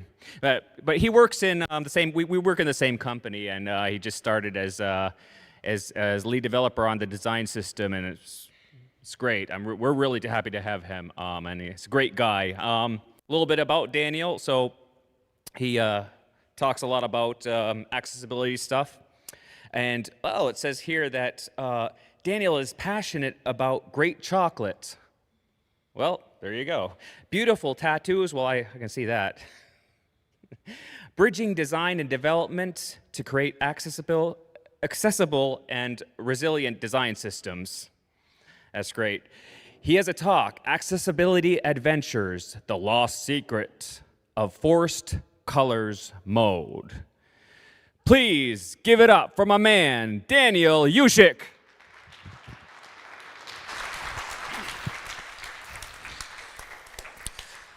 All right, hey, good afternoon, Future Frontend. Thank you so much for being here. Thank you for hanging out this afternoon. My name is Daniel Yushik. Thank you for the nice intro there. We still have day 2 ahead of us, another whole day of talks coming up tomorrow.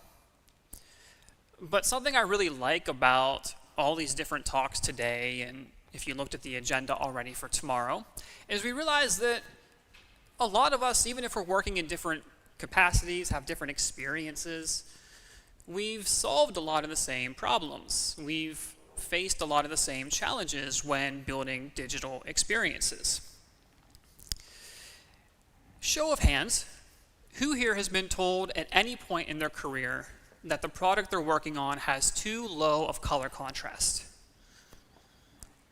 Yes, we know the pain. But the other side of this, who here in their career has told someone else that their product has too low of color contrast? Yeah. So it doesn't matter where we're working or what we're doing, we've faced these issues. And color issues are some of the most common on the web. So much so that in this year's WebAIM Million survey, where the home pages of the top 1 million home pages are reviewed and audited for accessibility issues, we found that almost 84% of those sites had low text contrast issues, or low contrast text issues. If we think about that, that's 1 million sites, that's 840,000 pages. And each page averaged about 14 or 15 or so errors per page. Fun fact, last year, this number was 79.1%. I wonder what has changed in development in the past year to make this go up. Right, so there are all these color issues on the web. People struggle trying to use the web in a safe, familiar, understandable way for themselves. So much so that they turn to display modes to display the web in ways that better align with their needs, their preferences. We're probably familiar with a few of these already, such as dark mode. I personally can't live without it. But we also have reduced motion mode, reduced transparency mode. Even reader mode in Safari would be a display mode. So a person can go onto their device, set dark mode or reduced motion mode as their preference, and then that device will adhere to that preference.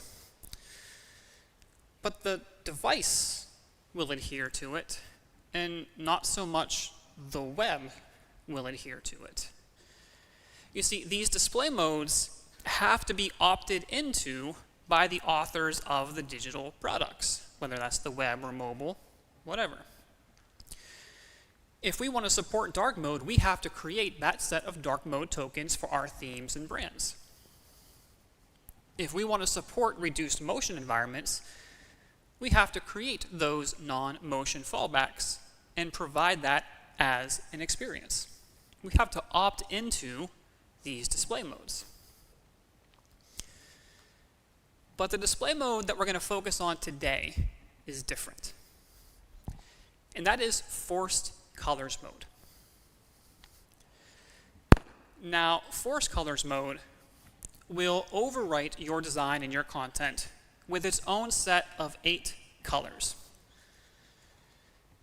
Complicating things further, those 8 colors can be user-defined. And adding one extra layer of just straight anxiety is this is forced onto your product. You don't opt into it. It overrides whatever is on your product, regardless of what you've designed. It is not opt-in, it is applied automatically, hence forced colors mode. If we think about how much time we spend curating the perfect scales of colors, of all of our different grays and blues and reds and greens, whatever our products need, and then we intentionally apply these colors in our products, what happens when we lose that control? What happens to our products when the colors that we intentionally define and use are overwritten? Now, I've stressed about this. When I was first learning about forced colors mode, I stressed. How many people did I impact in a negative way by not taking these needs and preferences into consideration? And it's hard to get exact data, but in, I think, 2019, Melanie Richards estimated that about 4% of all Windows machines are run in some form of high contrast mode. And if we think about how many Windows machines and devices exist, you understand my anxiety. So this is what we're looking at today, forced colors mode. What is it? How does it work? And how do we work with it? My name is Daniel Juszczyk. As Henrik already mentioned, I work as the lead design systems developer at OP. Previously, I worked in the same role at Posty. And in both positions, the European Accessibility Act was something that we had to be very aware of, very mindful of. So things like forced colors mode and accessibility are things I worked on every day. They're things I cross-train within the team itself to level up. And are things I talk about and advocate for throughout the organization as a whole. And forced colors mode is one of these ones that seems to be pretty misunderstood, if understood at all. So we're going to understand today what it is, how it works, what it does. How do we design and develop for it? How do we test for it? And along the way, we'll pick up a few best practices of working within forced colors mode or working in a way that takes forced colors mode into consideration. Now, the theme of today's talk is a treasure hunt. We're going to be a nice, cute little fox trying to find some treasure. We have a treasure map, and we're going to try and decode the clues and solve the puzzles by using our little forced colors mode lens. And if all goes well, we'll get treasure at the end. And I thought, why not make the talk itself a treasure hunt? So, this coin here that you see will appear somewhere else in the slides today. Be the first person to find this coin in the slides, get my attention, shout, jump, something. And the first person to get my attention will win themselves treasure. So, with that out of the way, and if anyone's trying to be smart, this one doesn't count. It is this coin, it's exactly this coin, but it's not this coin, if you know what I mean. So with that, we can get into what forced colors mode is. And again, I'm going to go back to a quote from Melanie Richards. we spend a lot of time curating our perfect set of colors and trying to figure out the best combinations and create that best default of what we assume a person will need from our product. But how one person perceives and understands a color or a color combination is probably going to be different than how another person perceives and understands that color and color combination. So while we may try to provide reasonable defaults, color is very unique, very specific, very personal. So to work with this, in Windows 10, they released high contrast themes. These high contrast themes provided 4 default themes, 3 in dark, 1 in light. And all of their colors could be user-defined as well and overwritten. And after a while, Microsoft learned something kind of interesting. People were using the high contrast themes, but overriding the colors to create low contrast experiences. You see, some people who may see a low contrast product and feel eye strain or a headache or a migraine, feel disoriented, right? They may turn to a high contrast theme to alleviate and browse more safely. But there are also people who will look at a high contrast theme and feel eye strain, headaches, migraines, disoriented. So they may turn to a low contrast theme to alleviate that and browse more safely.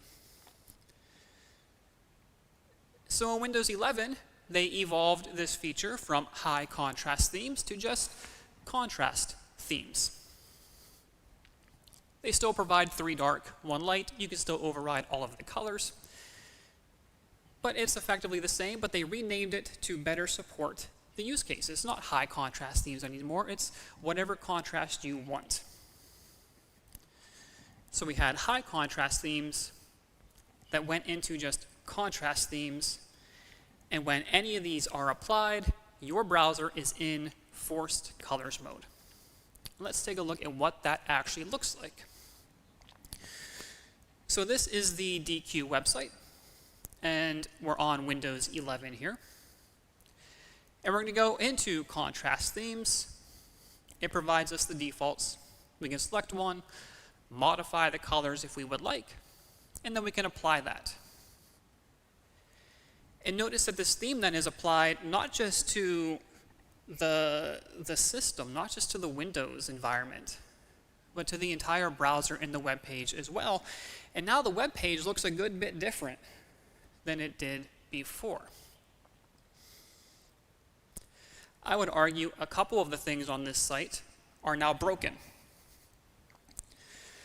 Luckily, those are the things we're going to be fixing very, very soon. But before we can fix the problem, we have to understand what is the problem in the first place. How does force colors mode work? Force colors mode does something called force adjusting. We have a long list here of CSS properties.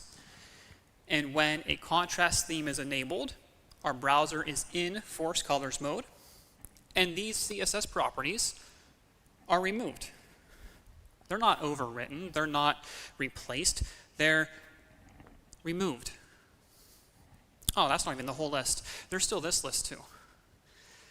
It's a lot of CSS that just have completely removed and just done away with. I do want to specifically call out box shadow. This is a troubling one. I've seen a lot of people turn to box shadows to create focus outlines for things like buttons and inputs. But in force colors mode, if box shadows are completely removed, what happens to your focus states and your keyboard navigation? It's removed with it. It's a pretty common thing. Designers in Figma may turn to box shadows to create that focus outline in the design. The developer in dev mode copies the generated CSS, pastes it in, none the wiser. Nowadays, it might be Copilot that grabs that same code, brings that over, and now you have issues with keyboard navigation in force colors mode. So Specifically wanted to call out box shadow, that if you are using this for focus outlines, you're going to want to refactor to a more robust, stable solution of, yeah, could be linear gradients, outlines, borders, whatever you need, just not box shadows.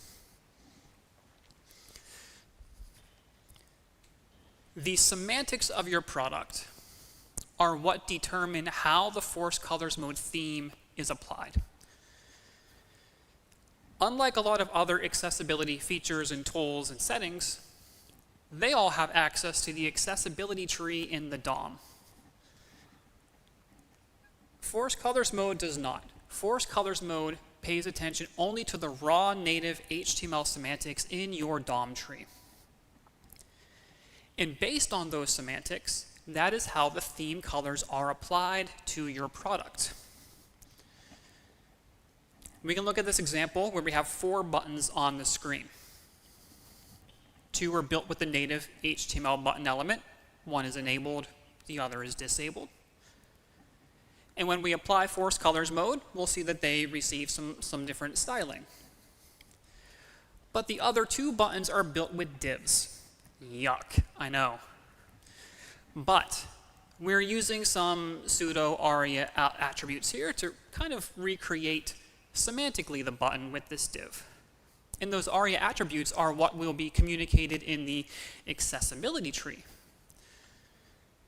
But Force Colors Mode doesn't access the accessibility tree. It looks at the raw native HTML DOM structure. And that is why our native HTML buttons in this demo look one way, and the div buttons look another way. So what do we do if we need to have a non-semantic solution still render in the same semantic visual way of Force Colors Mode? We can turn to media queries in CSS and just check, is Force Colors active? If so, let's put our styles in here. And these styles will be applied whenever Force Colors Mode is active. You can also do this in JavaScript if you would like. But we have our media query here. But if Force Colors Mode removes so many CSS properties, overwrites so many of our other styles with its own, what do we actually write in here to make our div button look like the other buttons? And this is where CSS introduces a new set or an updated set of system color keywords. If you're familiar with the keyword of current color, you'll be familiar with how these work as well. Where current color will inherit the color of the nearest parent element, system color keywords like button face, button text, canvas, canvas text, these will inherit the colors from whatever contrast theme is enabled. So it allows us to write styles relative to that theme without knowing what theme values are selected. And then they map generally to our HTML semantics of button backgrounds, button text, page backgrounds, page text, and so on. So when we combine our Force Colors media query with these CSS color keywords, we now have our divs looking like the buttons in Force Colors Mode. Again, don't do this, just use a button. This is just an example. It's just a demo. But it shows you how you can use media queries to target Force Colors Mode in CSS, and how you have access to the system level keywords to inherit the colors from those themes. So we now understand what Force Colors Mode is, how it works, what it's doing, and what challenges it can present. So I think we should introduce our treasure map for the day. Now, we won't be able to solve every clue here, but we will be able to defeat the boss at the end. So we have our treasure map here. We have our little adventure fox. And we have to figure out what all these clues mean. We have to get through these caves to figure out how to proceed. So when we look at our treasure map in Force Colors Mode, it doesn't make as much sense anymore. We need to figure out how we can update these examples to give the clues to move us forward and find our treasure. And there is no better place to start than the first step. This one, we will be taking a look at buttons and how we can use more than just color to distinguish elements from the page. A very common thing we find in production code is whenever we are building a button element, so often we just set border to none. Not often do our buttons actually have borders designed for them, especially in the, I don't know, past 10 years or so of UX design. So we have border of none defined in our CSS, and outside of force colors mode, this gives us the visual experience we're expecting. But inside of force colors mode, this does something a little interesting. Because you can't control the force colors theme, you might have a black background on your page, and someone may enable a dark theme with a black background defined for their buttons. And in this demo, that's exactly the case we have. And if you take the background of the button and it matches that of the page, and you don't have any border to indicate the shape of this element, the element becomes a little difficult to understand. And this all stems from the border none property. So what do? How do we create buttons that look like we want them to look outside of force colors mode, but still have them be understandable in force colors mode? And it seems almost too simple to be true, but we would just apply a transparent border. Because force colors mode applies its colors to the semantics of the element. So if you remove the border, there's no border for it to restyle. But if you have a border and it's just transparent, well, now that transparent color gets overwritten with the forced colors mode theme. And when we do that and apply our transparent border to our buttons, we realize that, okay, we must go north, onward, and upward to the next clue.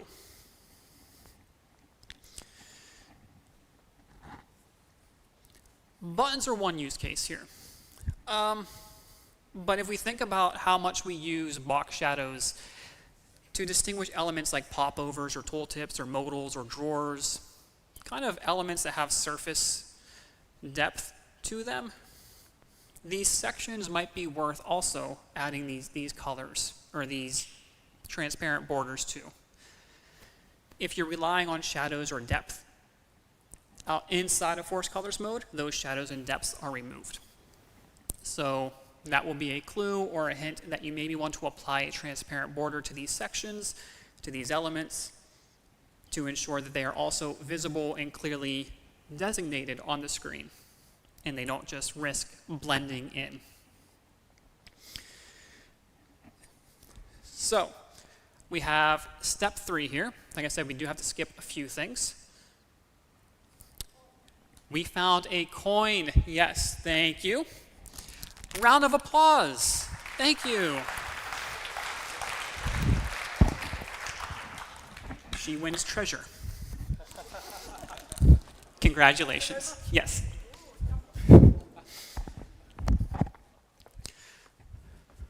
Okay. Very astute. I like it. Step 3. Like I said, we had to skip a few steps here today. But if you want to talk more about this, I am all ears. In this example, we're going to be taking a look at filter buttons and background colors specifically. Now, this is going to be a pretty simple demo or a pretty stripped down demo where we have these little disks. And we have to put the disks into the door to unlock it. But how do we know which disks need to go in? Now, on many e-commerce sites, we have filters for colors that are often just little colored buttons. Now, ideally, you're going to have some type of text next to the color name. You might have some type of icon with the color. You're not communicating only with color. You want to communicate in layers. But for the sake of this demo, we're communicating just with color. And when we enable force colors mode, we realize that color is no longer there. That background color is overwritten by the contrast theme, and now our filter menu doesn't really make any sense. We don't know what to click, we don't really know what to do, we don't know what the effects of our actions are. So there are many ways to address this situation. Like I said, probably have text of what the color is, some type of iconography, but this is going to be an example of where we opt out of force colors mode. All the other display modes are opt-in. If you want to do something special with force colors mode, you have to opt out. And in this case, we're going to use the CSS property of force color adjust. And we're going to set it to none on our filter button backgrounds. So that way, inside of force colors mode, we're explicitly saying we are actively choosing not to let force colors mode overwrite this element. We must use the color that we've defined. Force colors mode, no. We're opting out of it. We say no. And we can use this with the CSS media query.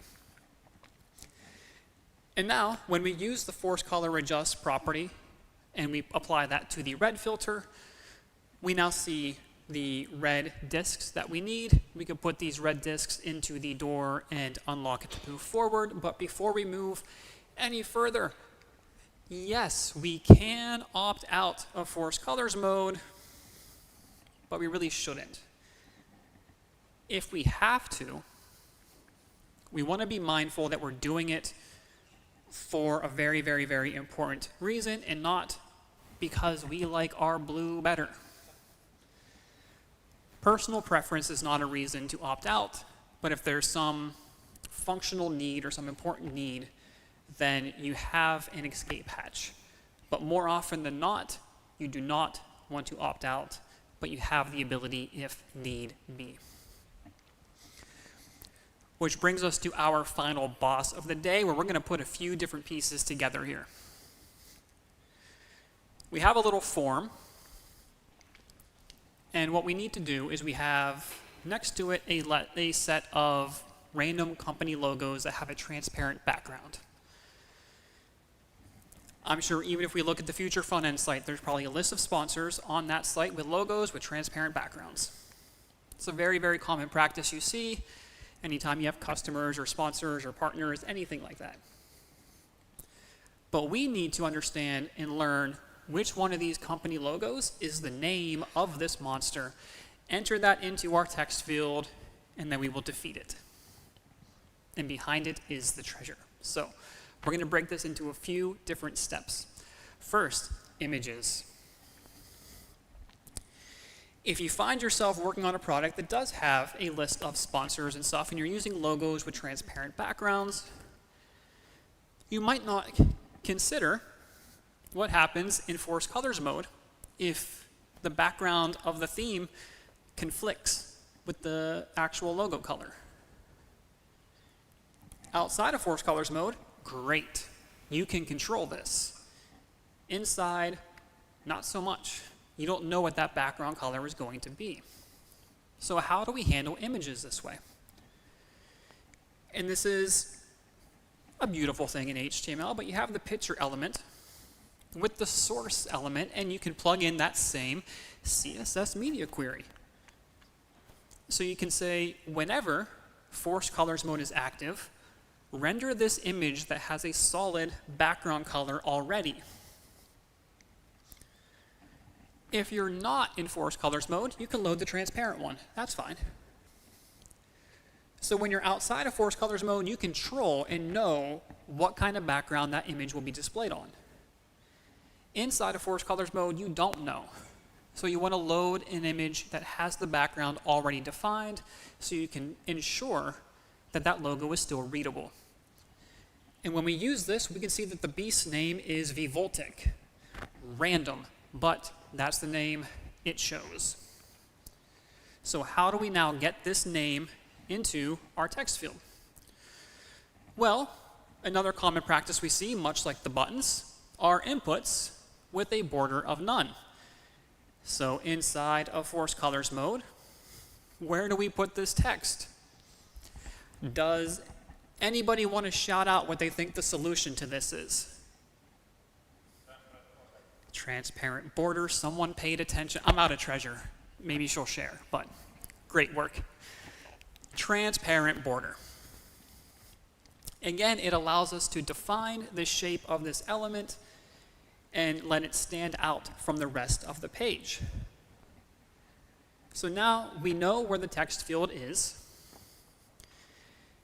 but we put in the wrong thing, or it's showing the error already. Maybe it validates as we type, but it's showing us this text of the beast name is incorrect. But it's just styled like any other page body text. Because in the other demo, we're just using the color of red to communicate that it's an error. And forms and validation and stuff like that and logging in can be a very deep topic, especially in the world of accessibility. Ramona's talk right after this one is going to dive into that a bit more, and it's going to be very, very interesting. But for our case, what we're doing right now, we're just going to add a little icon. When you take the color away from something, what meaning is it left with? And if you're only communicating meaning and intent with color, when you take that away, you're left with nothing. So we add in iconography here to communicate, even without the color, that, hey, something has gone wrong, something has erred. So we have the beast name, we found the input field, and we even know when we've typed it incorrectly. So we can go through the whole demo now, and we will take a look at this because we will enable, in this case, type the wrong name. We bring up contrast themes in Windows 11 again. Enable it, and now we have the whole flow. And with that, we can now see what the entire decoded treasure map now looks like, and we see that our treasure hunting fox is happy with their riches. Like I said, there are a few sections we did not get to today. I'm happy to talk more about this. I will be here still today, so happy to have more conversations. So I want to do a quick recap and share some resources with you. Testing is tough, especially since so many of us use Mac. Fun fact, I bought a Windows machine just for this talk, recorded the demos, returned it a couple days later. But you needed the real thing, because virtual machines, emulations, test suites, they only get you part of the way there. Like things like Chrome and Chromium browsers in general have access to force color simulation. You can enable it. It gets you part of the way there. It gives you a general sense, but you don't have the ability to define the theme, customize it. You're a little restricted, but it gives you just enough to do some basic level testing. But the best testing will happen in Windows directly. So we have display modes. Most of them are opt-in. Force colors mode is forced onto your product. So we want to be mindful of how we use color and how we use semantics in our product to work within force colors mode. Different resources, articles, courses if you want to learn more. The slides will be available very, very soon. But I want to leave you with one last thought. The best products communicate in layers. It's a phrase I find myself saying just about every day. We don't just communicate with color. We don't just communicate with icons. We don't just communicate with text or images. We communicate in layers, so that if one of those layers are removed, we can still have value. Think about a crosswalk. We generally have the positions of the icons. Usually one is on top of the other. Those icons are generally going to be different. One is standing still, the other is walking. We're going to use color to communicate when you can go, when you should stay. Sometimes there's even audio cues. We're communicating the same information in layers so that if one of those layers is not accessible, you still have access to the information one way or the other. That's the biggest point I want to leave you with today. Communicate in layers. Thank you very much. Thank you very much, Daniel. And remember to put in those questions for Daniel, and we'll have all three of them up here later on for Q&A.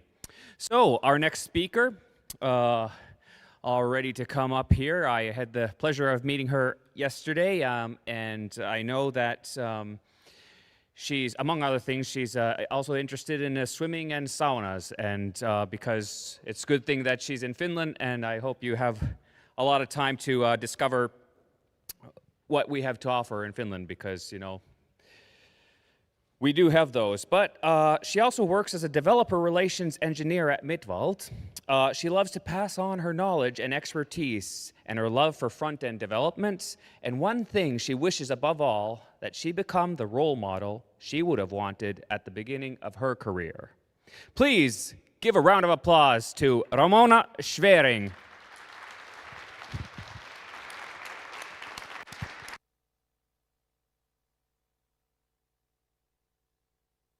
I have a question to all of you wonderful guys, and I'm so happy to have you here and to have you talk with me. Let me get this a little far off. I hope it sounds a little better now. About a topic which is pretty close to my heart. But first, I didn't brought you cake. I cannot lie to you. I was a former test engineer, and I cannot pass stuff to you which is not in my own quality requirements. So sorry about that. However, how many of you guys recognize this red quote on my slide already? Oh, I'm so happy I see a couple of hands, because before, when I was doing the talk, it fluctuates a little bit when it comes to people recognizing it. But in case you don't recognize the cake is a lie, no worries at all. I will basically invite you to a little journey. I want to tell a little story. Some people might know it. But just to get us all on the same level. Okay.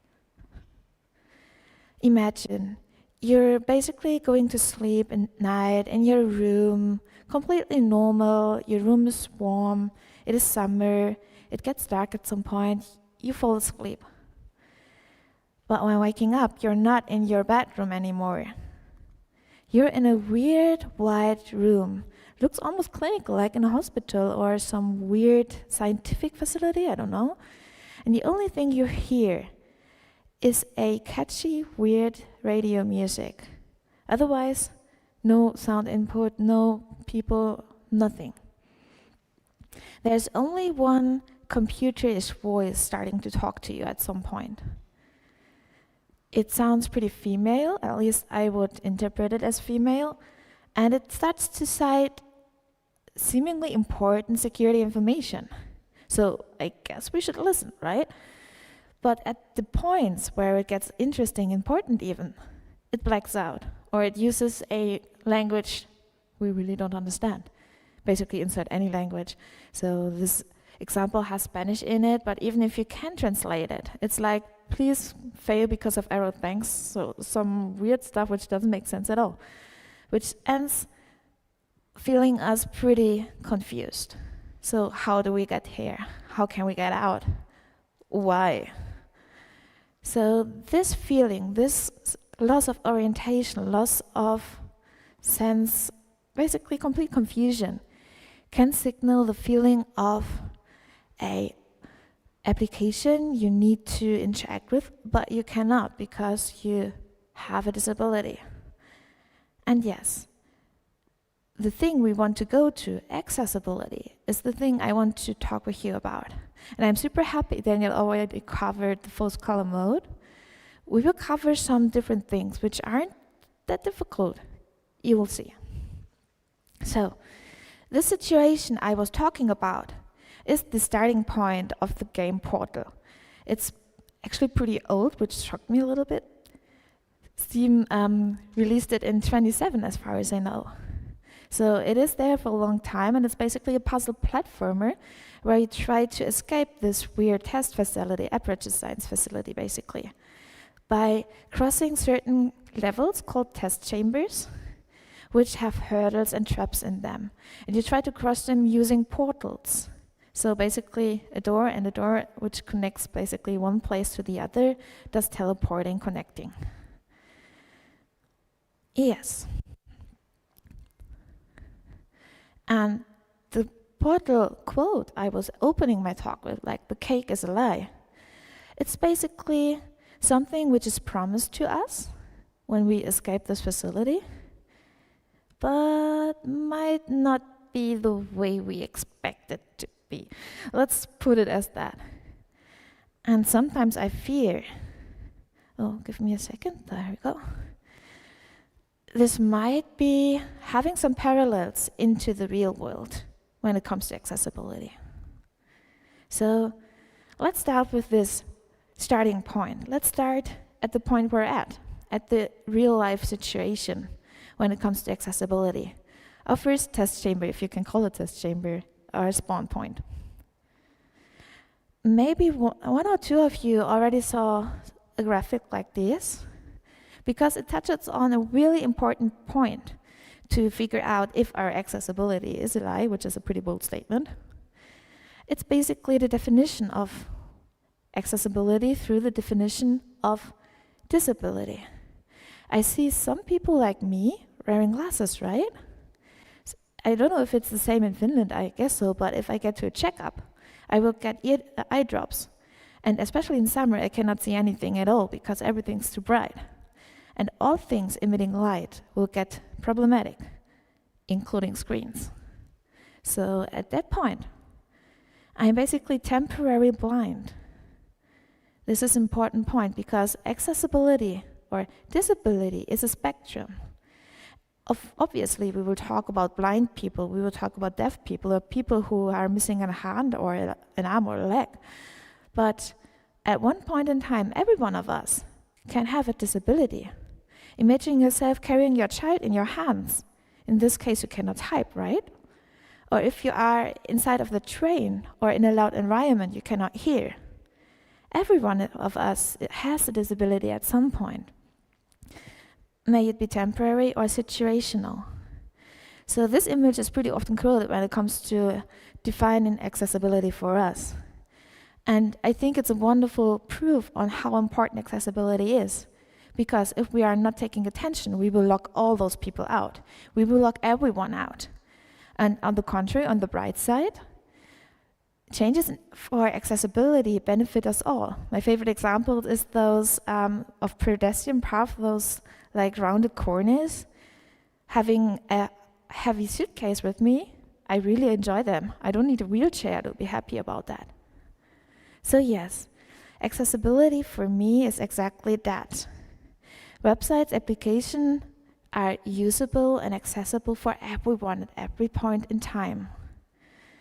And I do think the cake is a lie because sometimes we treat accessibility as a basically checklist because there are some laws we need to fulfill.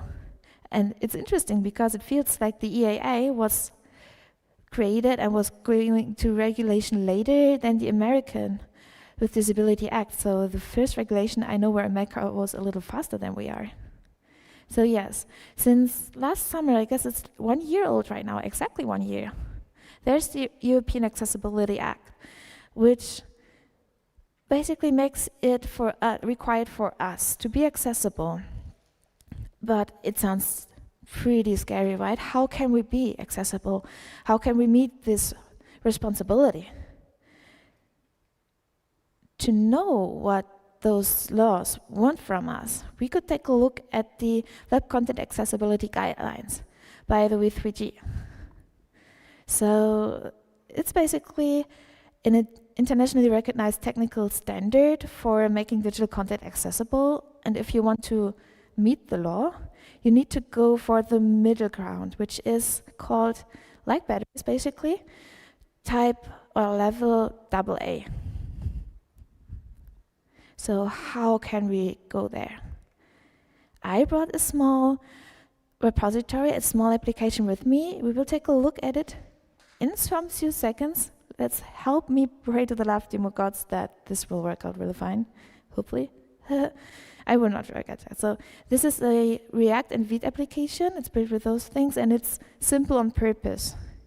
So we will take a look at this login form, because my talk will focus on authentication, because if we are not making this right, we're literally locking people out, right? So yes, if you want, you can scan the QR code, but obviously I will share the slides, so no worry if it's not fast enough. And yes, it's a valid criticism to ask people to scan the QR code. We will get to that later on as well. The first testing chamber directly connected to this application is our companion cube, the screen reader. And no worries, we will not be doing the same as in the Portal game. We like our companion cube, we will keep it, we will not toss it aside. We love our companion cube, just to make that clear. In general, a screen reader is a solution on all devices, basically, reading aloud what happens on your computer screen. That could be anything. It speaks the text and documents and windows and the elements. So it is like companion cube, accompanying us and helping us, no matter if we need it or if we want to test for it. We will use the screen reader here on the Mac, so it's voiceover, but Windows and Linux do have other solutions as well. And yes, let me quickly change my screen to mirroring, because I brought a live demo. Now we get serious. Okay, there we go. So, I want to use this login form. It is on a branch called don't. So if you check it out, don't take a look at this branch, please. Go for the main one. The main one is friendly, the don't branch is just don't. I will use test as a username, and then if you want to close your eyes, you're invited to do so. Hopefully audio is working out, because I will use a screen reader on this form right now. VoiceOver on Chrome. Login accessibility Google Chrome Proxy password. Wind link. Forgot password? I'm typing. You are currently on a link to login button. You are currently on a button. To click this button, press Control, Option, Space. I will click now. Like you hear nothing, right? You can open your eyes if you want. It was on purpose that you didn't hear anything, because this is a problem. If you're dependent on a screen reader, you wouldn't know that I purposely log in, right? Because there was no error indication. And even if you assume it didn't work, because let's assume there's a dashboard behind this login screen and it's not popping up, you would know that it's not there because you can deduct it, but you don't know why is it. So yeah, this form is really not accessible at all. So let's quickly fix this VoiceOver together. off. So there we go. The first thing I would like to fix is the general error handling, and therefore I go into the alert component here. It's a pretty simple React component. You can find it in the components folder, like basically any other React application has. And in it, I want to take care of this div here. I hope you took attention to the semantics in Daniel's talk. It's really important to be careful when it comes to using divs.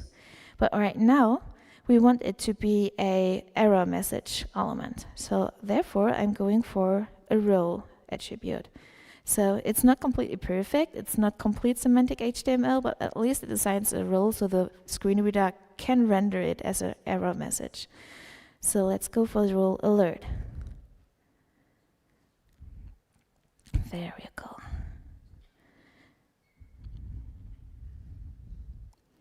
Let's see what happens inside of our application and really make sure I really saved, because I know myself.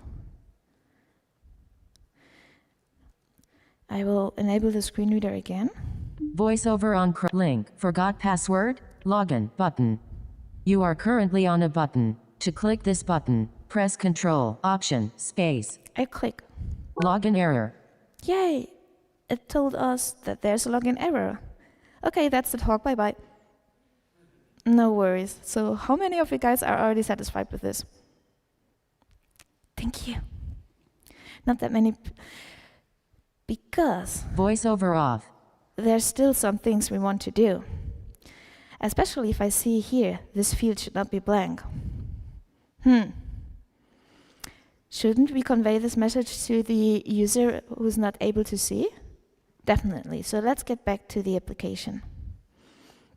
Therefore, I'm going to the input fields. So this is a component which has both input fields, maybe username and passwords in it. And there I want to add a certain attribute. Because yes, we do have the own browser required handling because we already saw an error message, right? It is there because we do pass required down to this component as a prop.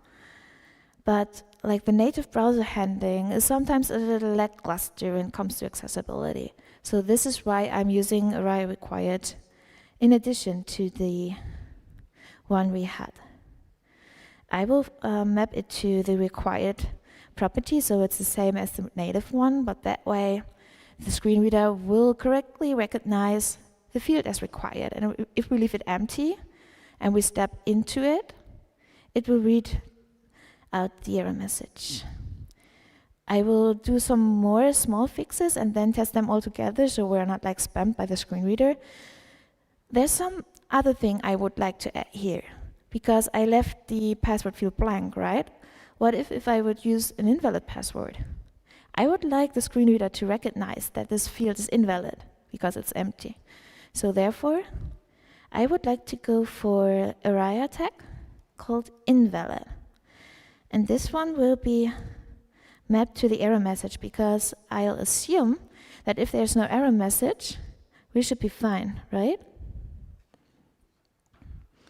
And last but not least, when I step through the page with the screen reader, I want it to connect the actual error message under the field to the field. So the screen reader knows what field exactly is going wrong. And therefore, I will use another array tag called array described by. And similar as before, I want it to be fired when the error message is available. If yes, I go for the, there we go, for the ID of the error message.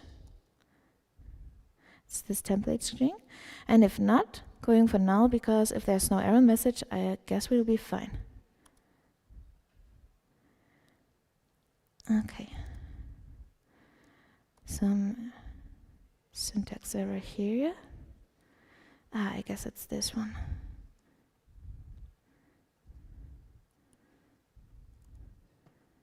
There we go, that looks good.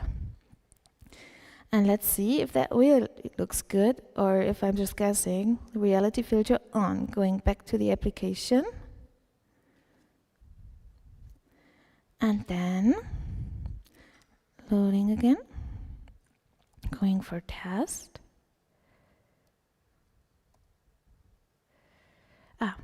And enabling the screen reader. Voiceover on Chrome. Login accessibility link. Forgot password? Login button. You are currently on a button. To click this button, press Control, Option, Space. And I click. Login error. This is good. I will tap up. Link. This field should not be blank. Required invalid data. Secure text field. Username required menu pop-up. Edit text. Yay. Voiceover off. So, as we see, the screen reader connected the error message here to the password field, not to the other field. It was marked as invalid and it was marked as required. So, yoo-hoo, we do have done a little more when it comes to accessibility. But to be honest with you guys, I'm still not completely convinced, right? Give me a little second to switch back to extending my screen.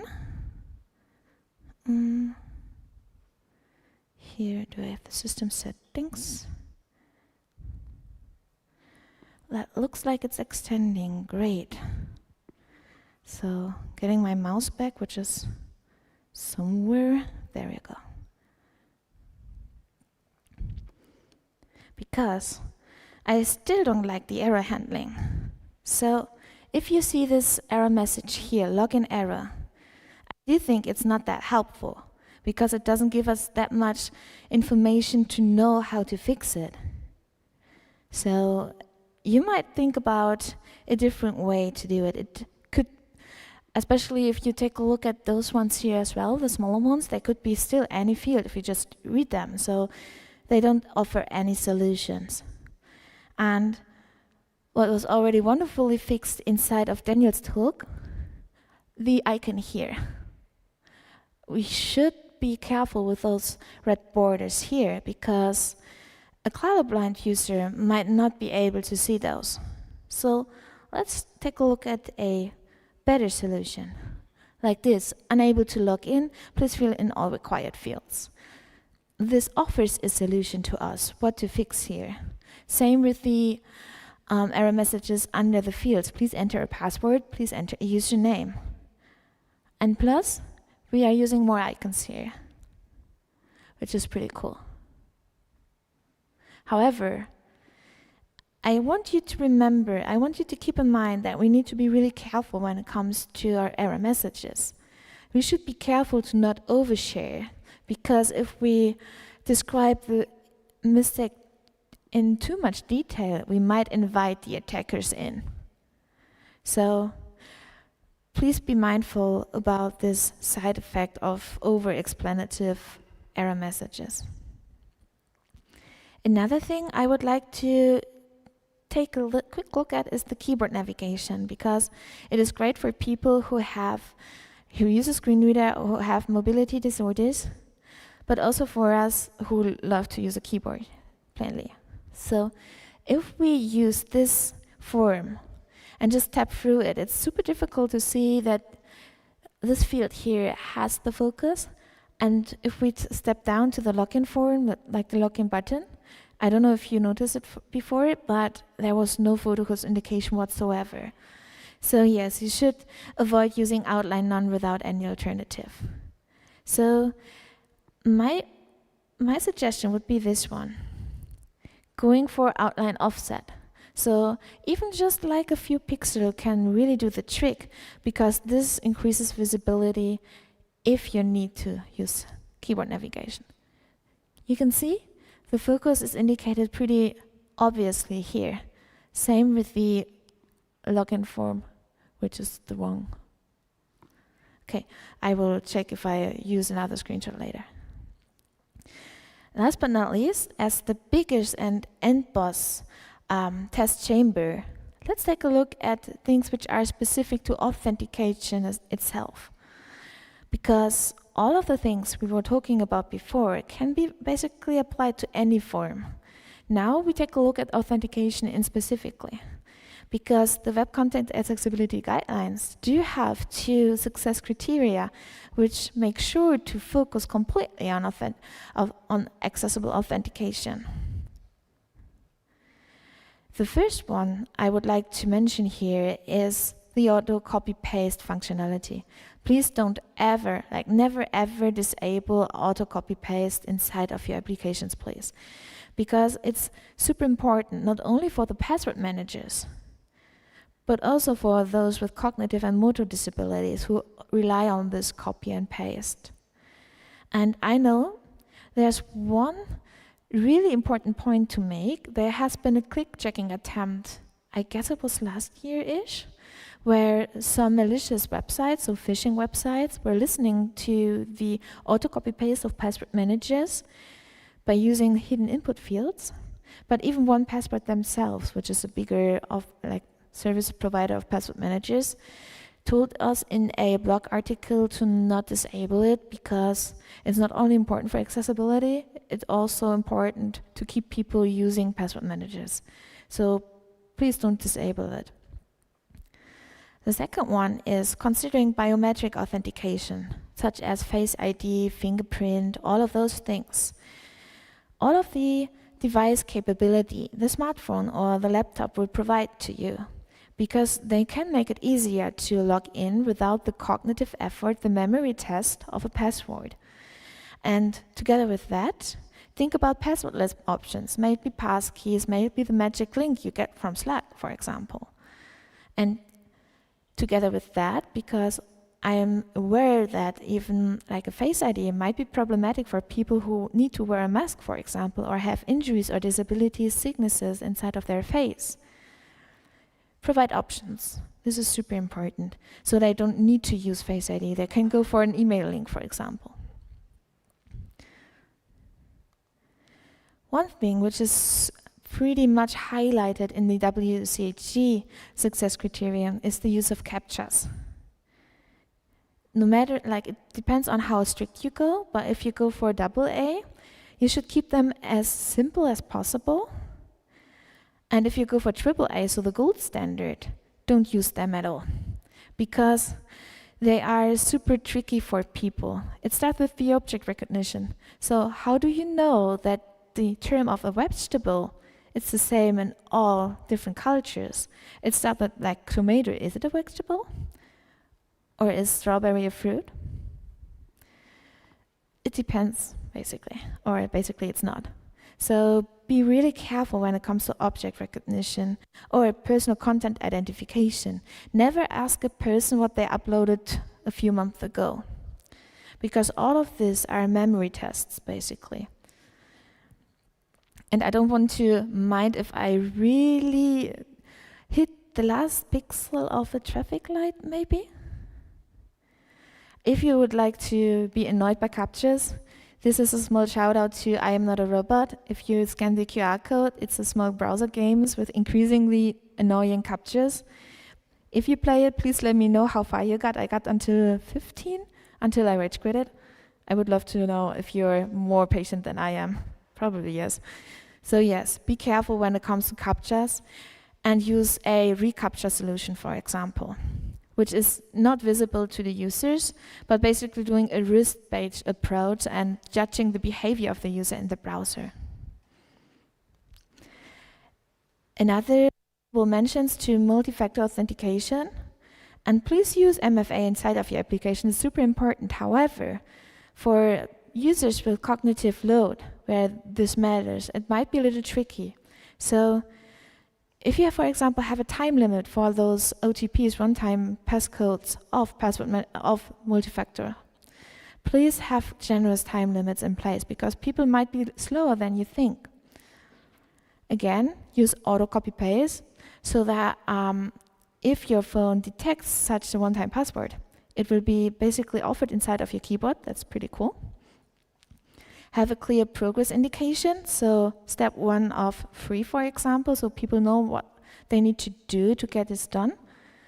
And the accessibility of QR codes. There might be people struggling with QR codes because there's a broken arm, for example, or they cannot see this QR code because of blindness. So always provide a text-based, like, code alternative for people, especially if they need to set up MFA.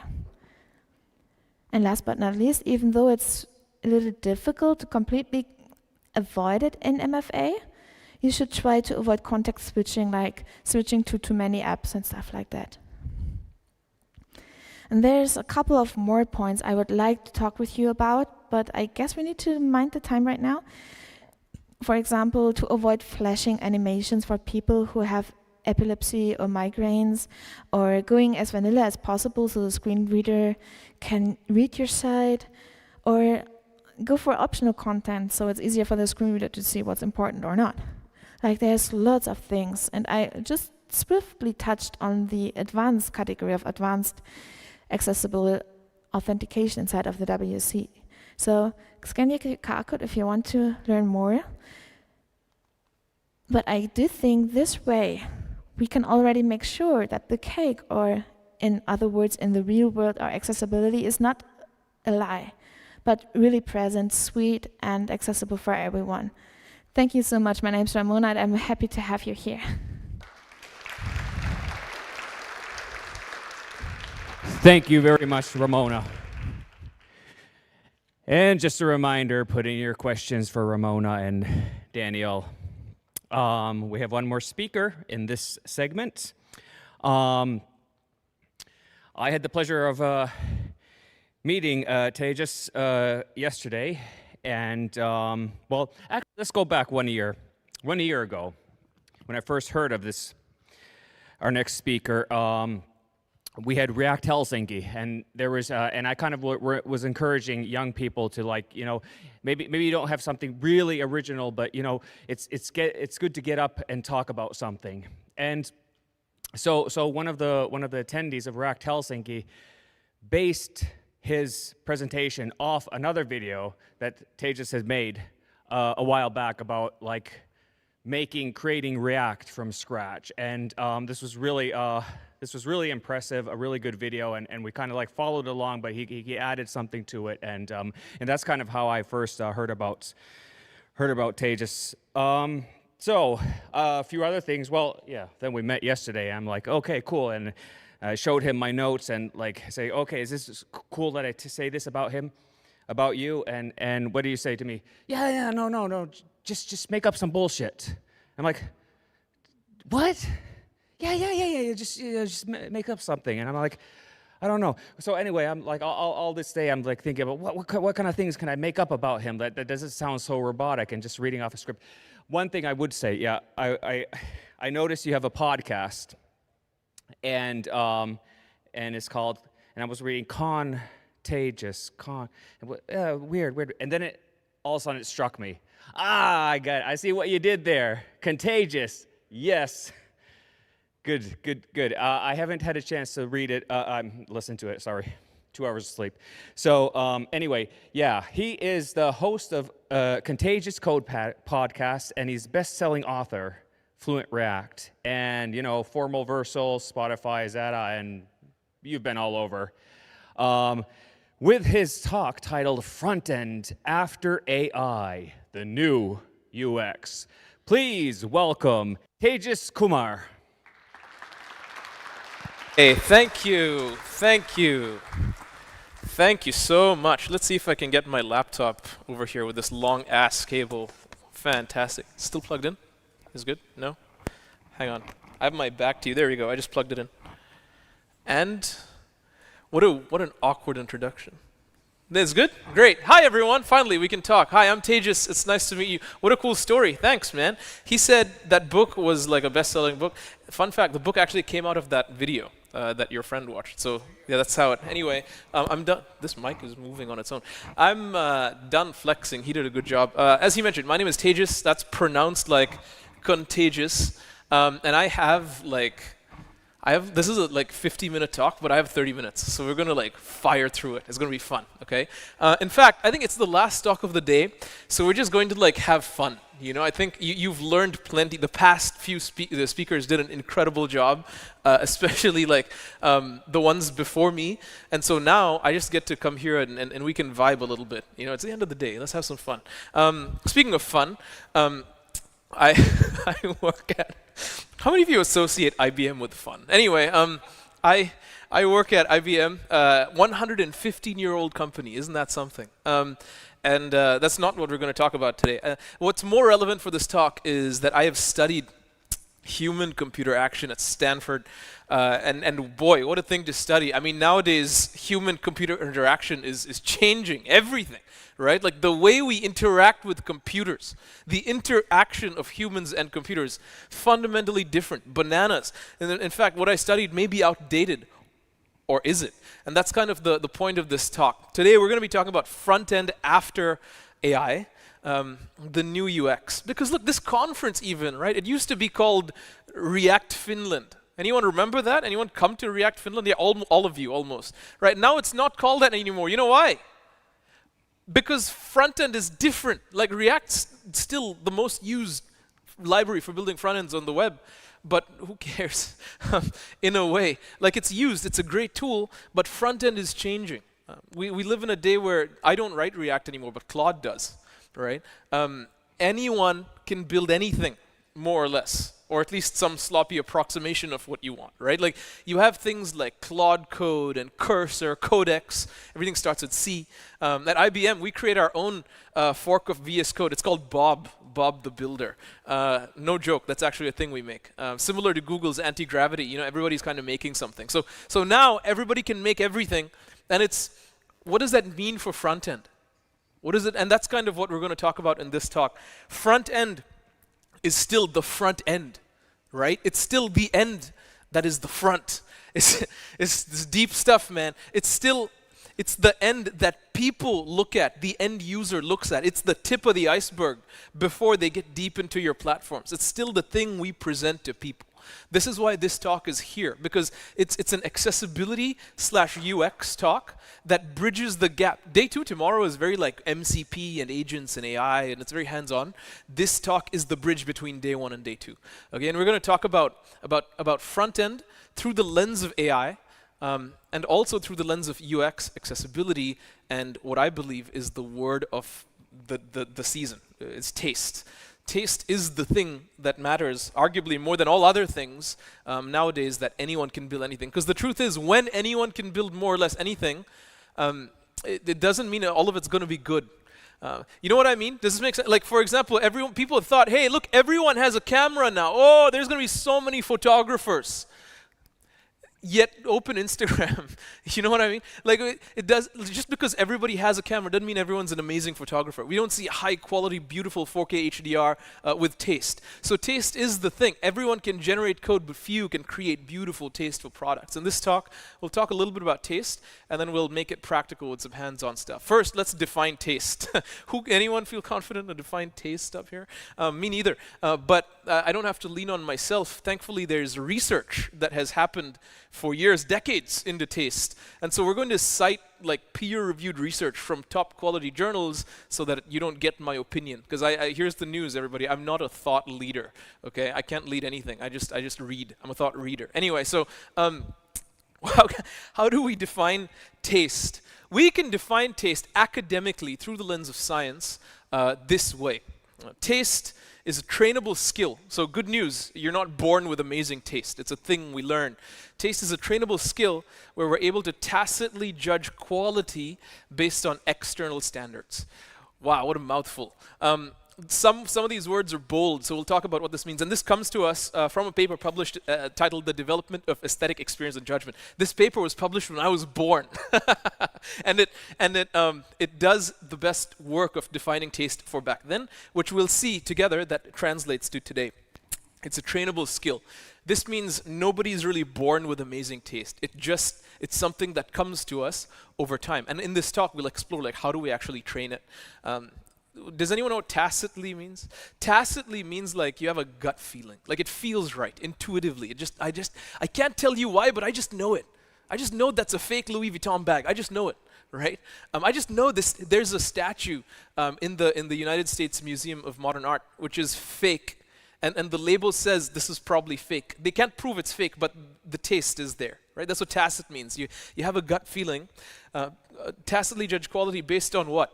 Based on external standards. This is very important because as human beings, we make tacit judgments all the time. And sometimes those judgments of quality are based not on external standards, but on our own bias, okay? Look at me. Yeah, you know how I look? People tacitly say I work in tech support. That's a thing that has happened, right? And so tacit judgment based on internal bias is problematic. But tacit judgment based on external standards, aka science and fact, that's called taste. When you can just tell, right? Let's explore this through some examples in the wild. I think examples are incredible as sort of reference points. And so I think the best example of this is money. There are people in this world, not machines. They don't even trust AI with this, but there are human beings who it's their job to identify money. What's counterfeit and what's a real bill, cash bill. Right? How do they do that? And you would think, well, they develop this taste for I know what real money looks like because they study all the counterfeits. Oh, the scammers, they use this specific paper. That, fake money has a smell to it, has a taste to it. You would think they spend their whole career studying fake money. It's actually the opposite. They actually spend almost all their time identifying and studying real money, valid money, actual issued from a treasury, so that when they see something fake, they immediately know. They tacitly can judge. Based on what? Based on the external standard of real money. Does this make sense? That's literally how they develop that taste. This will hit closer to home. Anyone ever work with a design? If you're not a designer but a developer, you ever work with a designer who's like has got amazing taste? Yeah, many of us. My first job ever, I worked with a creative director. Her name was Stephanie Lupa, and she gave me this like design which required dangerous stuff, man. It required a div to be centered.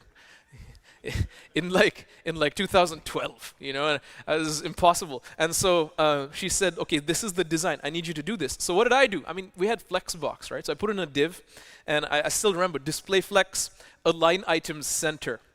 And I was like, okay, yeah, looks LGTM, bro, looks good to me. I said, Stephanie, come, it's done. She takes one look at it, 300 milliseconds. She takes a look, she's like, that is not centered. And I'm like, what do you mean it's not centered? It says align item center, Stephanie. Stephanie, you even code? And she was like, it's not centered. I said, Stephanie, the computer doesn't lie. She's like, I don't know what you're smoking. That is not centered. We went back and forth a few times until she was the boss. She's the creative director. So she said, it's not centered. Figure it out. And I said, well, Stephanie, CSS doesn't lie. CSS lied. So I found out that the font apparently had like some weird line height that like added space underneath the bottom of the text, and who knew, you know? So I drew grid lines and I made sure, but she had this taste, right? It's taste that was trained over time, so she could instantly know based on what? Based on external standards. She looked at hundreds of thousands of things and she knew. One last example is music. You know, you ever go to a concert? Oh, there's metal concerts in Iceland, huh? You ever go to, in Finland, sorry, damn. Kick me off the stage. You ever go to, it's the end of the day, whatever. You ever go to a concert and somebody's, you know, they're singing or they're playing an instrument and I still can't believe I said Iceland. And somebody's singing and they hit a note that's off pitch, that's off key, you know, happy birthday. Oh, Jesus, what happened, you know? And we all collectively do, we're like, that's nasty, they missed. How do we know? It's because we tacitly judge the quality of the singing based on an external standard being relative pitch, right? Like you just know in the key of C with music, you could do G, F, A minor, but you do a G sharp major, you're gonna have a bad time, right? External standard. And so you just know this. So taste is defined as a trainable skill. We can all train it based on rapid judgments, even before our conscious brain kicks on, but based on external standards, not internal bias. Difference between like racism and taste, okay? And so why are we talking about this? This is supposed to be the accessibility thing. Well, nobody's going to use your thing if it's distasteful. In fact, here's some research about this. Taste raises the perceived value of products and influences the intention of customers to purchase your thing. Apple's event WWDC is tonight. And tonight they're going to show you some tasteful things, hopefully. They're going to zoom in. Oh, this phone is made with glass and titanium. Oh, and then they zoom in and they're like, look how beautiful. By the way, it costs like $10 million, right? And then we're like, oh, shit, maybe you know what? I will pay for it. It's quality, right? And so that's exactly what taste does. And they know what they're doing, right? And it enables us to pay for things. So anyway, taste. Why are we talking so much about taste? It's the game changer for a world now of human-computer interaction where anyone can build anything. I've said many things about taste. One thing I want you to remember strongly, write it down, get a tattoo on your forehead, is that taste is trainable. It's good news. That's really good news. It means we can all create wonderful things. But how do we train it? I'm here to give you the recipe, the science-backed recipe on how you can improve your taste if you feel like you need to. You need to. We all need to. Here's the recipe. Number one, immersion. You ever wonder who even makes taste? Like who gets to decide? What makes this like lady at Vogue decide what's fashionable and what's not fashionable, right? Turns out the people who have really amazing taste is just because they were born into situations where they had literally nothing else to do except look at a bunch of stuff. and like make judgments. If you're born rich and you just look at dresses all day, and your mom tells you that's a good dress, that's a bad dress, then you just know what good dresses look like, you know? Fun fact, so it's just like a privilege thing. Anyway, so how do you get good at taste? Full immersion. You immerse yourself in articles. You immerse yourself in a system of valid cues. In the case of software, you immerse yourself in this beautiful application, linear.app. Wow, wonderful. Or you immerse yourself in something kind of ugly and you're like, oh, that's kind of ugly. Whatever it is, you're deeply immersed in an environment full of cues. Great website, ugly website. Accessible website, inaccessible website, right? You're just constantly being met with these cues, but there's a final ingredient, which is you need corrective feedback, and you need to be receptive to that corrective feedback to then refine your taste. Incredible work by scientists Dr. Kahneman and Klein, published in 2009 in the American Psychologist, the Journal of American Psychology, titled Conditions for Intuitive Experience, A Failure to Disagree. And this is the recipe for fine-tuning our taste. We have to be deeply immersed. We have to have cues that we can respond to. We're not going to get it right all the time. We will receive feedback. Actually, this was not as good as you thought for this reason, that reason, and we use it to refine our taste. A couple more recipes to help us refine our taste is Dieter Rams, the head of design at Brown. Anyone using Brown product, Brown is incredible. They're known for their design, similar to like Dyson. He says, as you expose yourself to these cues, what you want to do is write down, like, this is what makes good things good, and write it down as an external standard, so then you can judge the things you make against the same standard. Really great advice. In fact, this advice was so good, it was taken to heart by Johnny Ive, the head of industrial design at Apple. I'm holding something that Johnny Ive started designing like when he was younger. And many of us, if you work on a Mac, you're using Johnny Ive's design via Dieter Rams, right? Everybody knows this story from Steve Jobs where he talked about, I dropped out of university, but I sat in this one typography class. You've probably seen this. And he talks about like, oh, I saw the font. Wow, what a beautiful, I was totally not on LSD, but I saw this font and it was so amazing. And that the design there cross-pollinated into Apple's sense of design, right? And so another good practice for us with developing taste is cross-pollination, okay? I'll say this another way. Taste doesn't just judge better, it perceives differently.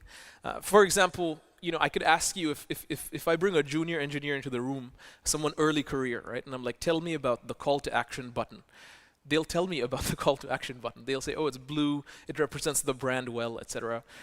If I call in somebody more experienced, they'll comment on the button, but they'll also comment on this button actually on some devices renders under the fold. They'll also comment on slow networks, this button is actually not visible at all. Like they comment on the things around the button instead of just the button, right? When you have really good taste, you're not just judging the thing better in isolation, but you're thinking about the whole ecosystem. You're thinking differently, which is, I think, kind of a nod to what Apple was talking about all those years ago. But anyway, taste.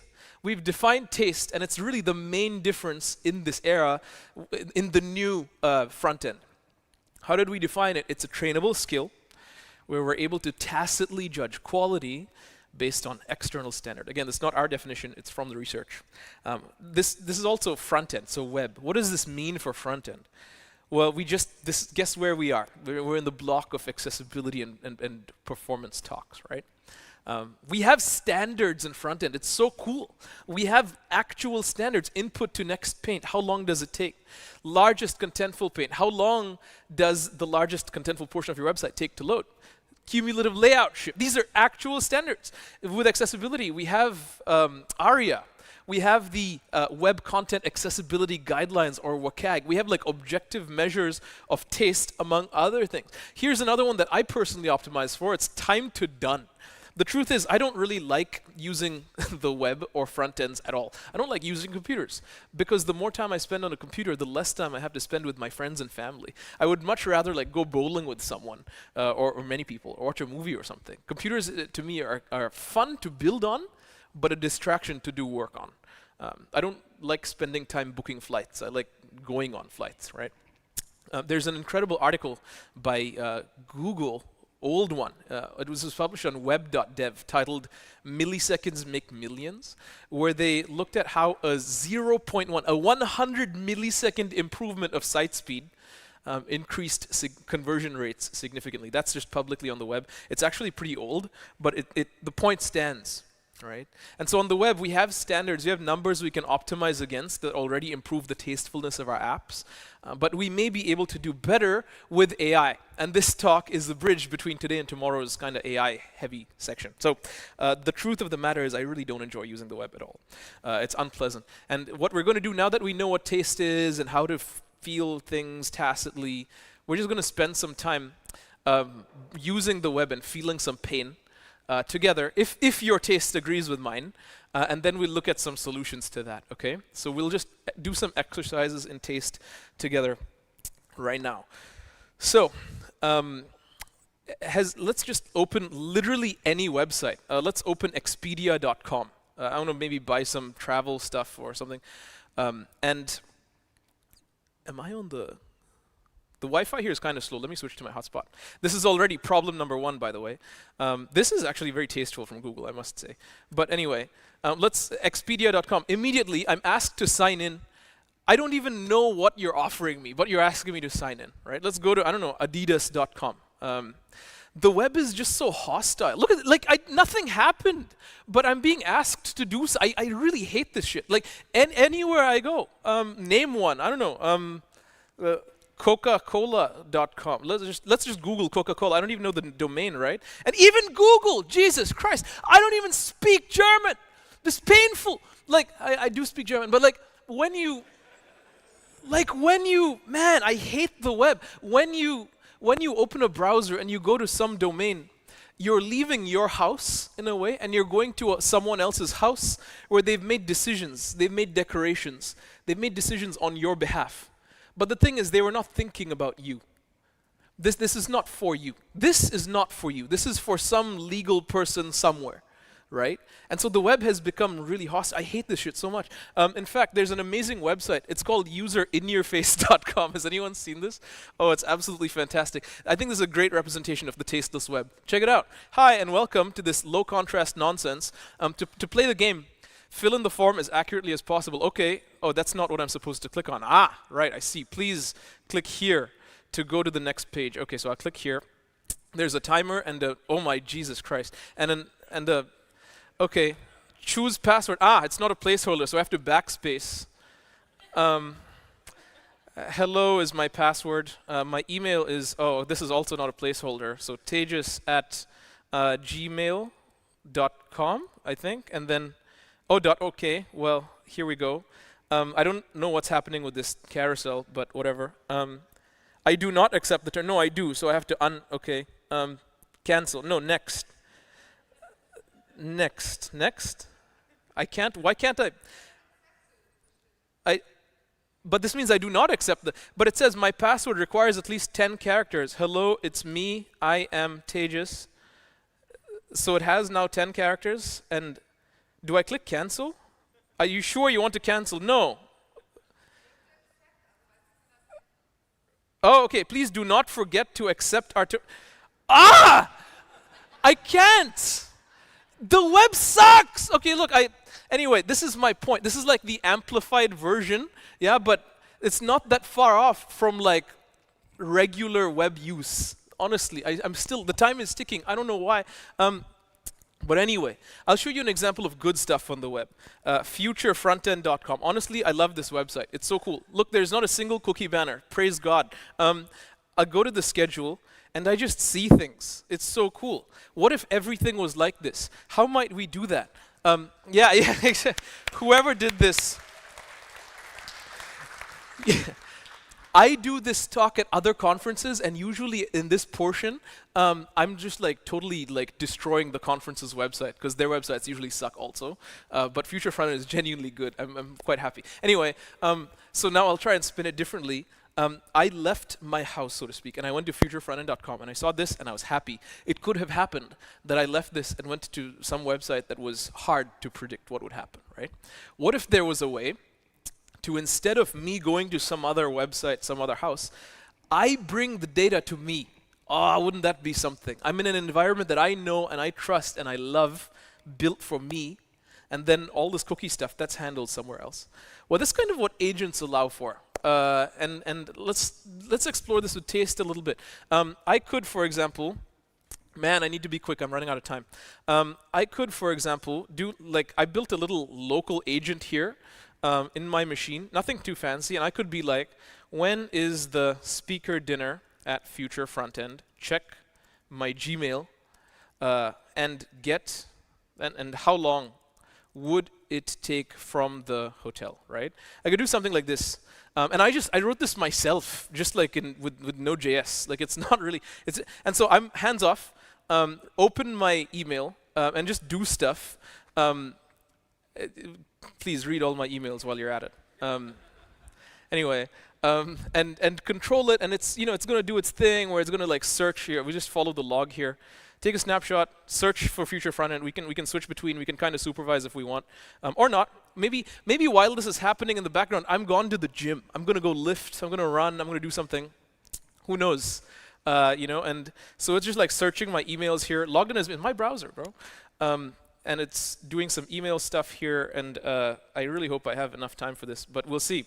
So it's continuing to search and find things. And so it's now finding details about a dinner, which was yesterday. But now it's on Google Maps. You can kind of see the background update there. How cool. And it's trying to find the distance between the hotel and the dinner thing. Mind you, all of this is happening while I'm here. I'm present. I'm with you. I don't care about that. That's background stuff. Yeah. The vision is I could go off and do something, but the data comes to me. There we go. We got the answer. The hotel is located in Espoo at this address. Please come say hi, ask questions at the hotel if you want. Anyway, and the speaker dinner is somewhere else. It's in the center of Helsinki. And it says you should plan to leave. This is what I wanted, but I didn't want to navigate Google Maps with some cookie banner. I didn't want to navigate all these things. I just wanted to ask and get an answer, right? That's what I want.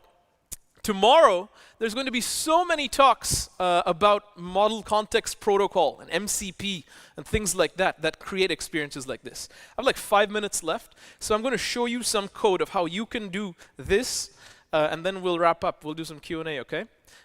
What powers this is something called MCP, Model Context Protocol.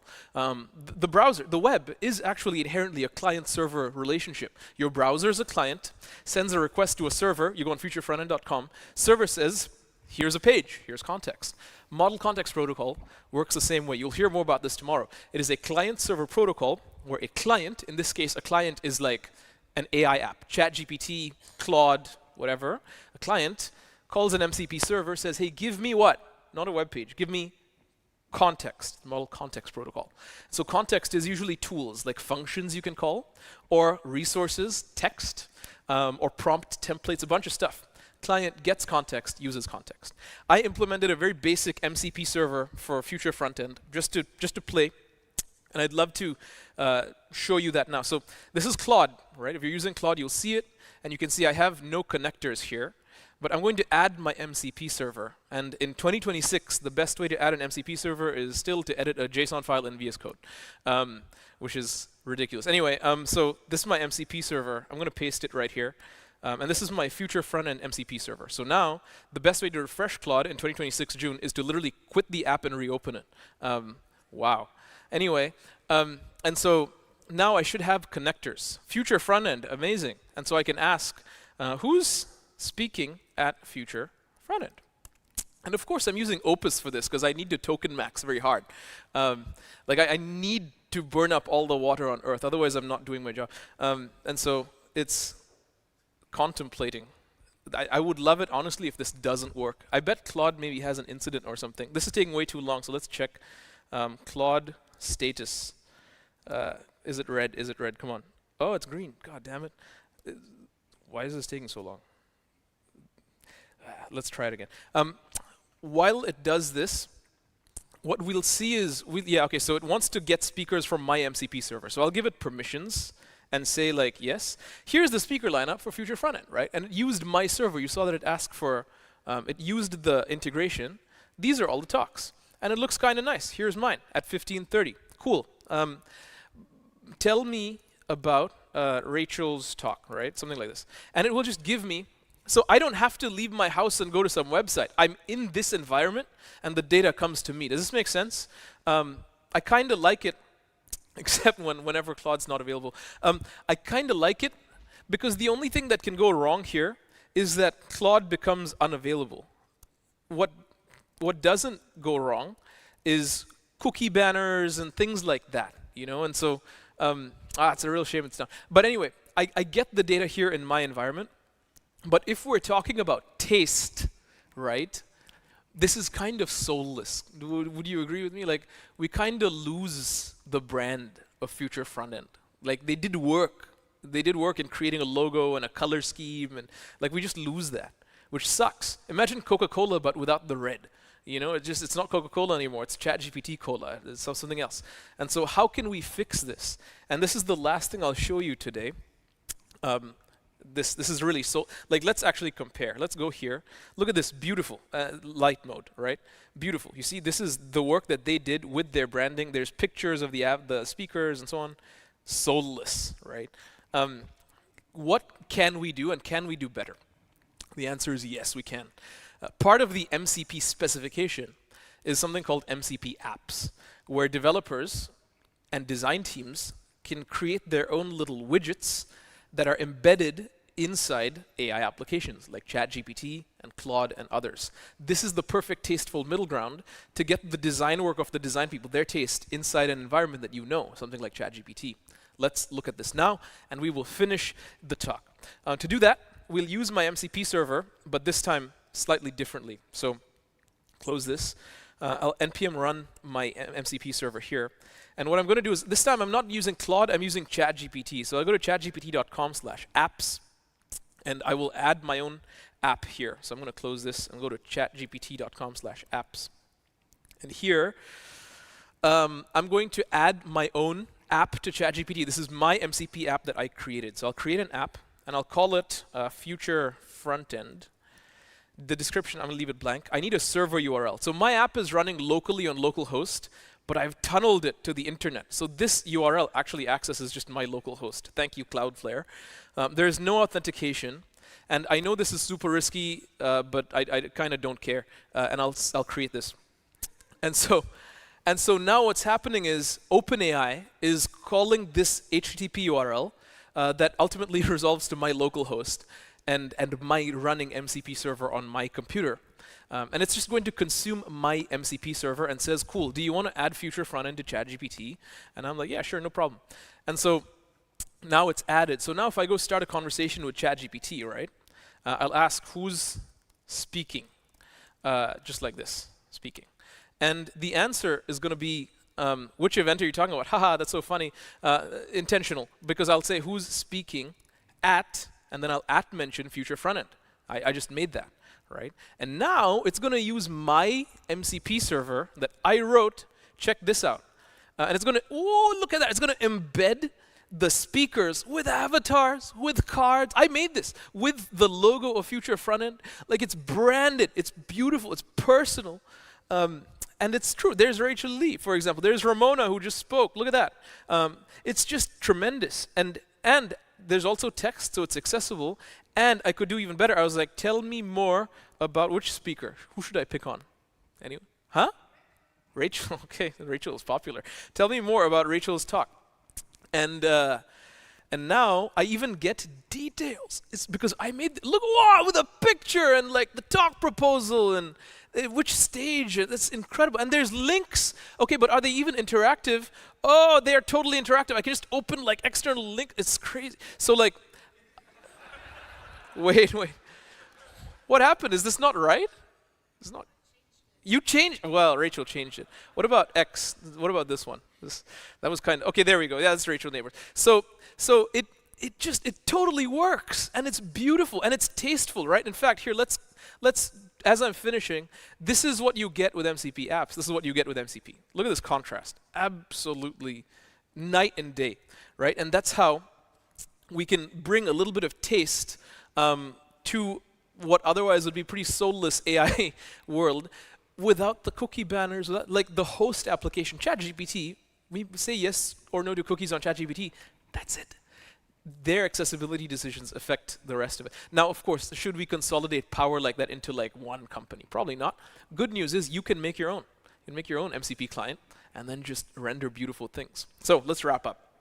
We talked a lot today about taste, about the new front end, what it might look like. Do we even need browsers at all? Maybe, maybe not, right? I hope today I've just given you ingredients for a dish that you will cook. I'm not here to thought lead and prescribe things, but I am here to just show you where things are at and inspire you to build the next few things. In practice, what does this look like? We have to think about taste quite often because we create a lot of software for a lot of very rich companies and people at IBM. And we put a lot of this into practice building something called OpenRag, which is like large Fortune 500 companies, for example, enterprises, they have a lot of data locked up in like Teams calls or like Excel sheets. And we built a system that tastefully just operationalizes all of it. And so that's an open source thing we work on. For now, just thank you so much for coming out and for listening to this talk. Thank you.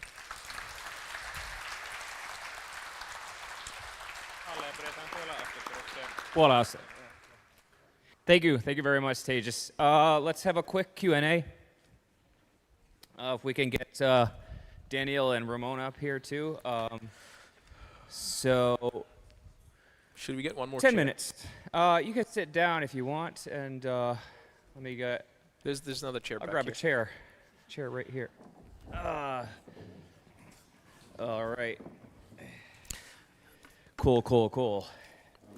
Thanks so much. And let me just. We have a whole bunch of questions. Do we? Okay. It's awesome, dude. They've been listening. Hey, Daniel. First question is for you. This is very a very serious question. What's your favorite chocolate brand? Cool. Let's shift gears. Oh, there we go. Cool. So this is actually, I break this into two parts. Commercially available chocolate, I go with the classic Frontend Blue. You can get it anywhere. It is my favorite chocolate that I can just have on a daily basis. But then there is a chocolatier in a country called Sao Tome and Principe. It's a small little couple islands on the equator off the west coast of Africa, and they make the greatest specialty chocolate in the world. And I would be happy to have more of that. So yeah, Frontend and then Sao Tome and Principe. Cool. Good answer. Let me see. The next voted one, let's ask that one. Not sure who that is for, but maybe one of you. I've noticed AI made UI many times taste the same. I don't know if it is the same color world they use or something else. Once more people realize this, do you think creators will try to hide they used AI for the UI? Want to take a shot at this, Tejas? Yeah, I think I'll change. I hope they hide that they used AI for you because I don't like looking at it. Like I was saying earlier, I spoke at a conference some time ago. It was an AI conference, and I was emceeing. I was doing your job, and every speaker had the same like aesthetic to their slides. It was all like a light orange background with orange headings and this like serif font, and it looked like Anthropic's brand, right? And so I was like, and as an MC, I called it out. I was like, is it just me, or did the past 5 talks all have the same aesthetic? Yeah. And so I think a lot of people are just creating things with AI. The problem is they're not applying their own personal taste to it. And I think if they can, if as part of trying to hide that they used AI, they just actually think for themselves and apply their own taste to it, I'm all for it. Let's do it. In fact, if you look at the movie industry, right, like it got to a point where we got bored of the movie formula. Like a lot of the Marvel movies, they follow the same formula and we're kind of like bored of it.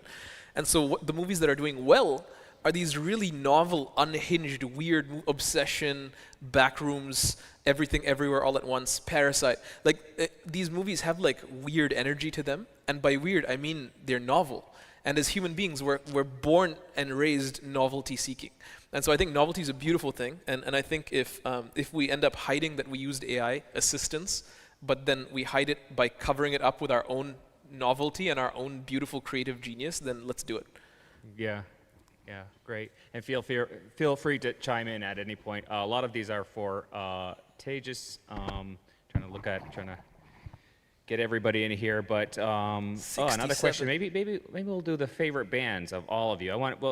The question was, Daniel, what's your favorite metal band? But I'm going to ask all of you something similar. As someone living in Finland, I'm embarrassed to say this, but my favorite metal band, they're called Mr. Misery from Stockholm, and I'm sorry, but they're my absolute favorite.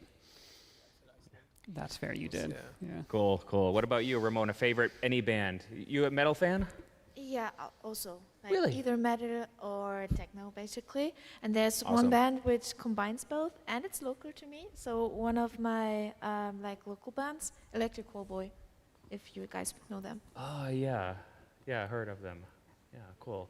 Tejas, favorite band? It's not metal. It's more like rock. It's a band called Switchfoot. Yeah. Cool. I love Switchfoot. I haven't heard that name in forever. Yeah, I'm old, bro. It's the Christian band, right? Well, they just do regular music. Oh, okay. Yeah. I mean, confused. Okay, yeah. No, they're from California, though. Yeah. Oh, okay. Yeah. Okay. Oh, this has so many votes here. It was a bot, man, for sure. Somebody's like spamming. I know, right? So how much do you trust the results of or conclusions your agents come up with? I don't. No? I don't trust it, but I do trust myself, and so I build a harness. You may hear this word harness. I did a talk about this recently at an AI conference about what does harness mean? How do you build one? I built a harness around my agent, which I trust. I trust that with my life because I built it myself. And the harness, an agent harness, is exactly like a harness you would give to like any animal, like a dog or something. You know, a harness is like a leash. So I trust my harness. I don't trust my agent. Yeah, cool. Good answer. Another one for Ramona. Press that. So what is considered an accessible alternative to CAPTCHAs? So my favorite one would be the Google one, the reCAPTCHA, which is basically a CAPTCHA which cannot be like, or will not be that much noticed by the user, but it's like the reCAPTCHA judging the behavior of the user inside of the web. That could be IP, that could be like click patterns. And I'm not sure if they completely disclose what behavior they're judging so that an attacker or something cannot just imitate it. But it's a risk-based approach, so the user will not notice, but they will be judged, and if the user does notice it, it's not like a memory test. So I really like those invisible risk-based approaches. Doesn't need to be by Google, but I guess that's the most common, well-known one. Cool. Work is done, and let me just kind of figure out this app here. Okay, maybe a question for all of you. This is really good. So how do we approach safety in the era of AI? I want to take a shot at this, Daniel. Safety. Well, at least I would consider like accessibility to be, safe usage of the web. So I think learning more about agent harnesses and stuff, as Tejas has mentioned, will help get us there. I know Google is working on or releasing different skills to keep agents up to date on latest features and evolving as the web evolves with it. So finding a way to essentially not let the context of the agents go stale, but also not trusting what the agent gives you and having a harness to make sure that it stays, not creating flashing UIs, creating, accessible login forms and all that stuff. So manual review, harnesses, and current context. Yeah. When it comes to safety as of security, I would recommend you to take a look at the OWASP stuff as well, because they do have a top 10 for LLMs, which is super interesting and gives lots of advice. And generally, when it comes to mindset, I like to phrase it as being professional pessimistic, if you can call it like that. So basically having an intuition and really being careful when it comes to working with AI-generated code or having your, let's say, chatbot reacting to a prompt. Be aware of prompt injection. Just try to educate yourself and act accordingly when it comes to all AI usage. Nice. Cool. Any takes on safety, Tejas? Yeah, I think I said it before with the harness. Is just really invest deeply in a harness. Yeah. I think that's the move right now. Absolutely. This came actually, and this directed at Tejas. But I remember somebody asking this last year, and actually it was after Rachel's talk, because she kind of touched on kind of like was it like web without browsers, or but if agents use the web more than people do, the value of ads will inevitably fall, which will make the web less profitable and more harsh work environment. Thoughts? Yeah, good. I like that this is just an open-ended question. Thoughts? Yeah. I have many thoughts. I think if we think the web exists for ads, we have a very short-sighted view of the web. The web, let me remind us where the web came from, because I'm not sure the person who asked this is aware. The web was invented at CERN in Switzerland. It was a research project to help connect the internet, which was read and write at the time. It just became a read-only directory of web pages for research. And the cool thing about CERN is it was owned by no one. It was not owned by an ad agency. And the purpose was not sharing of ads, it was sharing of information and ideas. Tim Berners-Lee, that's where he invented it, that's the vision, and that's what it was for. Ads ruined the web.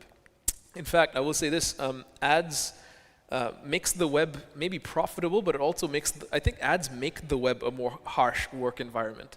And so the absence of ads, I think, is great. It's maybe not as sustainable without ads, and we'll have to explore like newer models for revenue, but I don't think that's going to be a problem, because we've always been good at that. I think even now, for example, you have to pay to use something like Perplexity, or ChatGPT. ChatGPT has a free tier that's kind of useless, and so when you pay, you're already, like, nobody pays for Google.com, right? Except you pay with your data for their ads.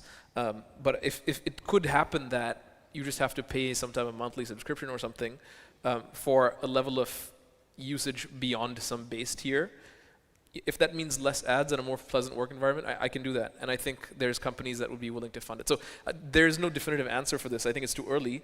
But if ads and their value falls, then we'll find a way. But the web was never about ads in the beginning. And I don't think ads are kind of the end as well. Yeah, good answer. We'll do one final question for Ramona. Just kidding. How do we explain to management that we are spending time on tuning accessibility if they don't see the difference? That's an interesting question, actually. So the first thought is maybe making it visible. There's some tools like the accessibility testing one, maybe even Lighthouse, and then trying to use this as a like argumentation line to say, like, you can see what effects it has, not only when it comes to people who are dependent on accessibility, but also when it comes to search engine optimization and stuff like that, because this plays in as well, and then you have a price tag to it. And apart from that, you could use like a screen reader and stuff to make it visible. And if you don't want to go this like proving it route, I would say like, okay, try to remind them on points in time when they needed accessibility and tell them, yeah, okay, would you be the one to basically exclude all of those people? I guess that's a pretty strong argument to go for accessibility, because you will exclude people if you don't go that route. And as a last resort, the laws. Absolutely. Great answer. And I think that's a wrap for today. Thank you so very much for your talks. Thank you. Really informative. And thank you, everybody, for sticking it to the end. And this was day one. Let's give a round of applause to our speakers still. And to the MC. Yes, thank you, thank you. And we will see you tomorrow at 8:50. So have a good evening. Bye-bye. Okay. Where can we lay that down? Oh, yeah. Yeah.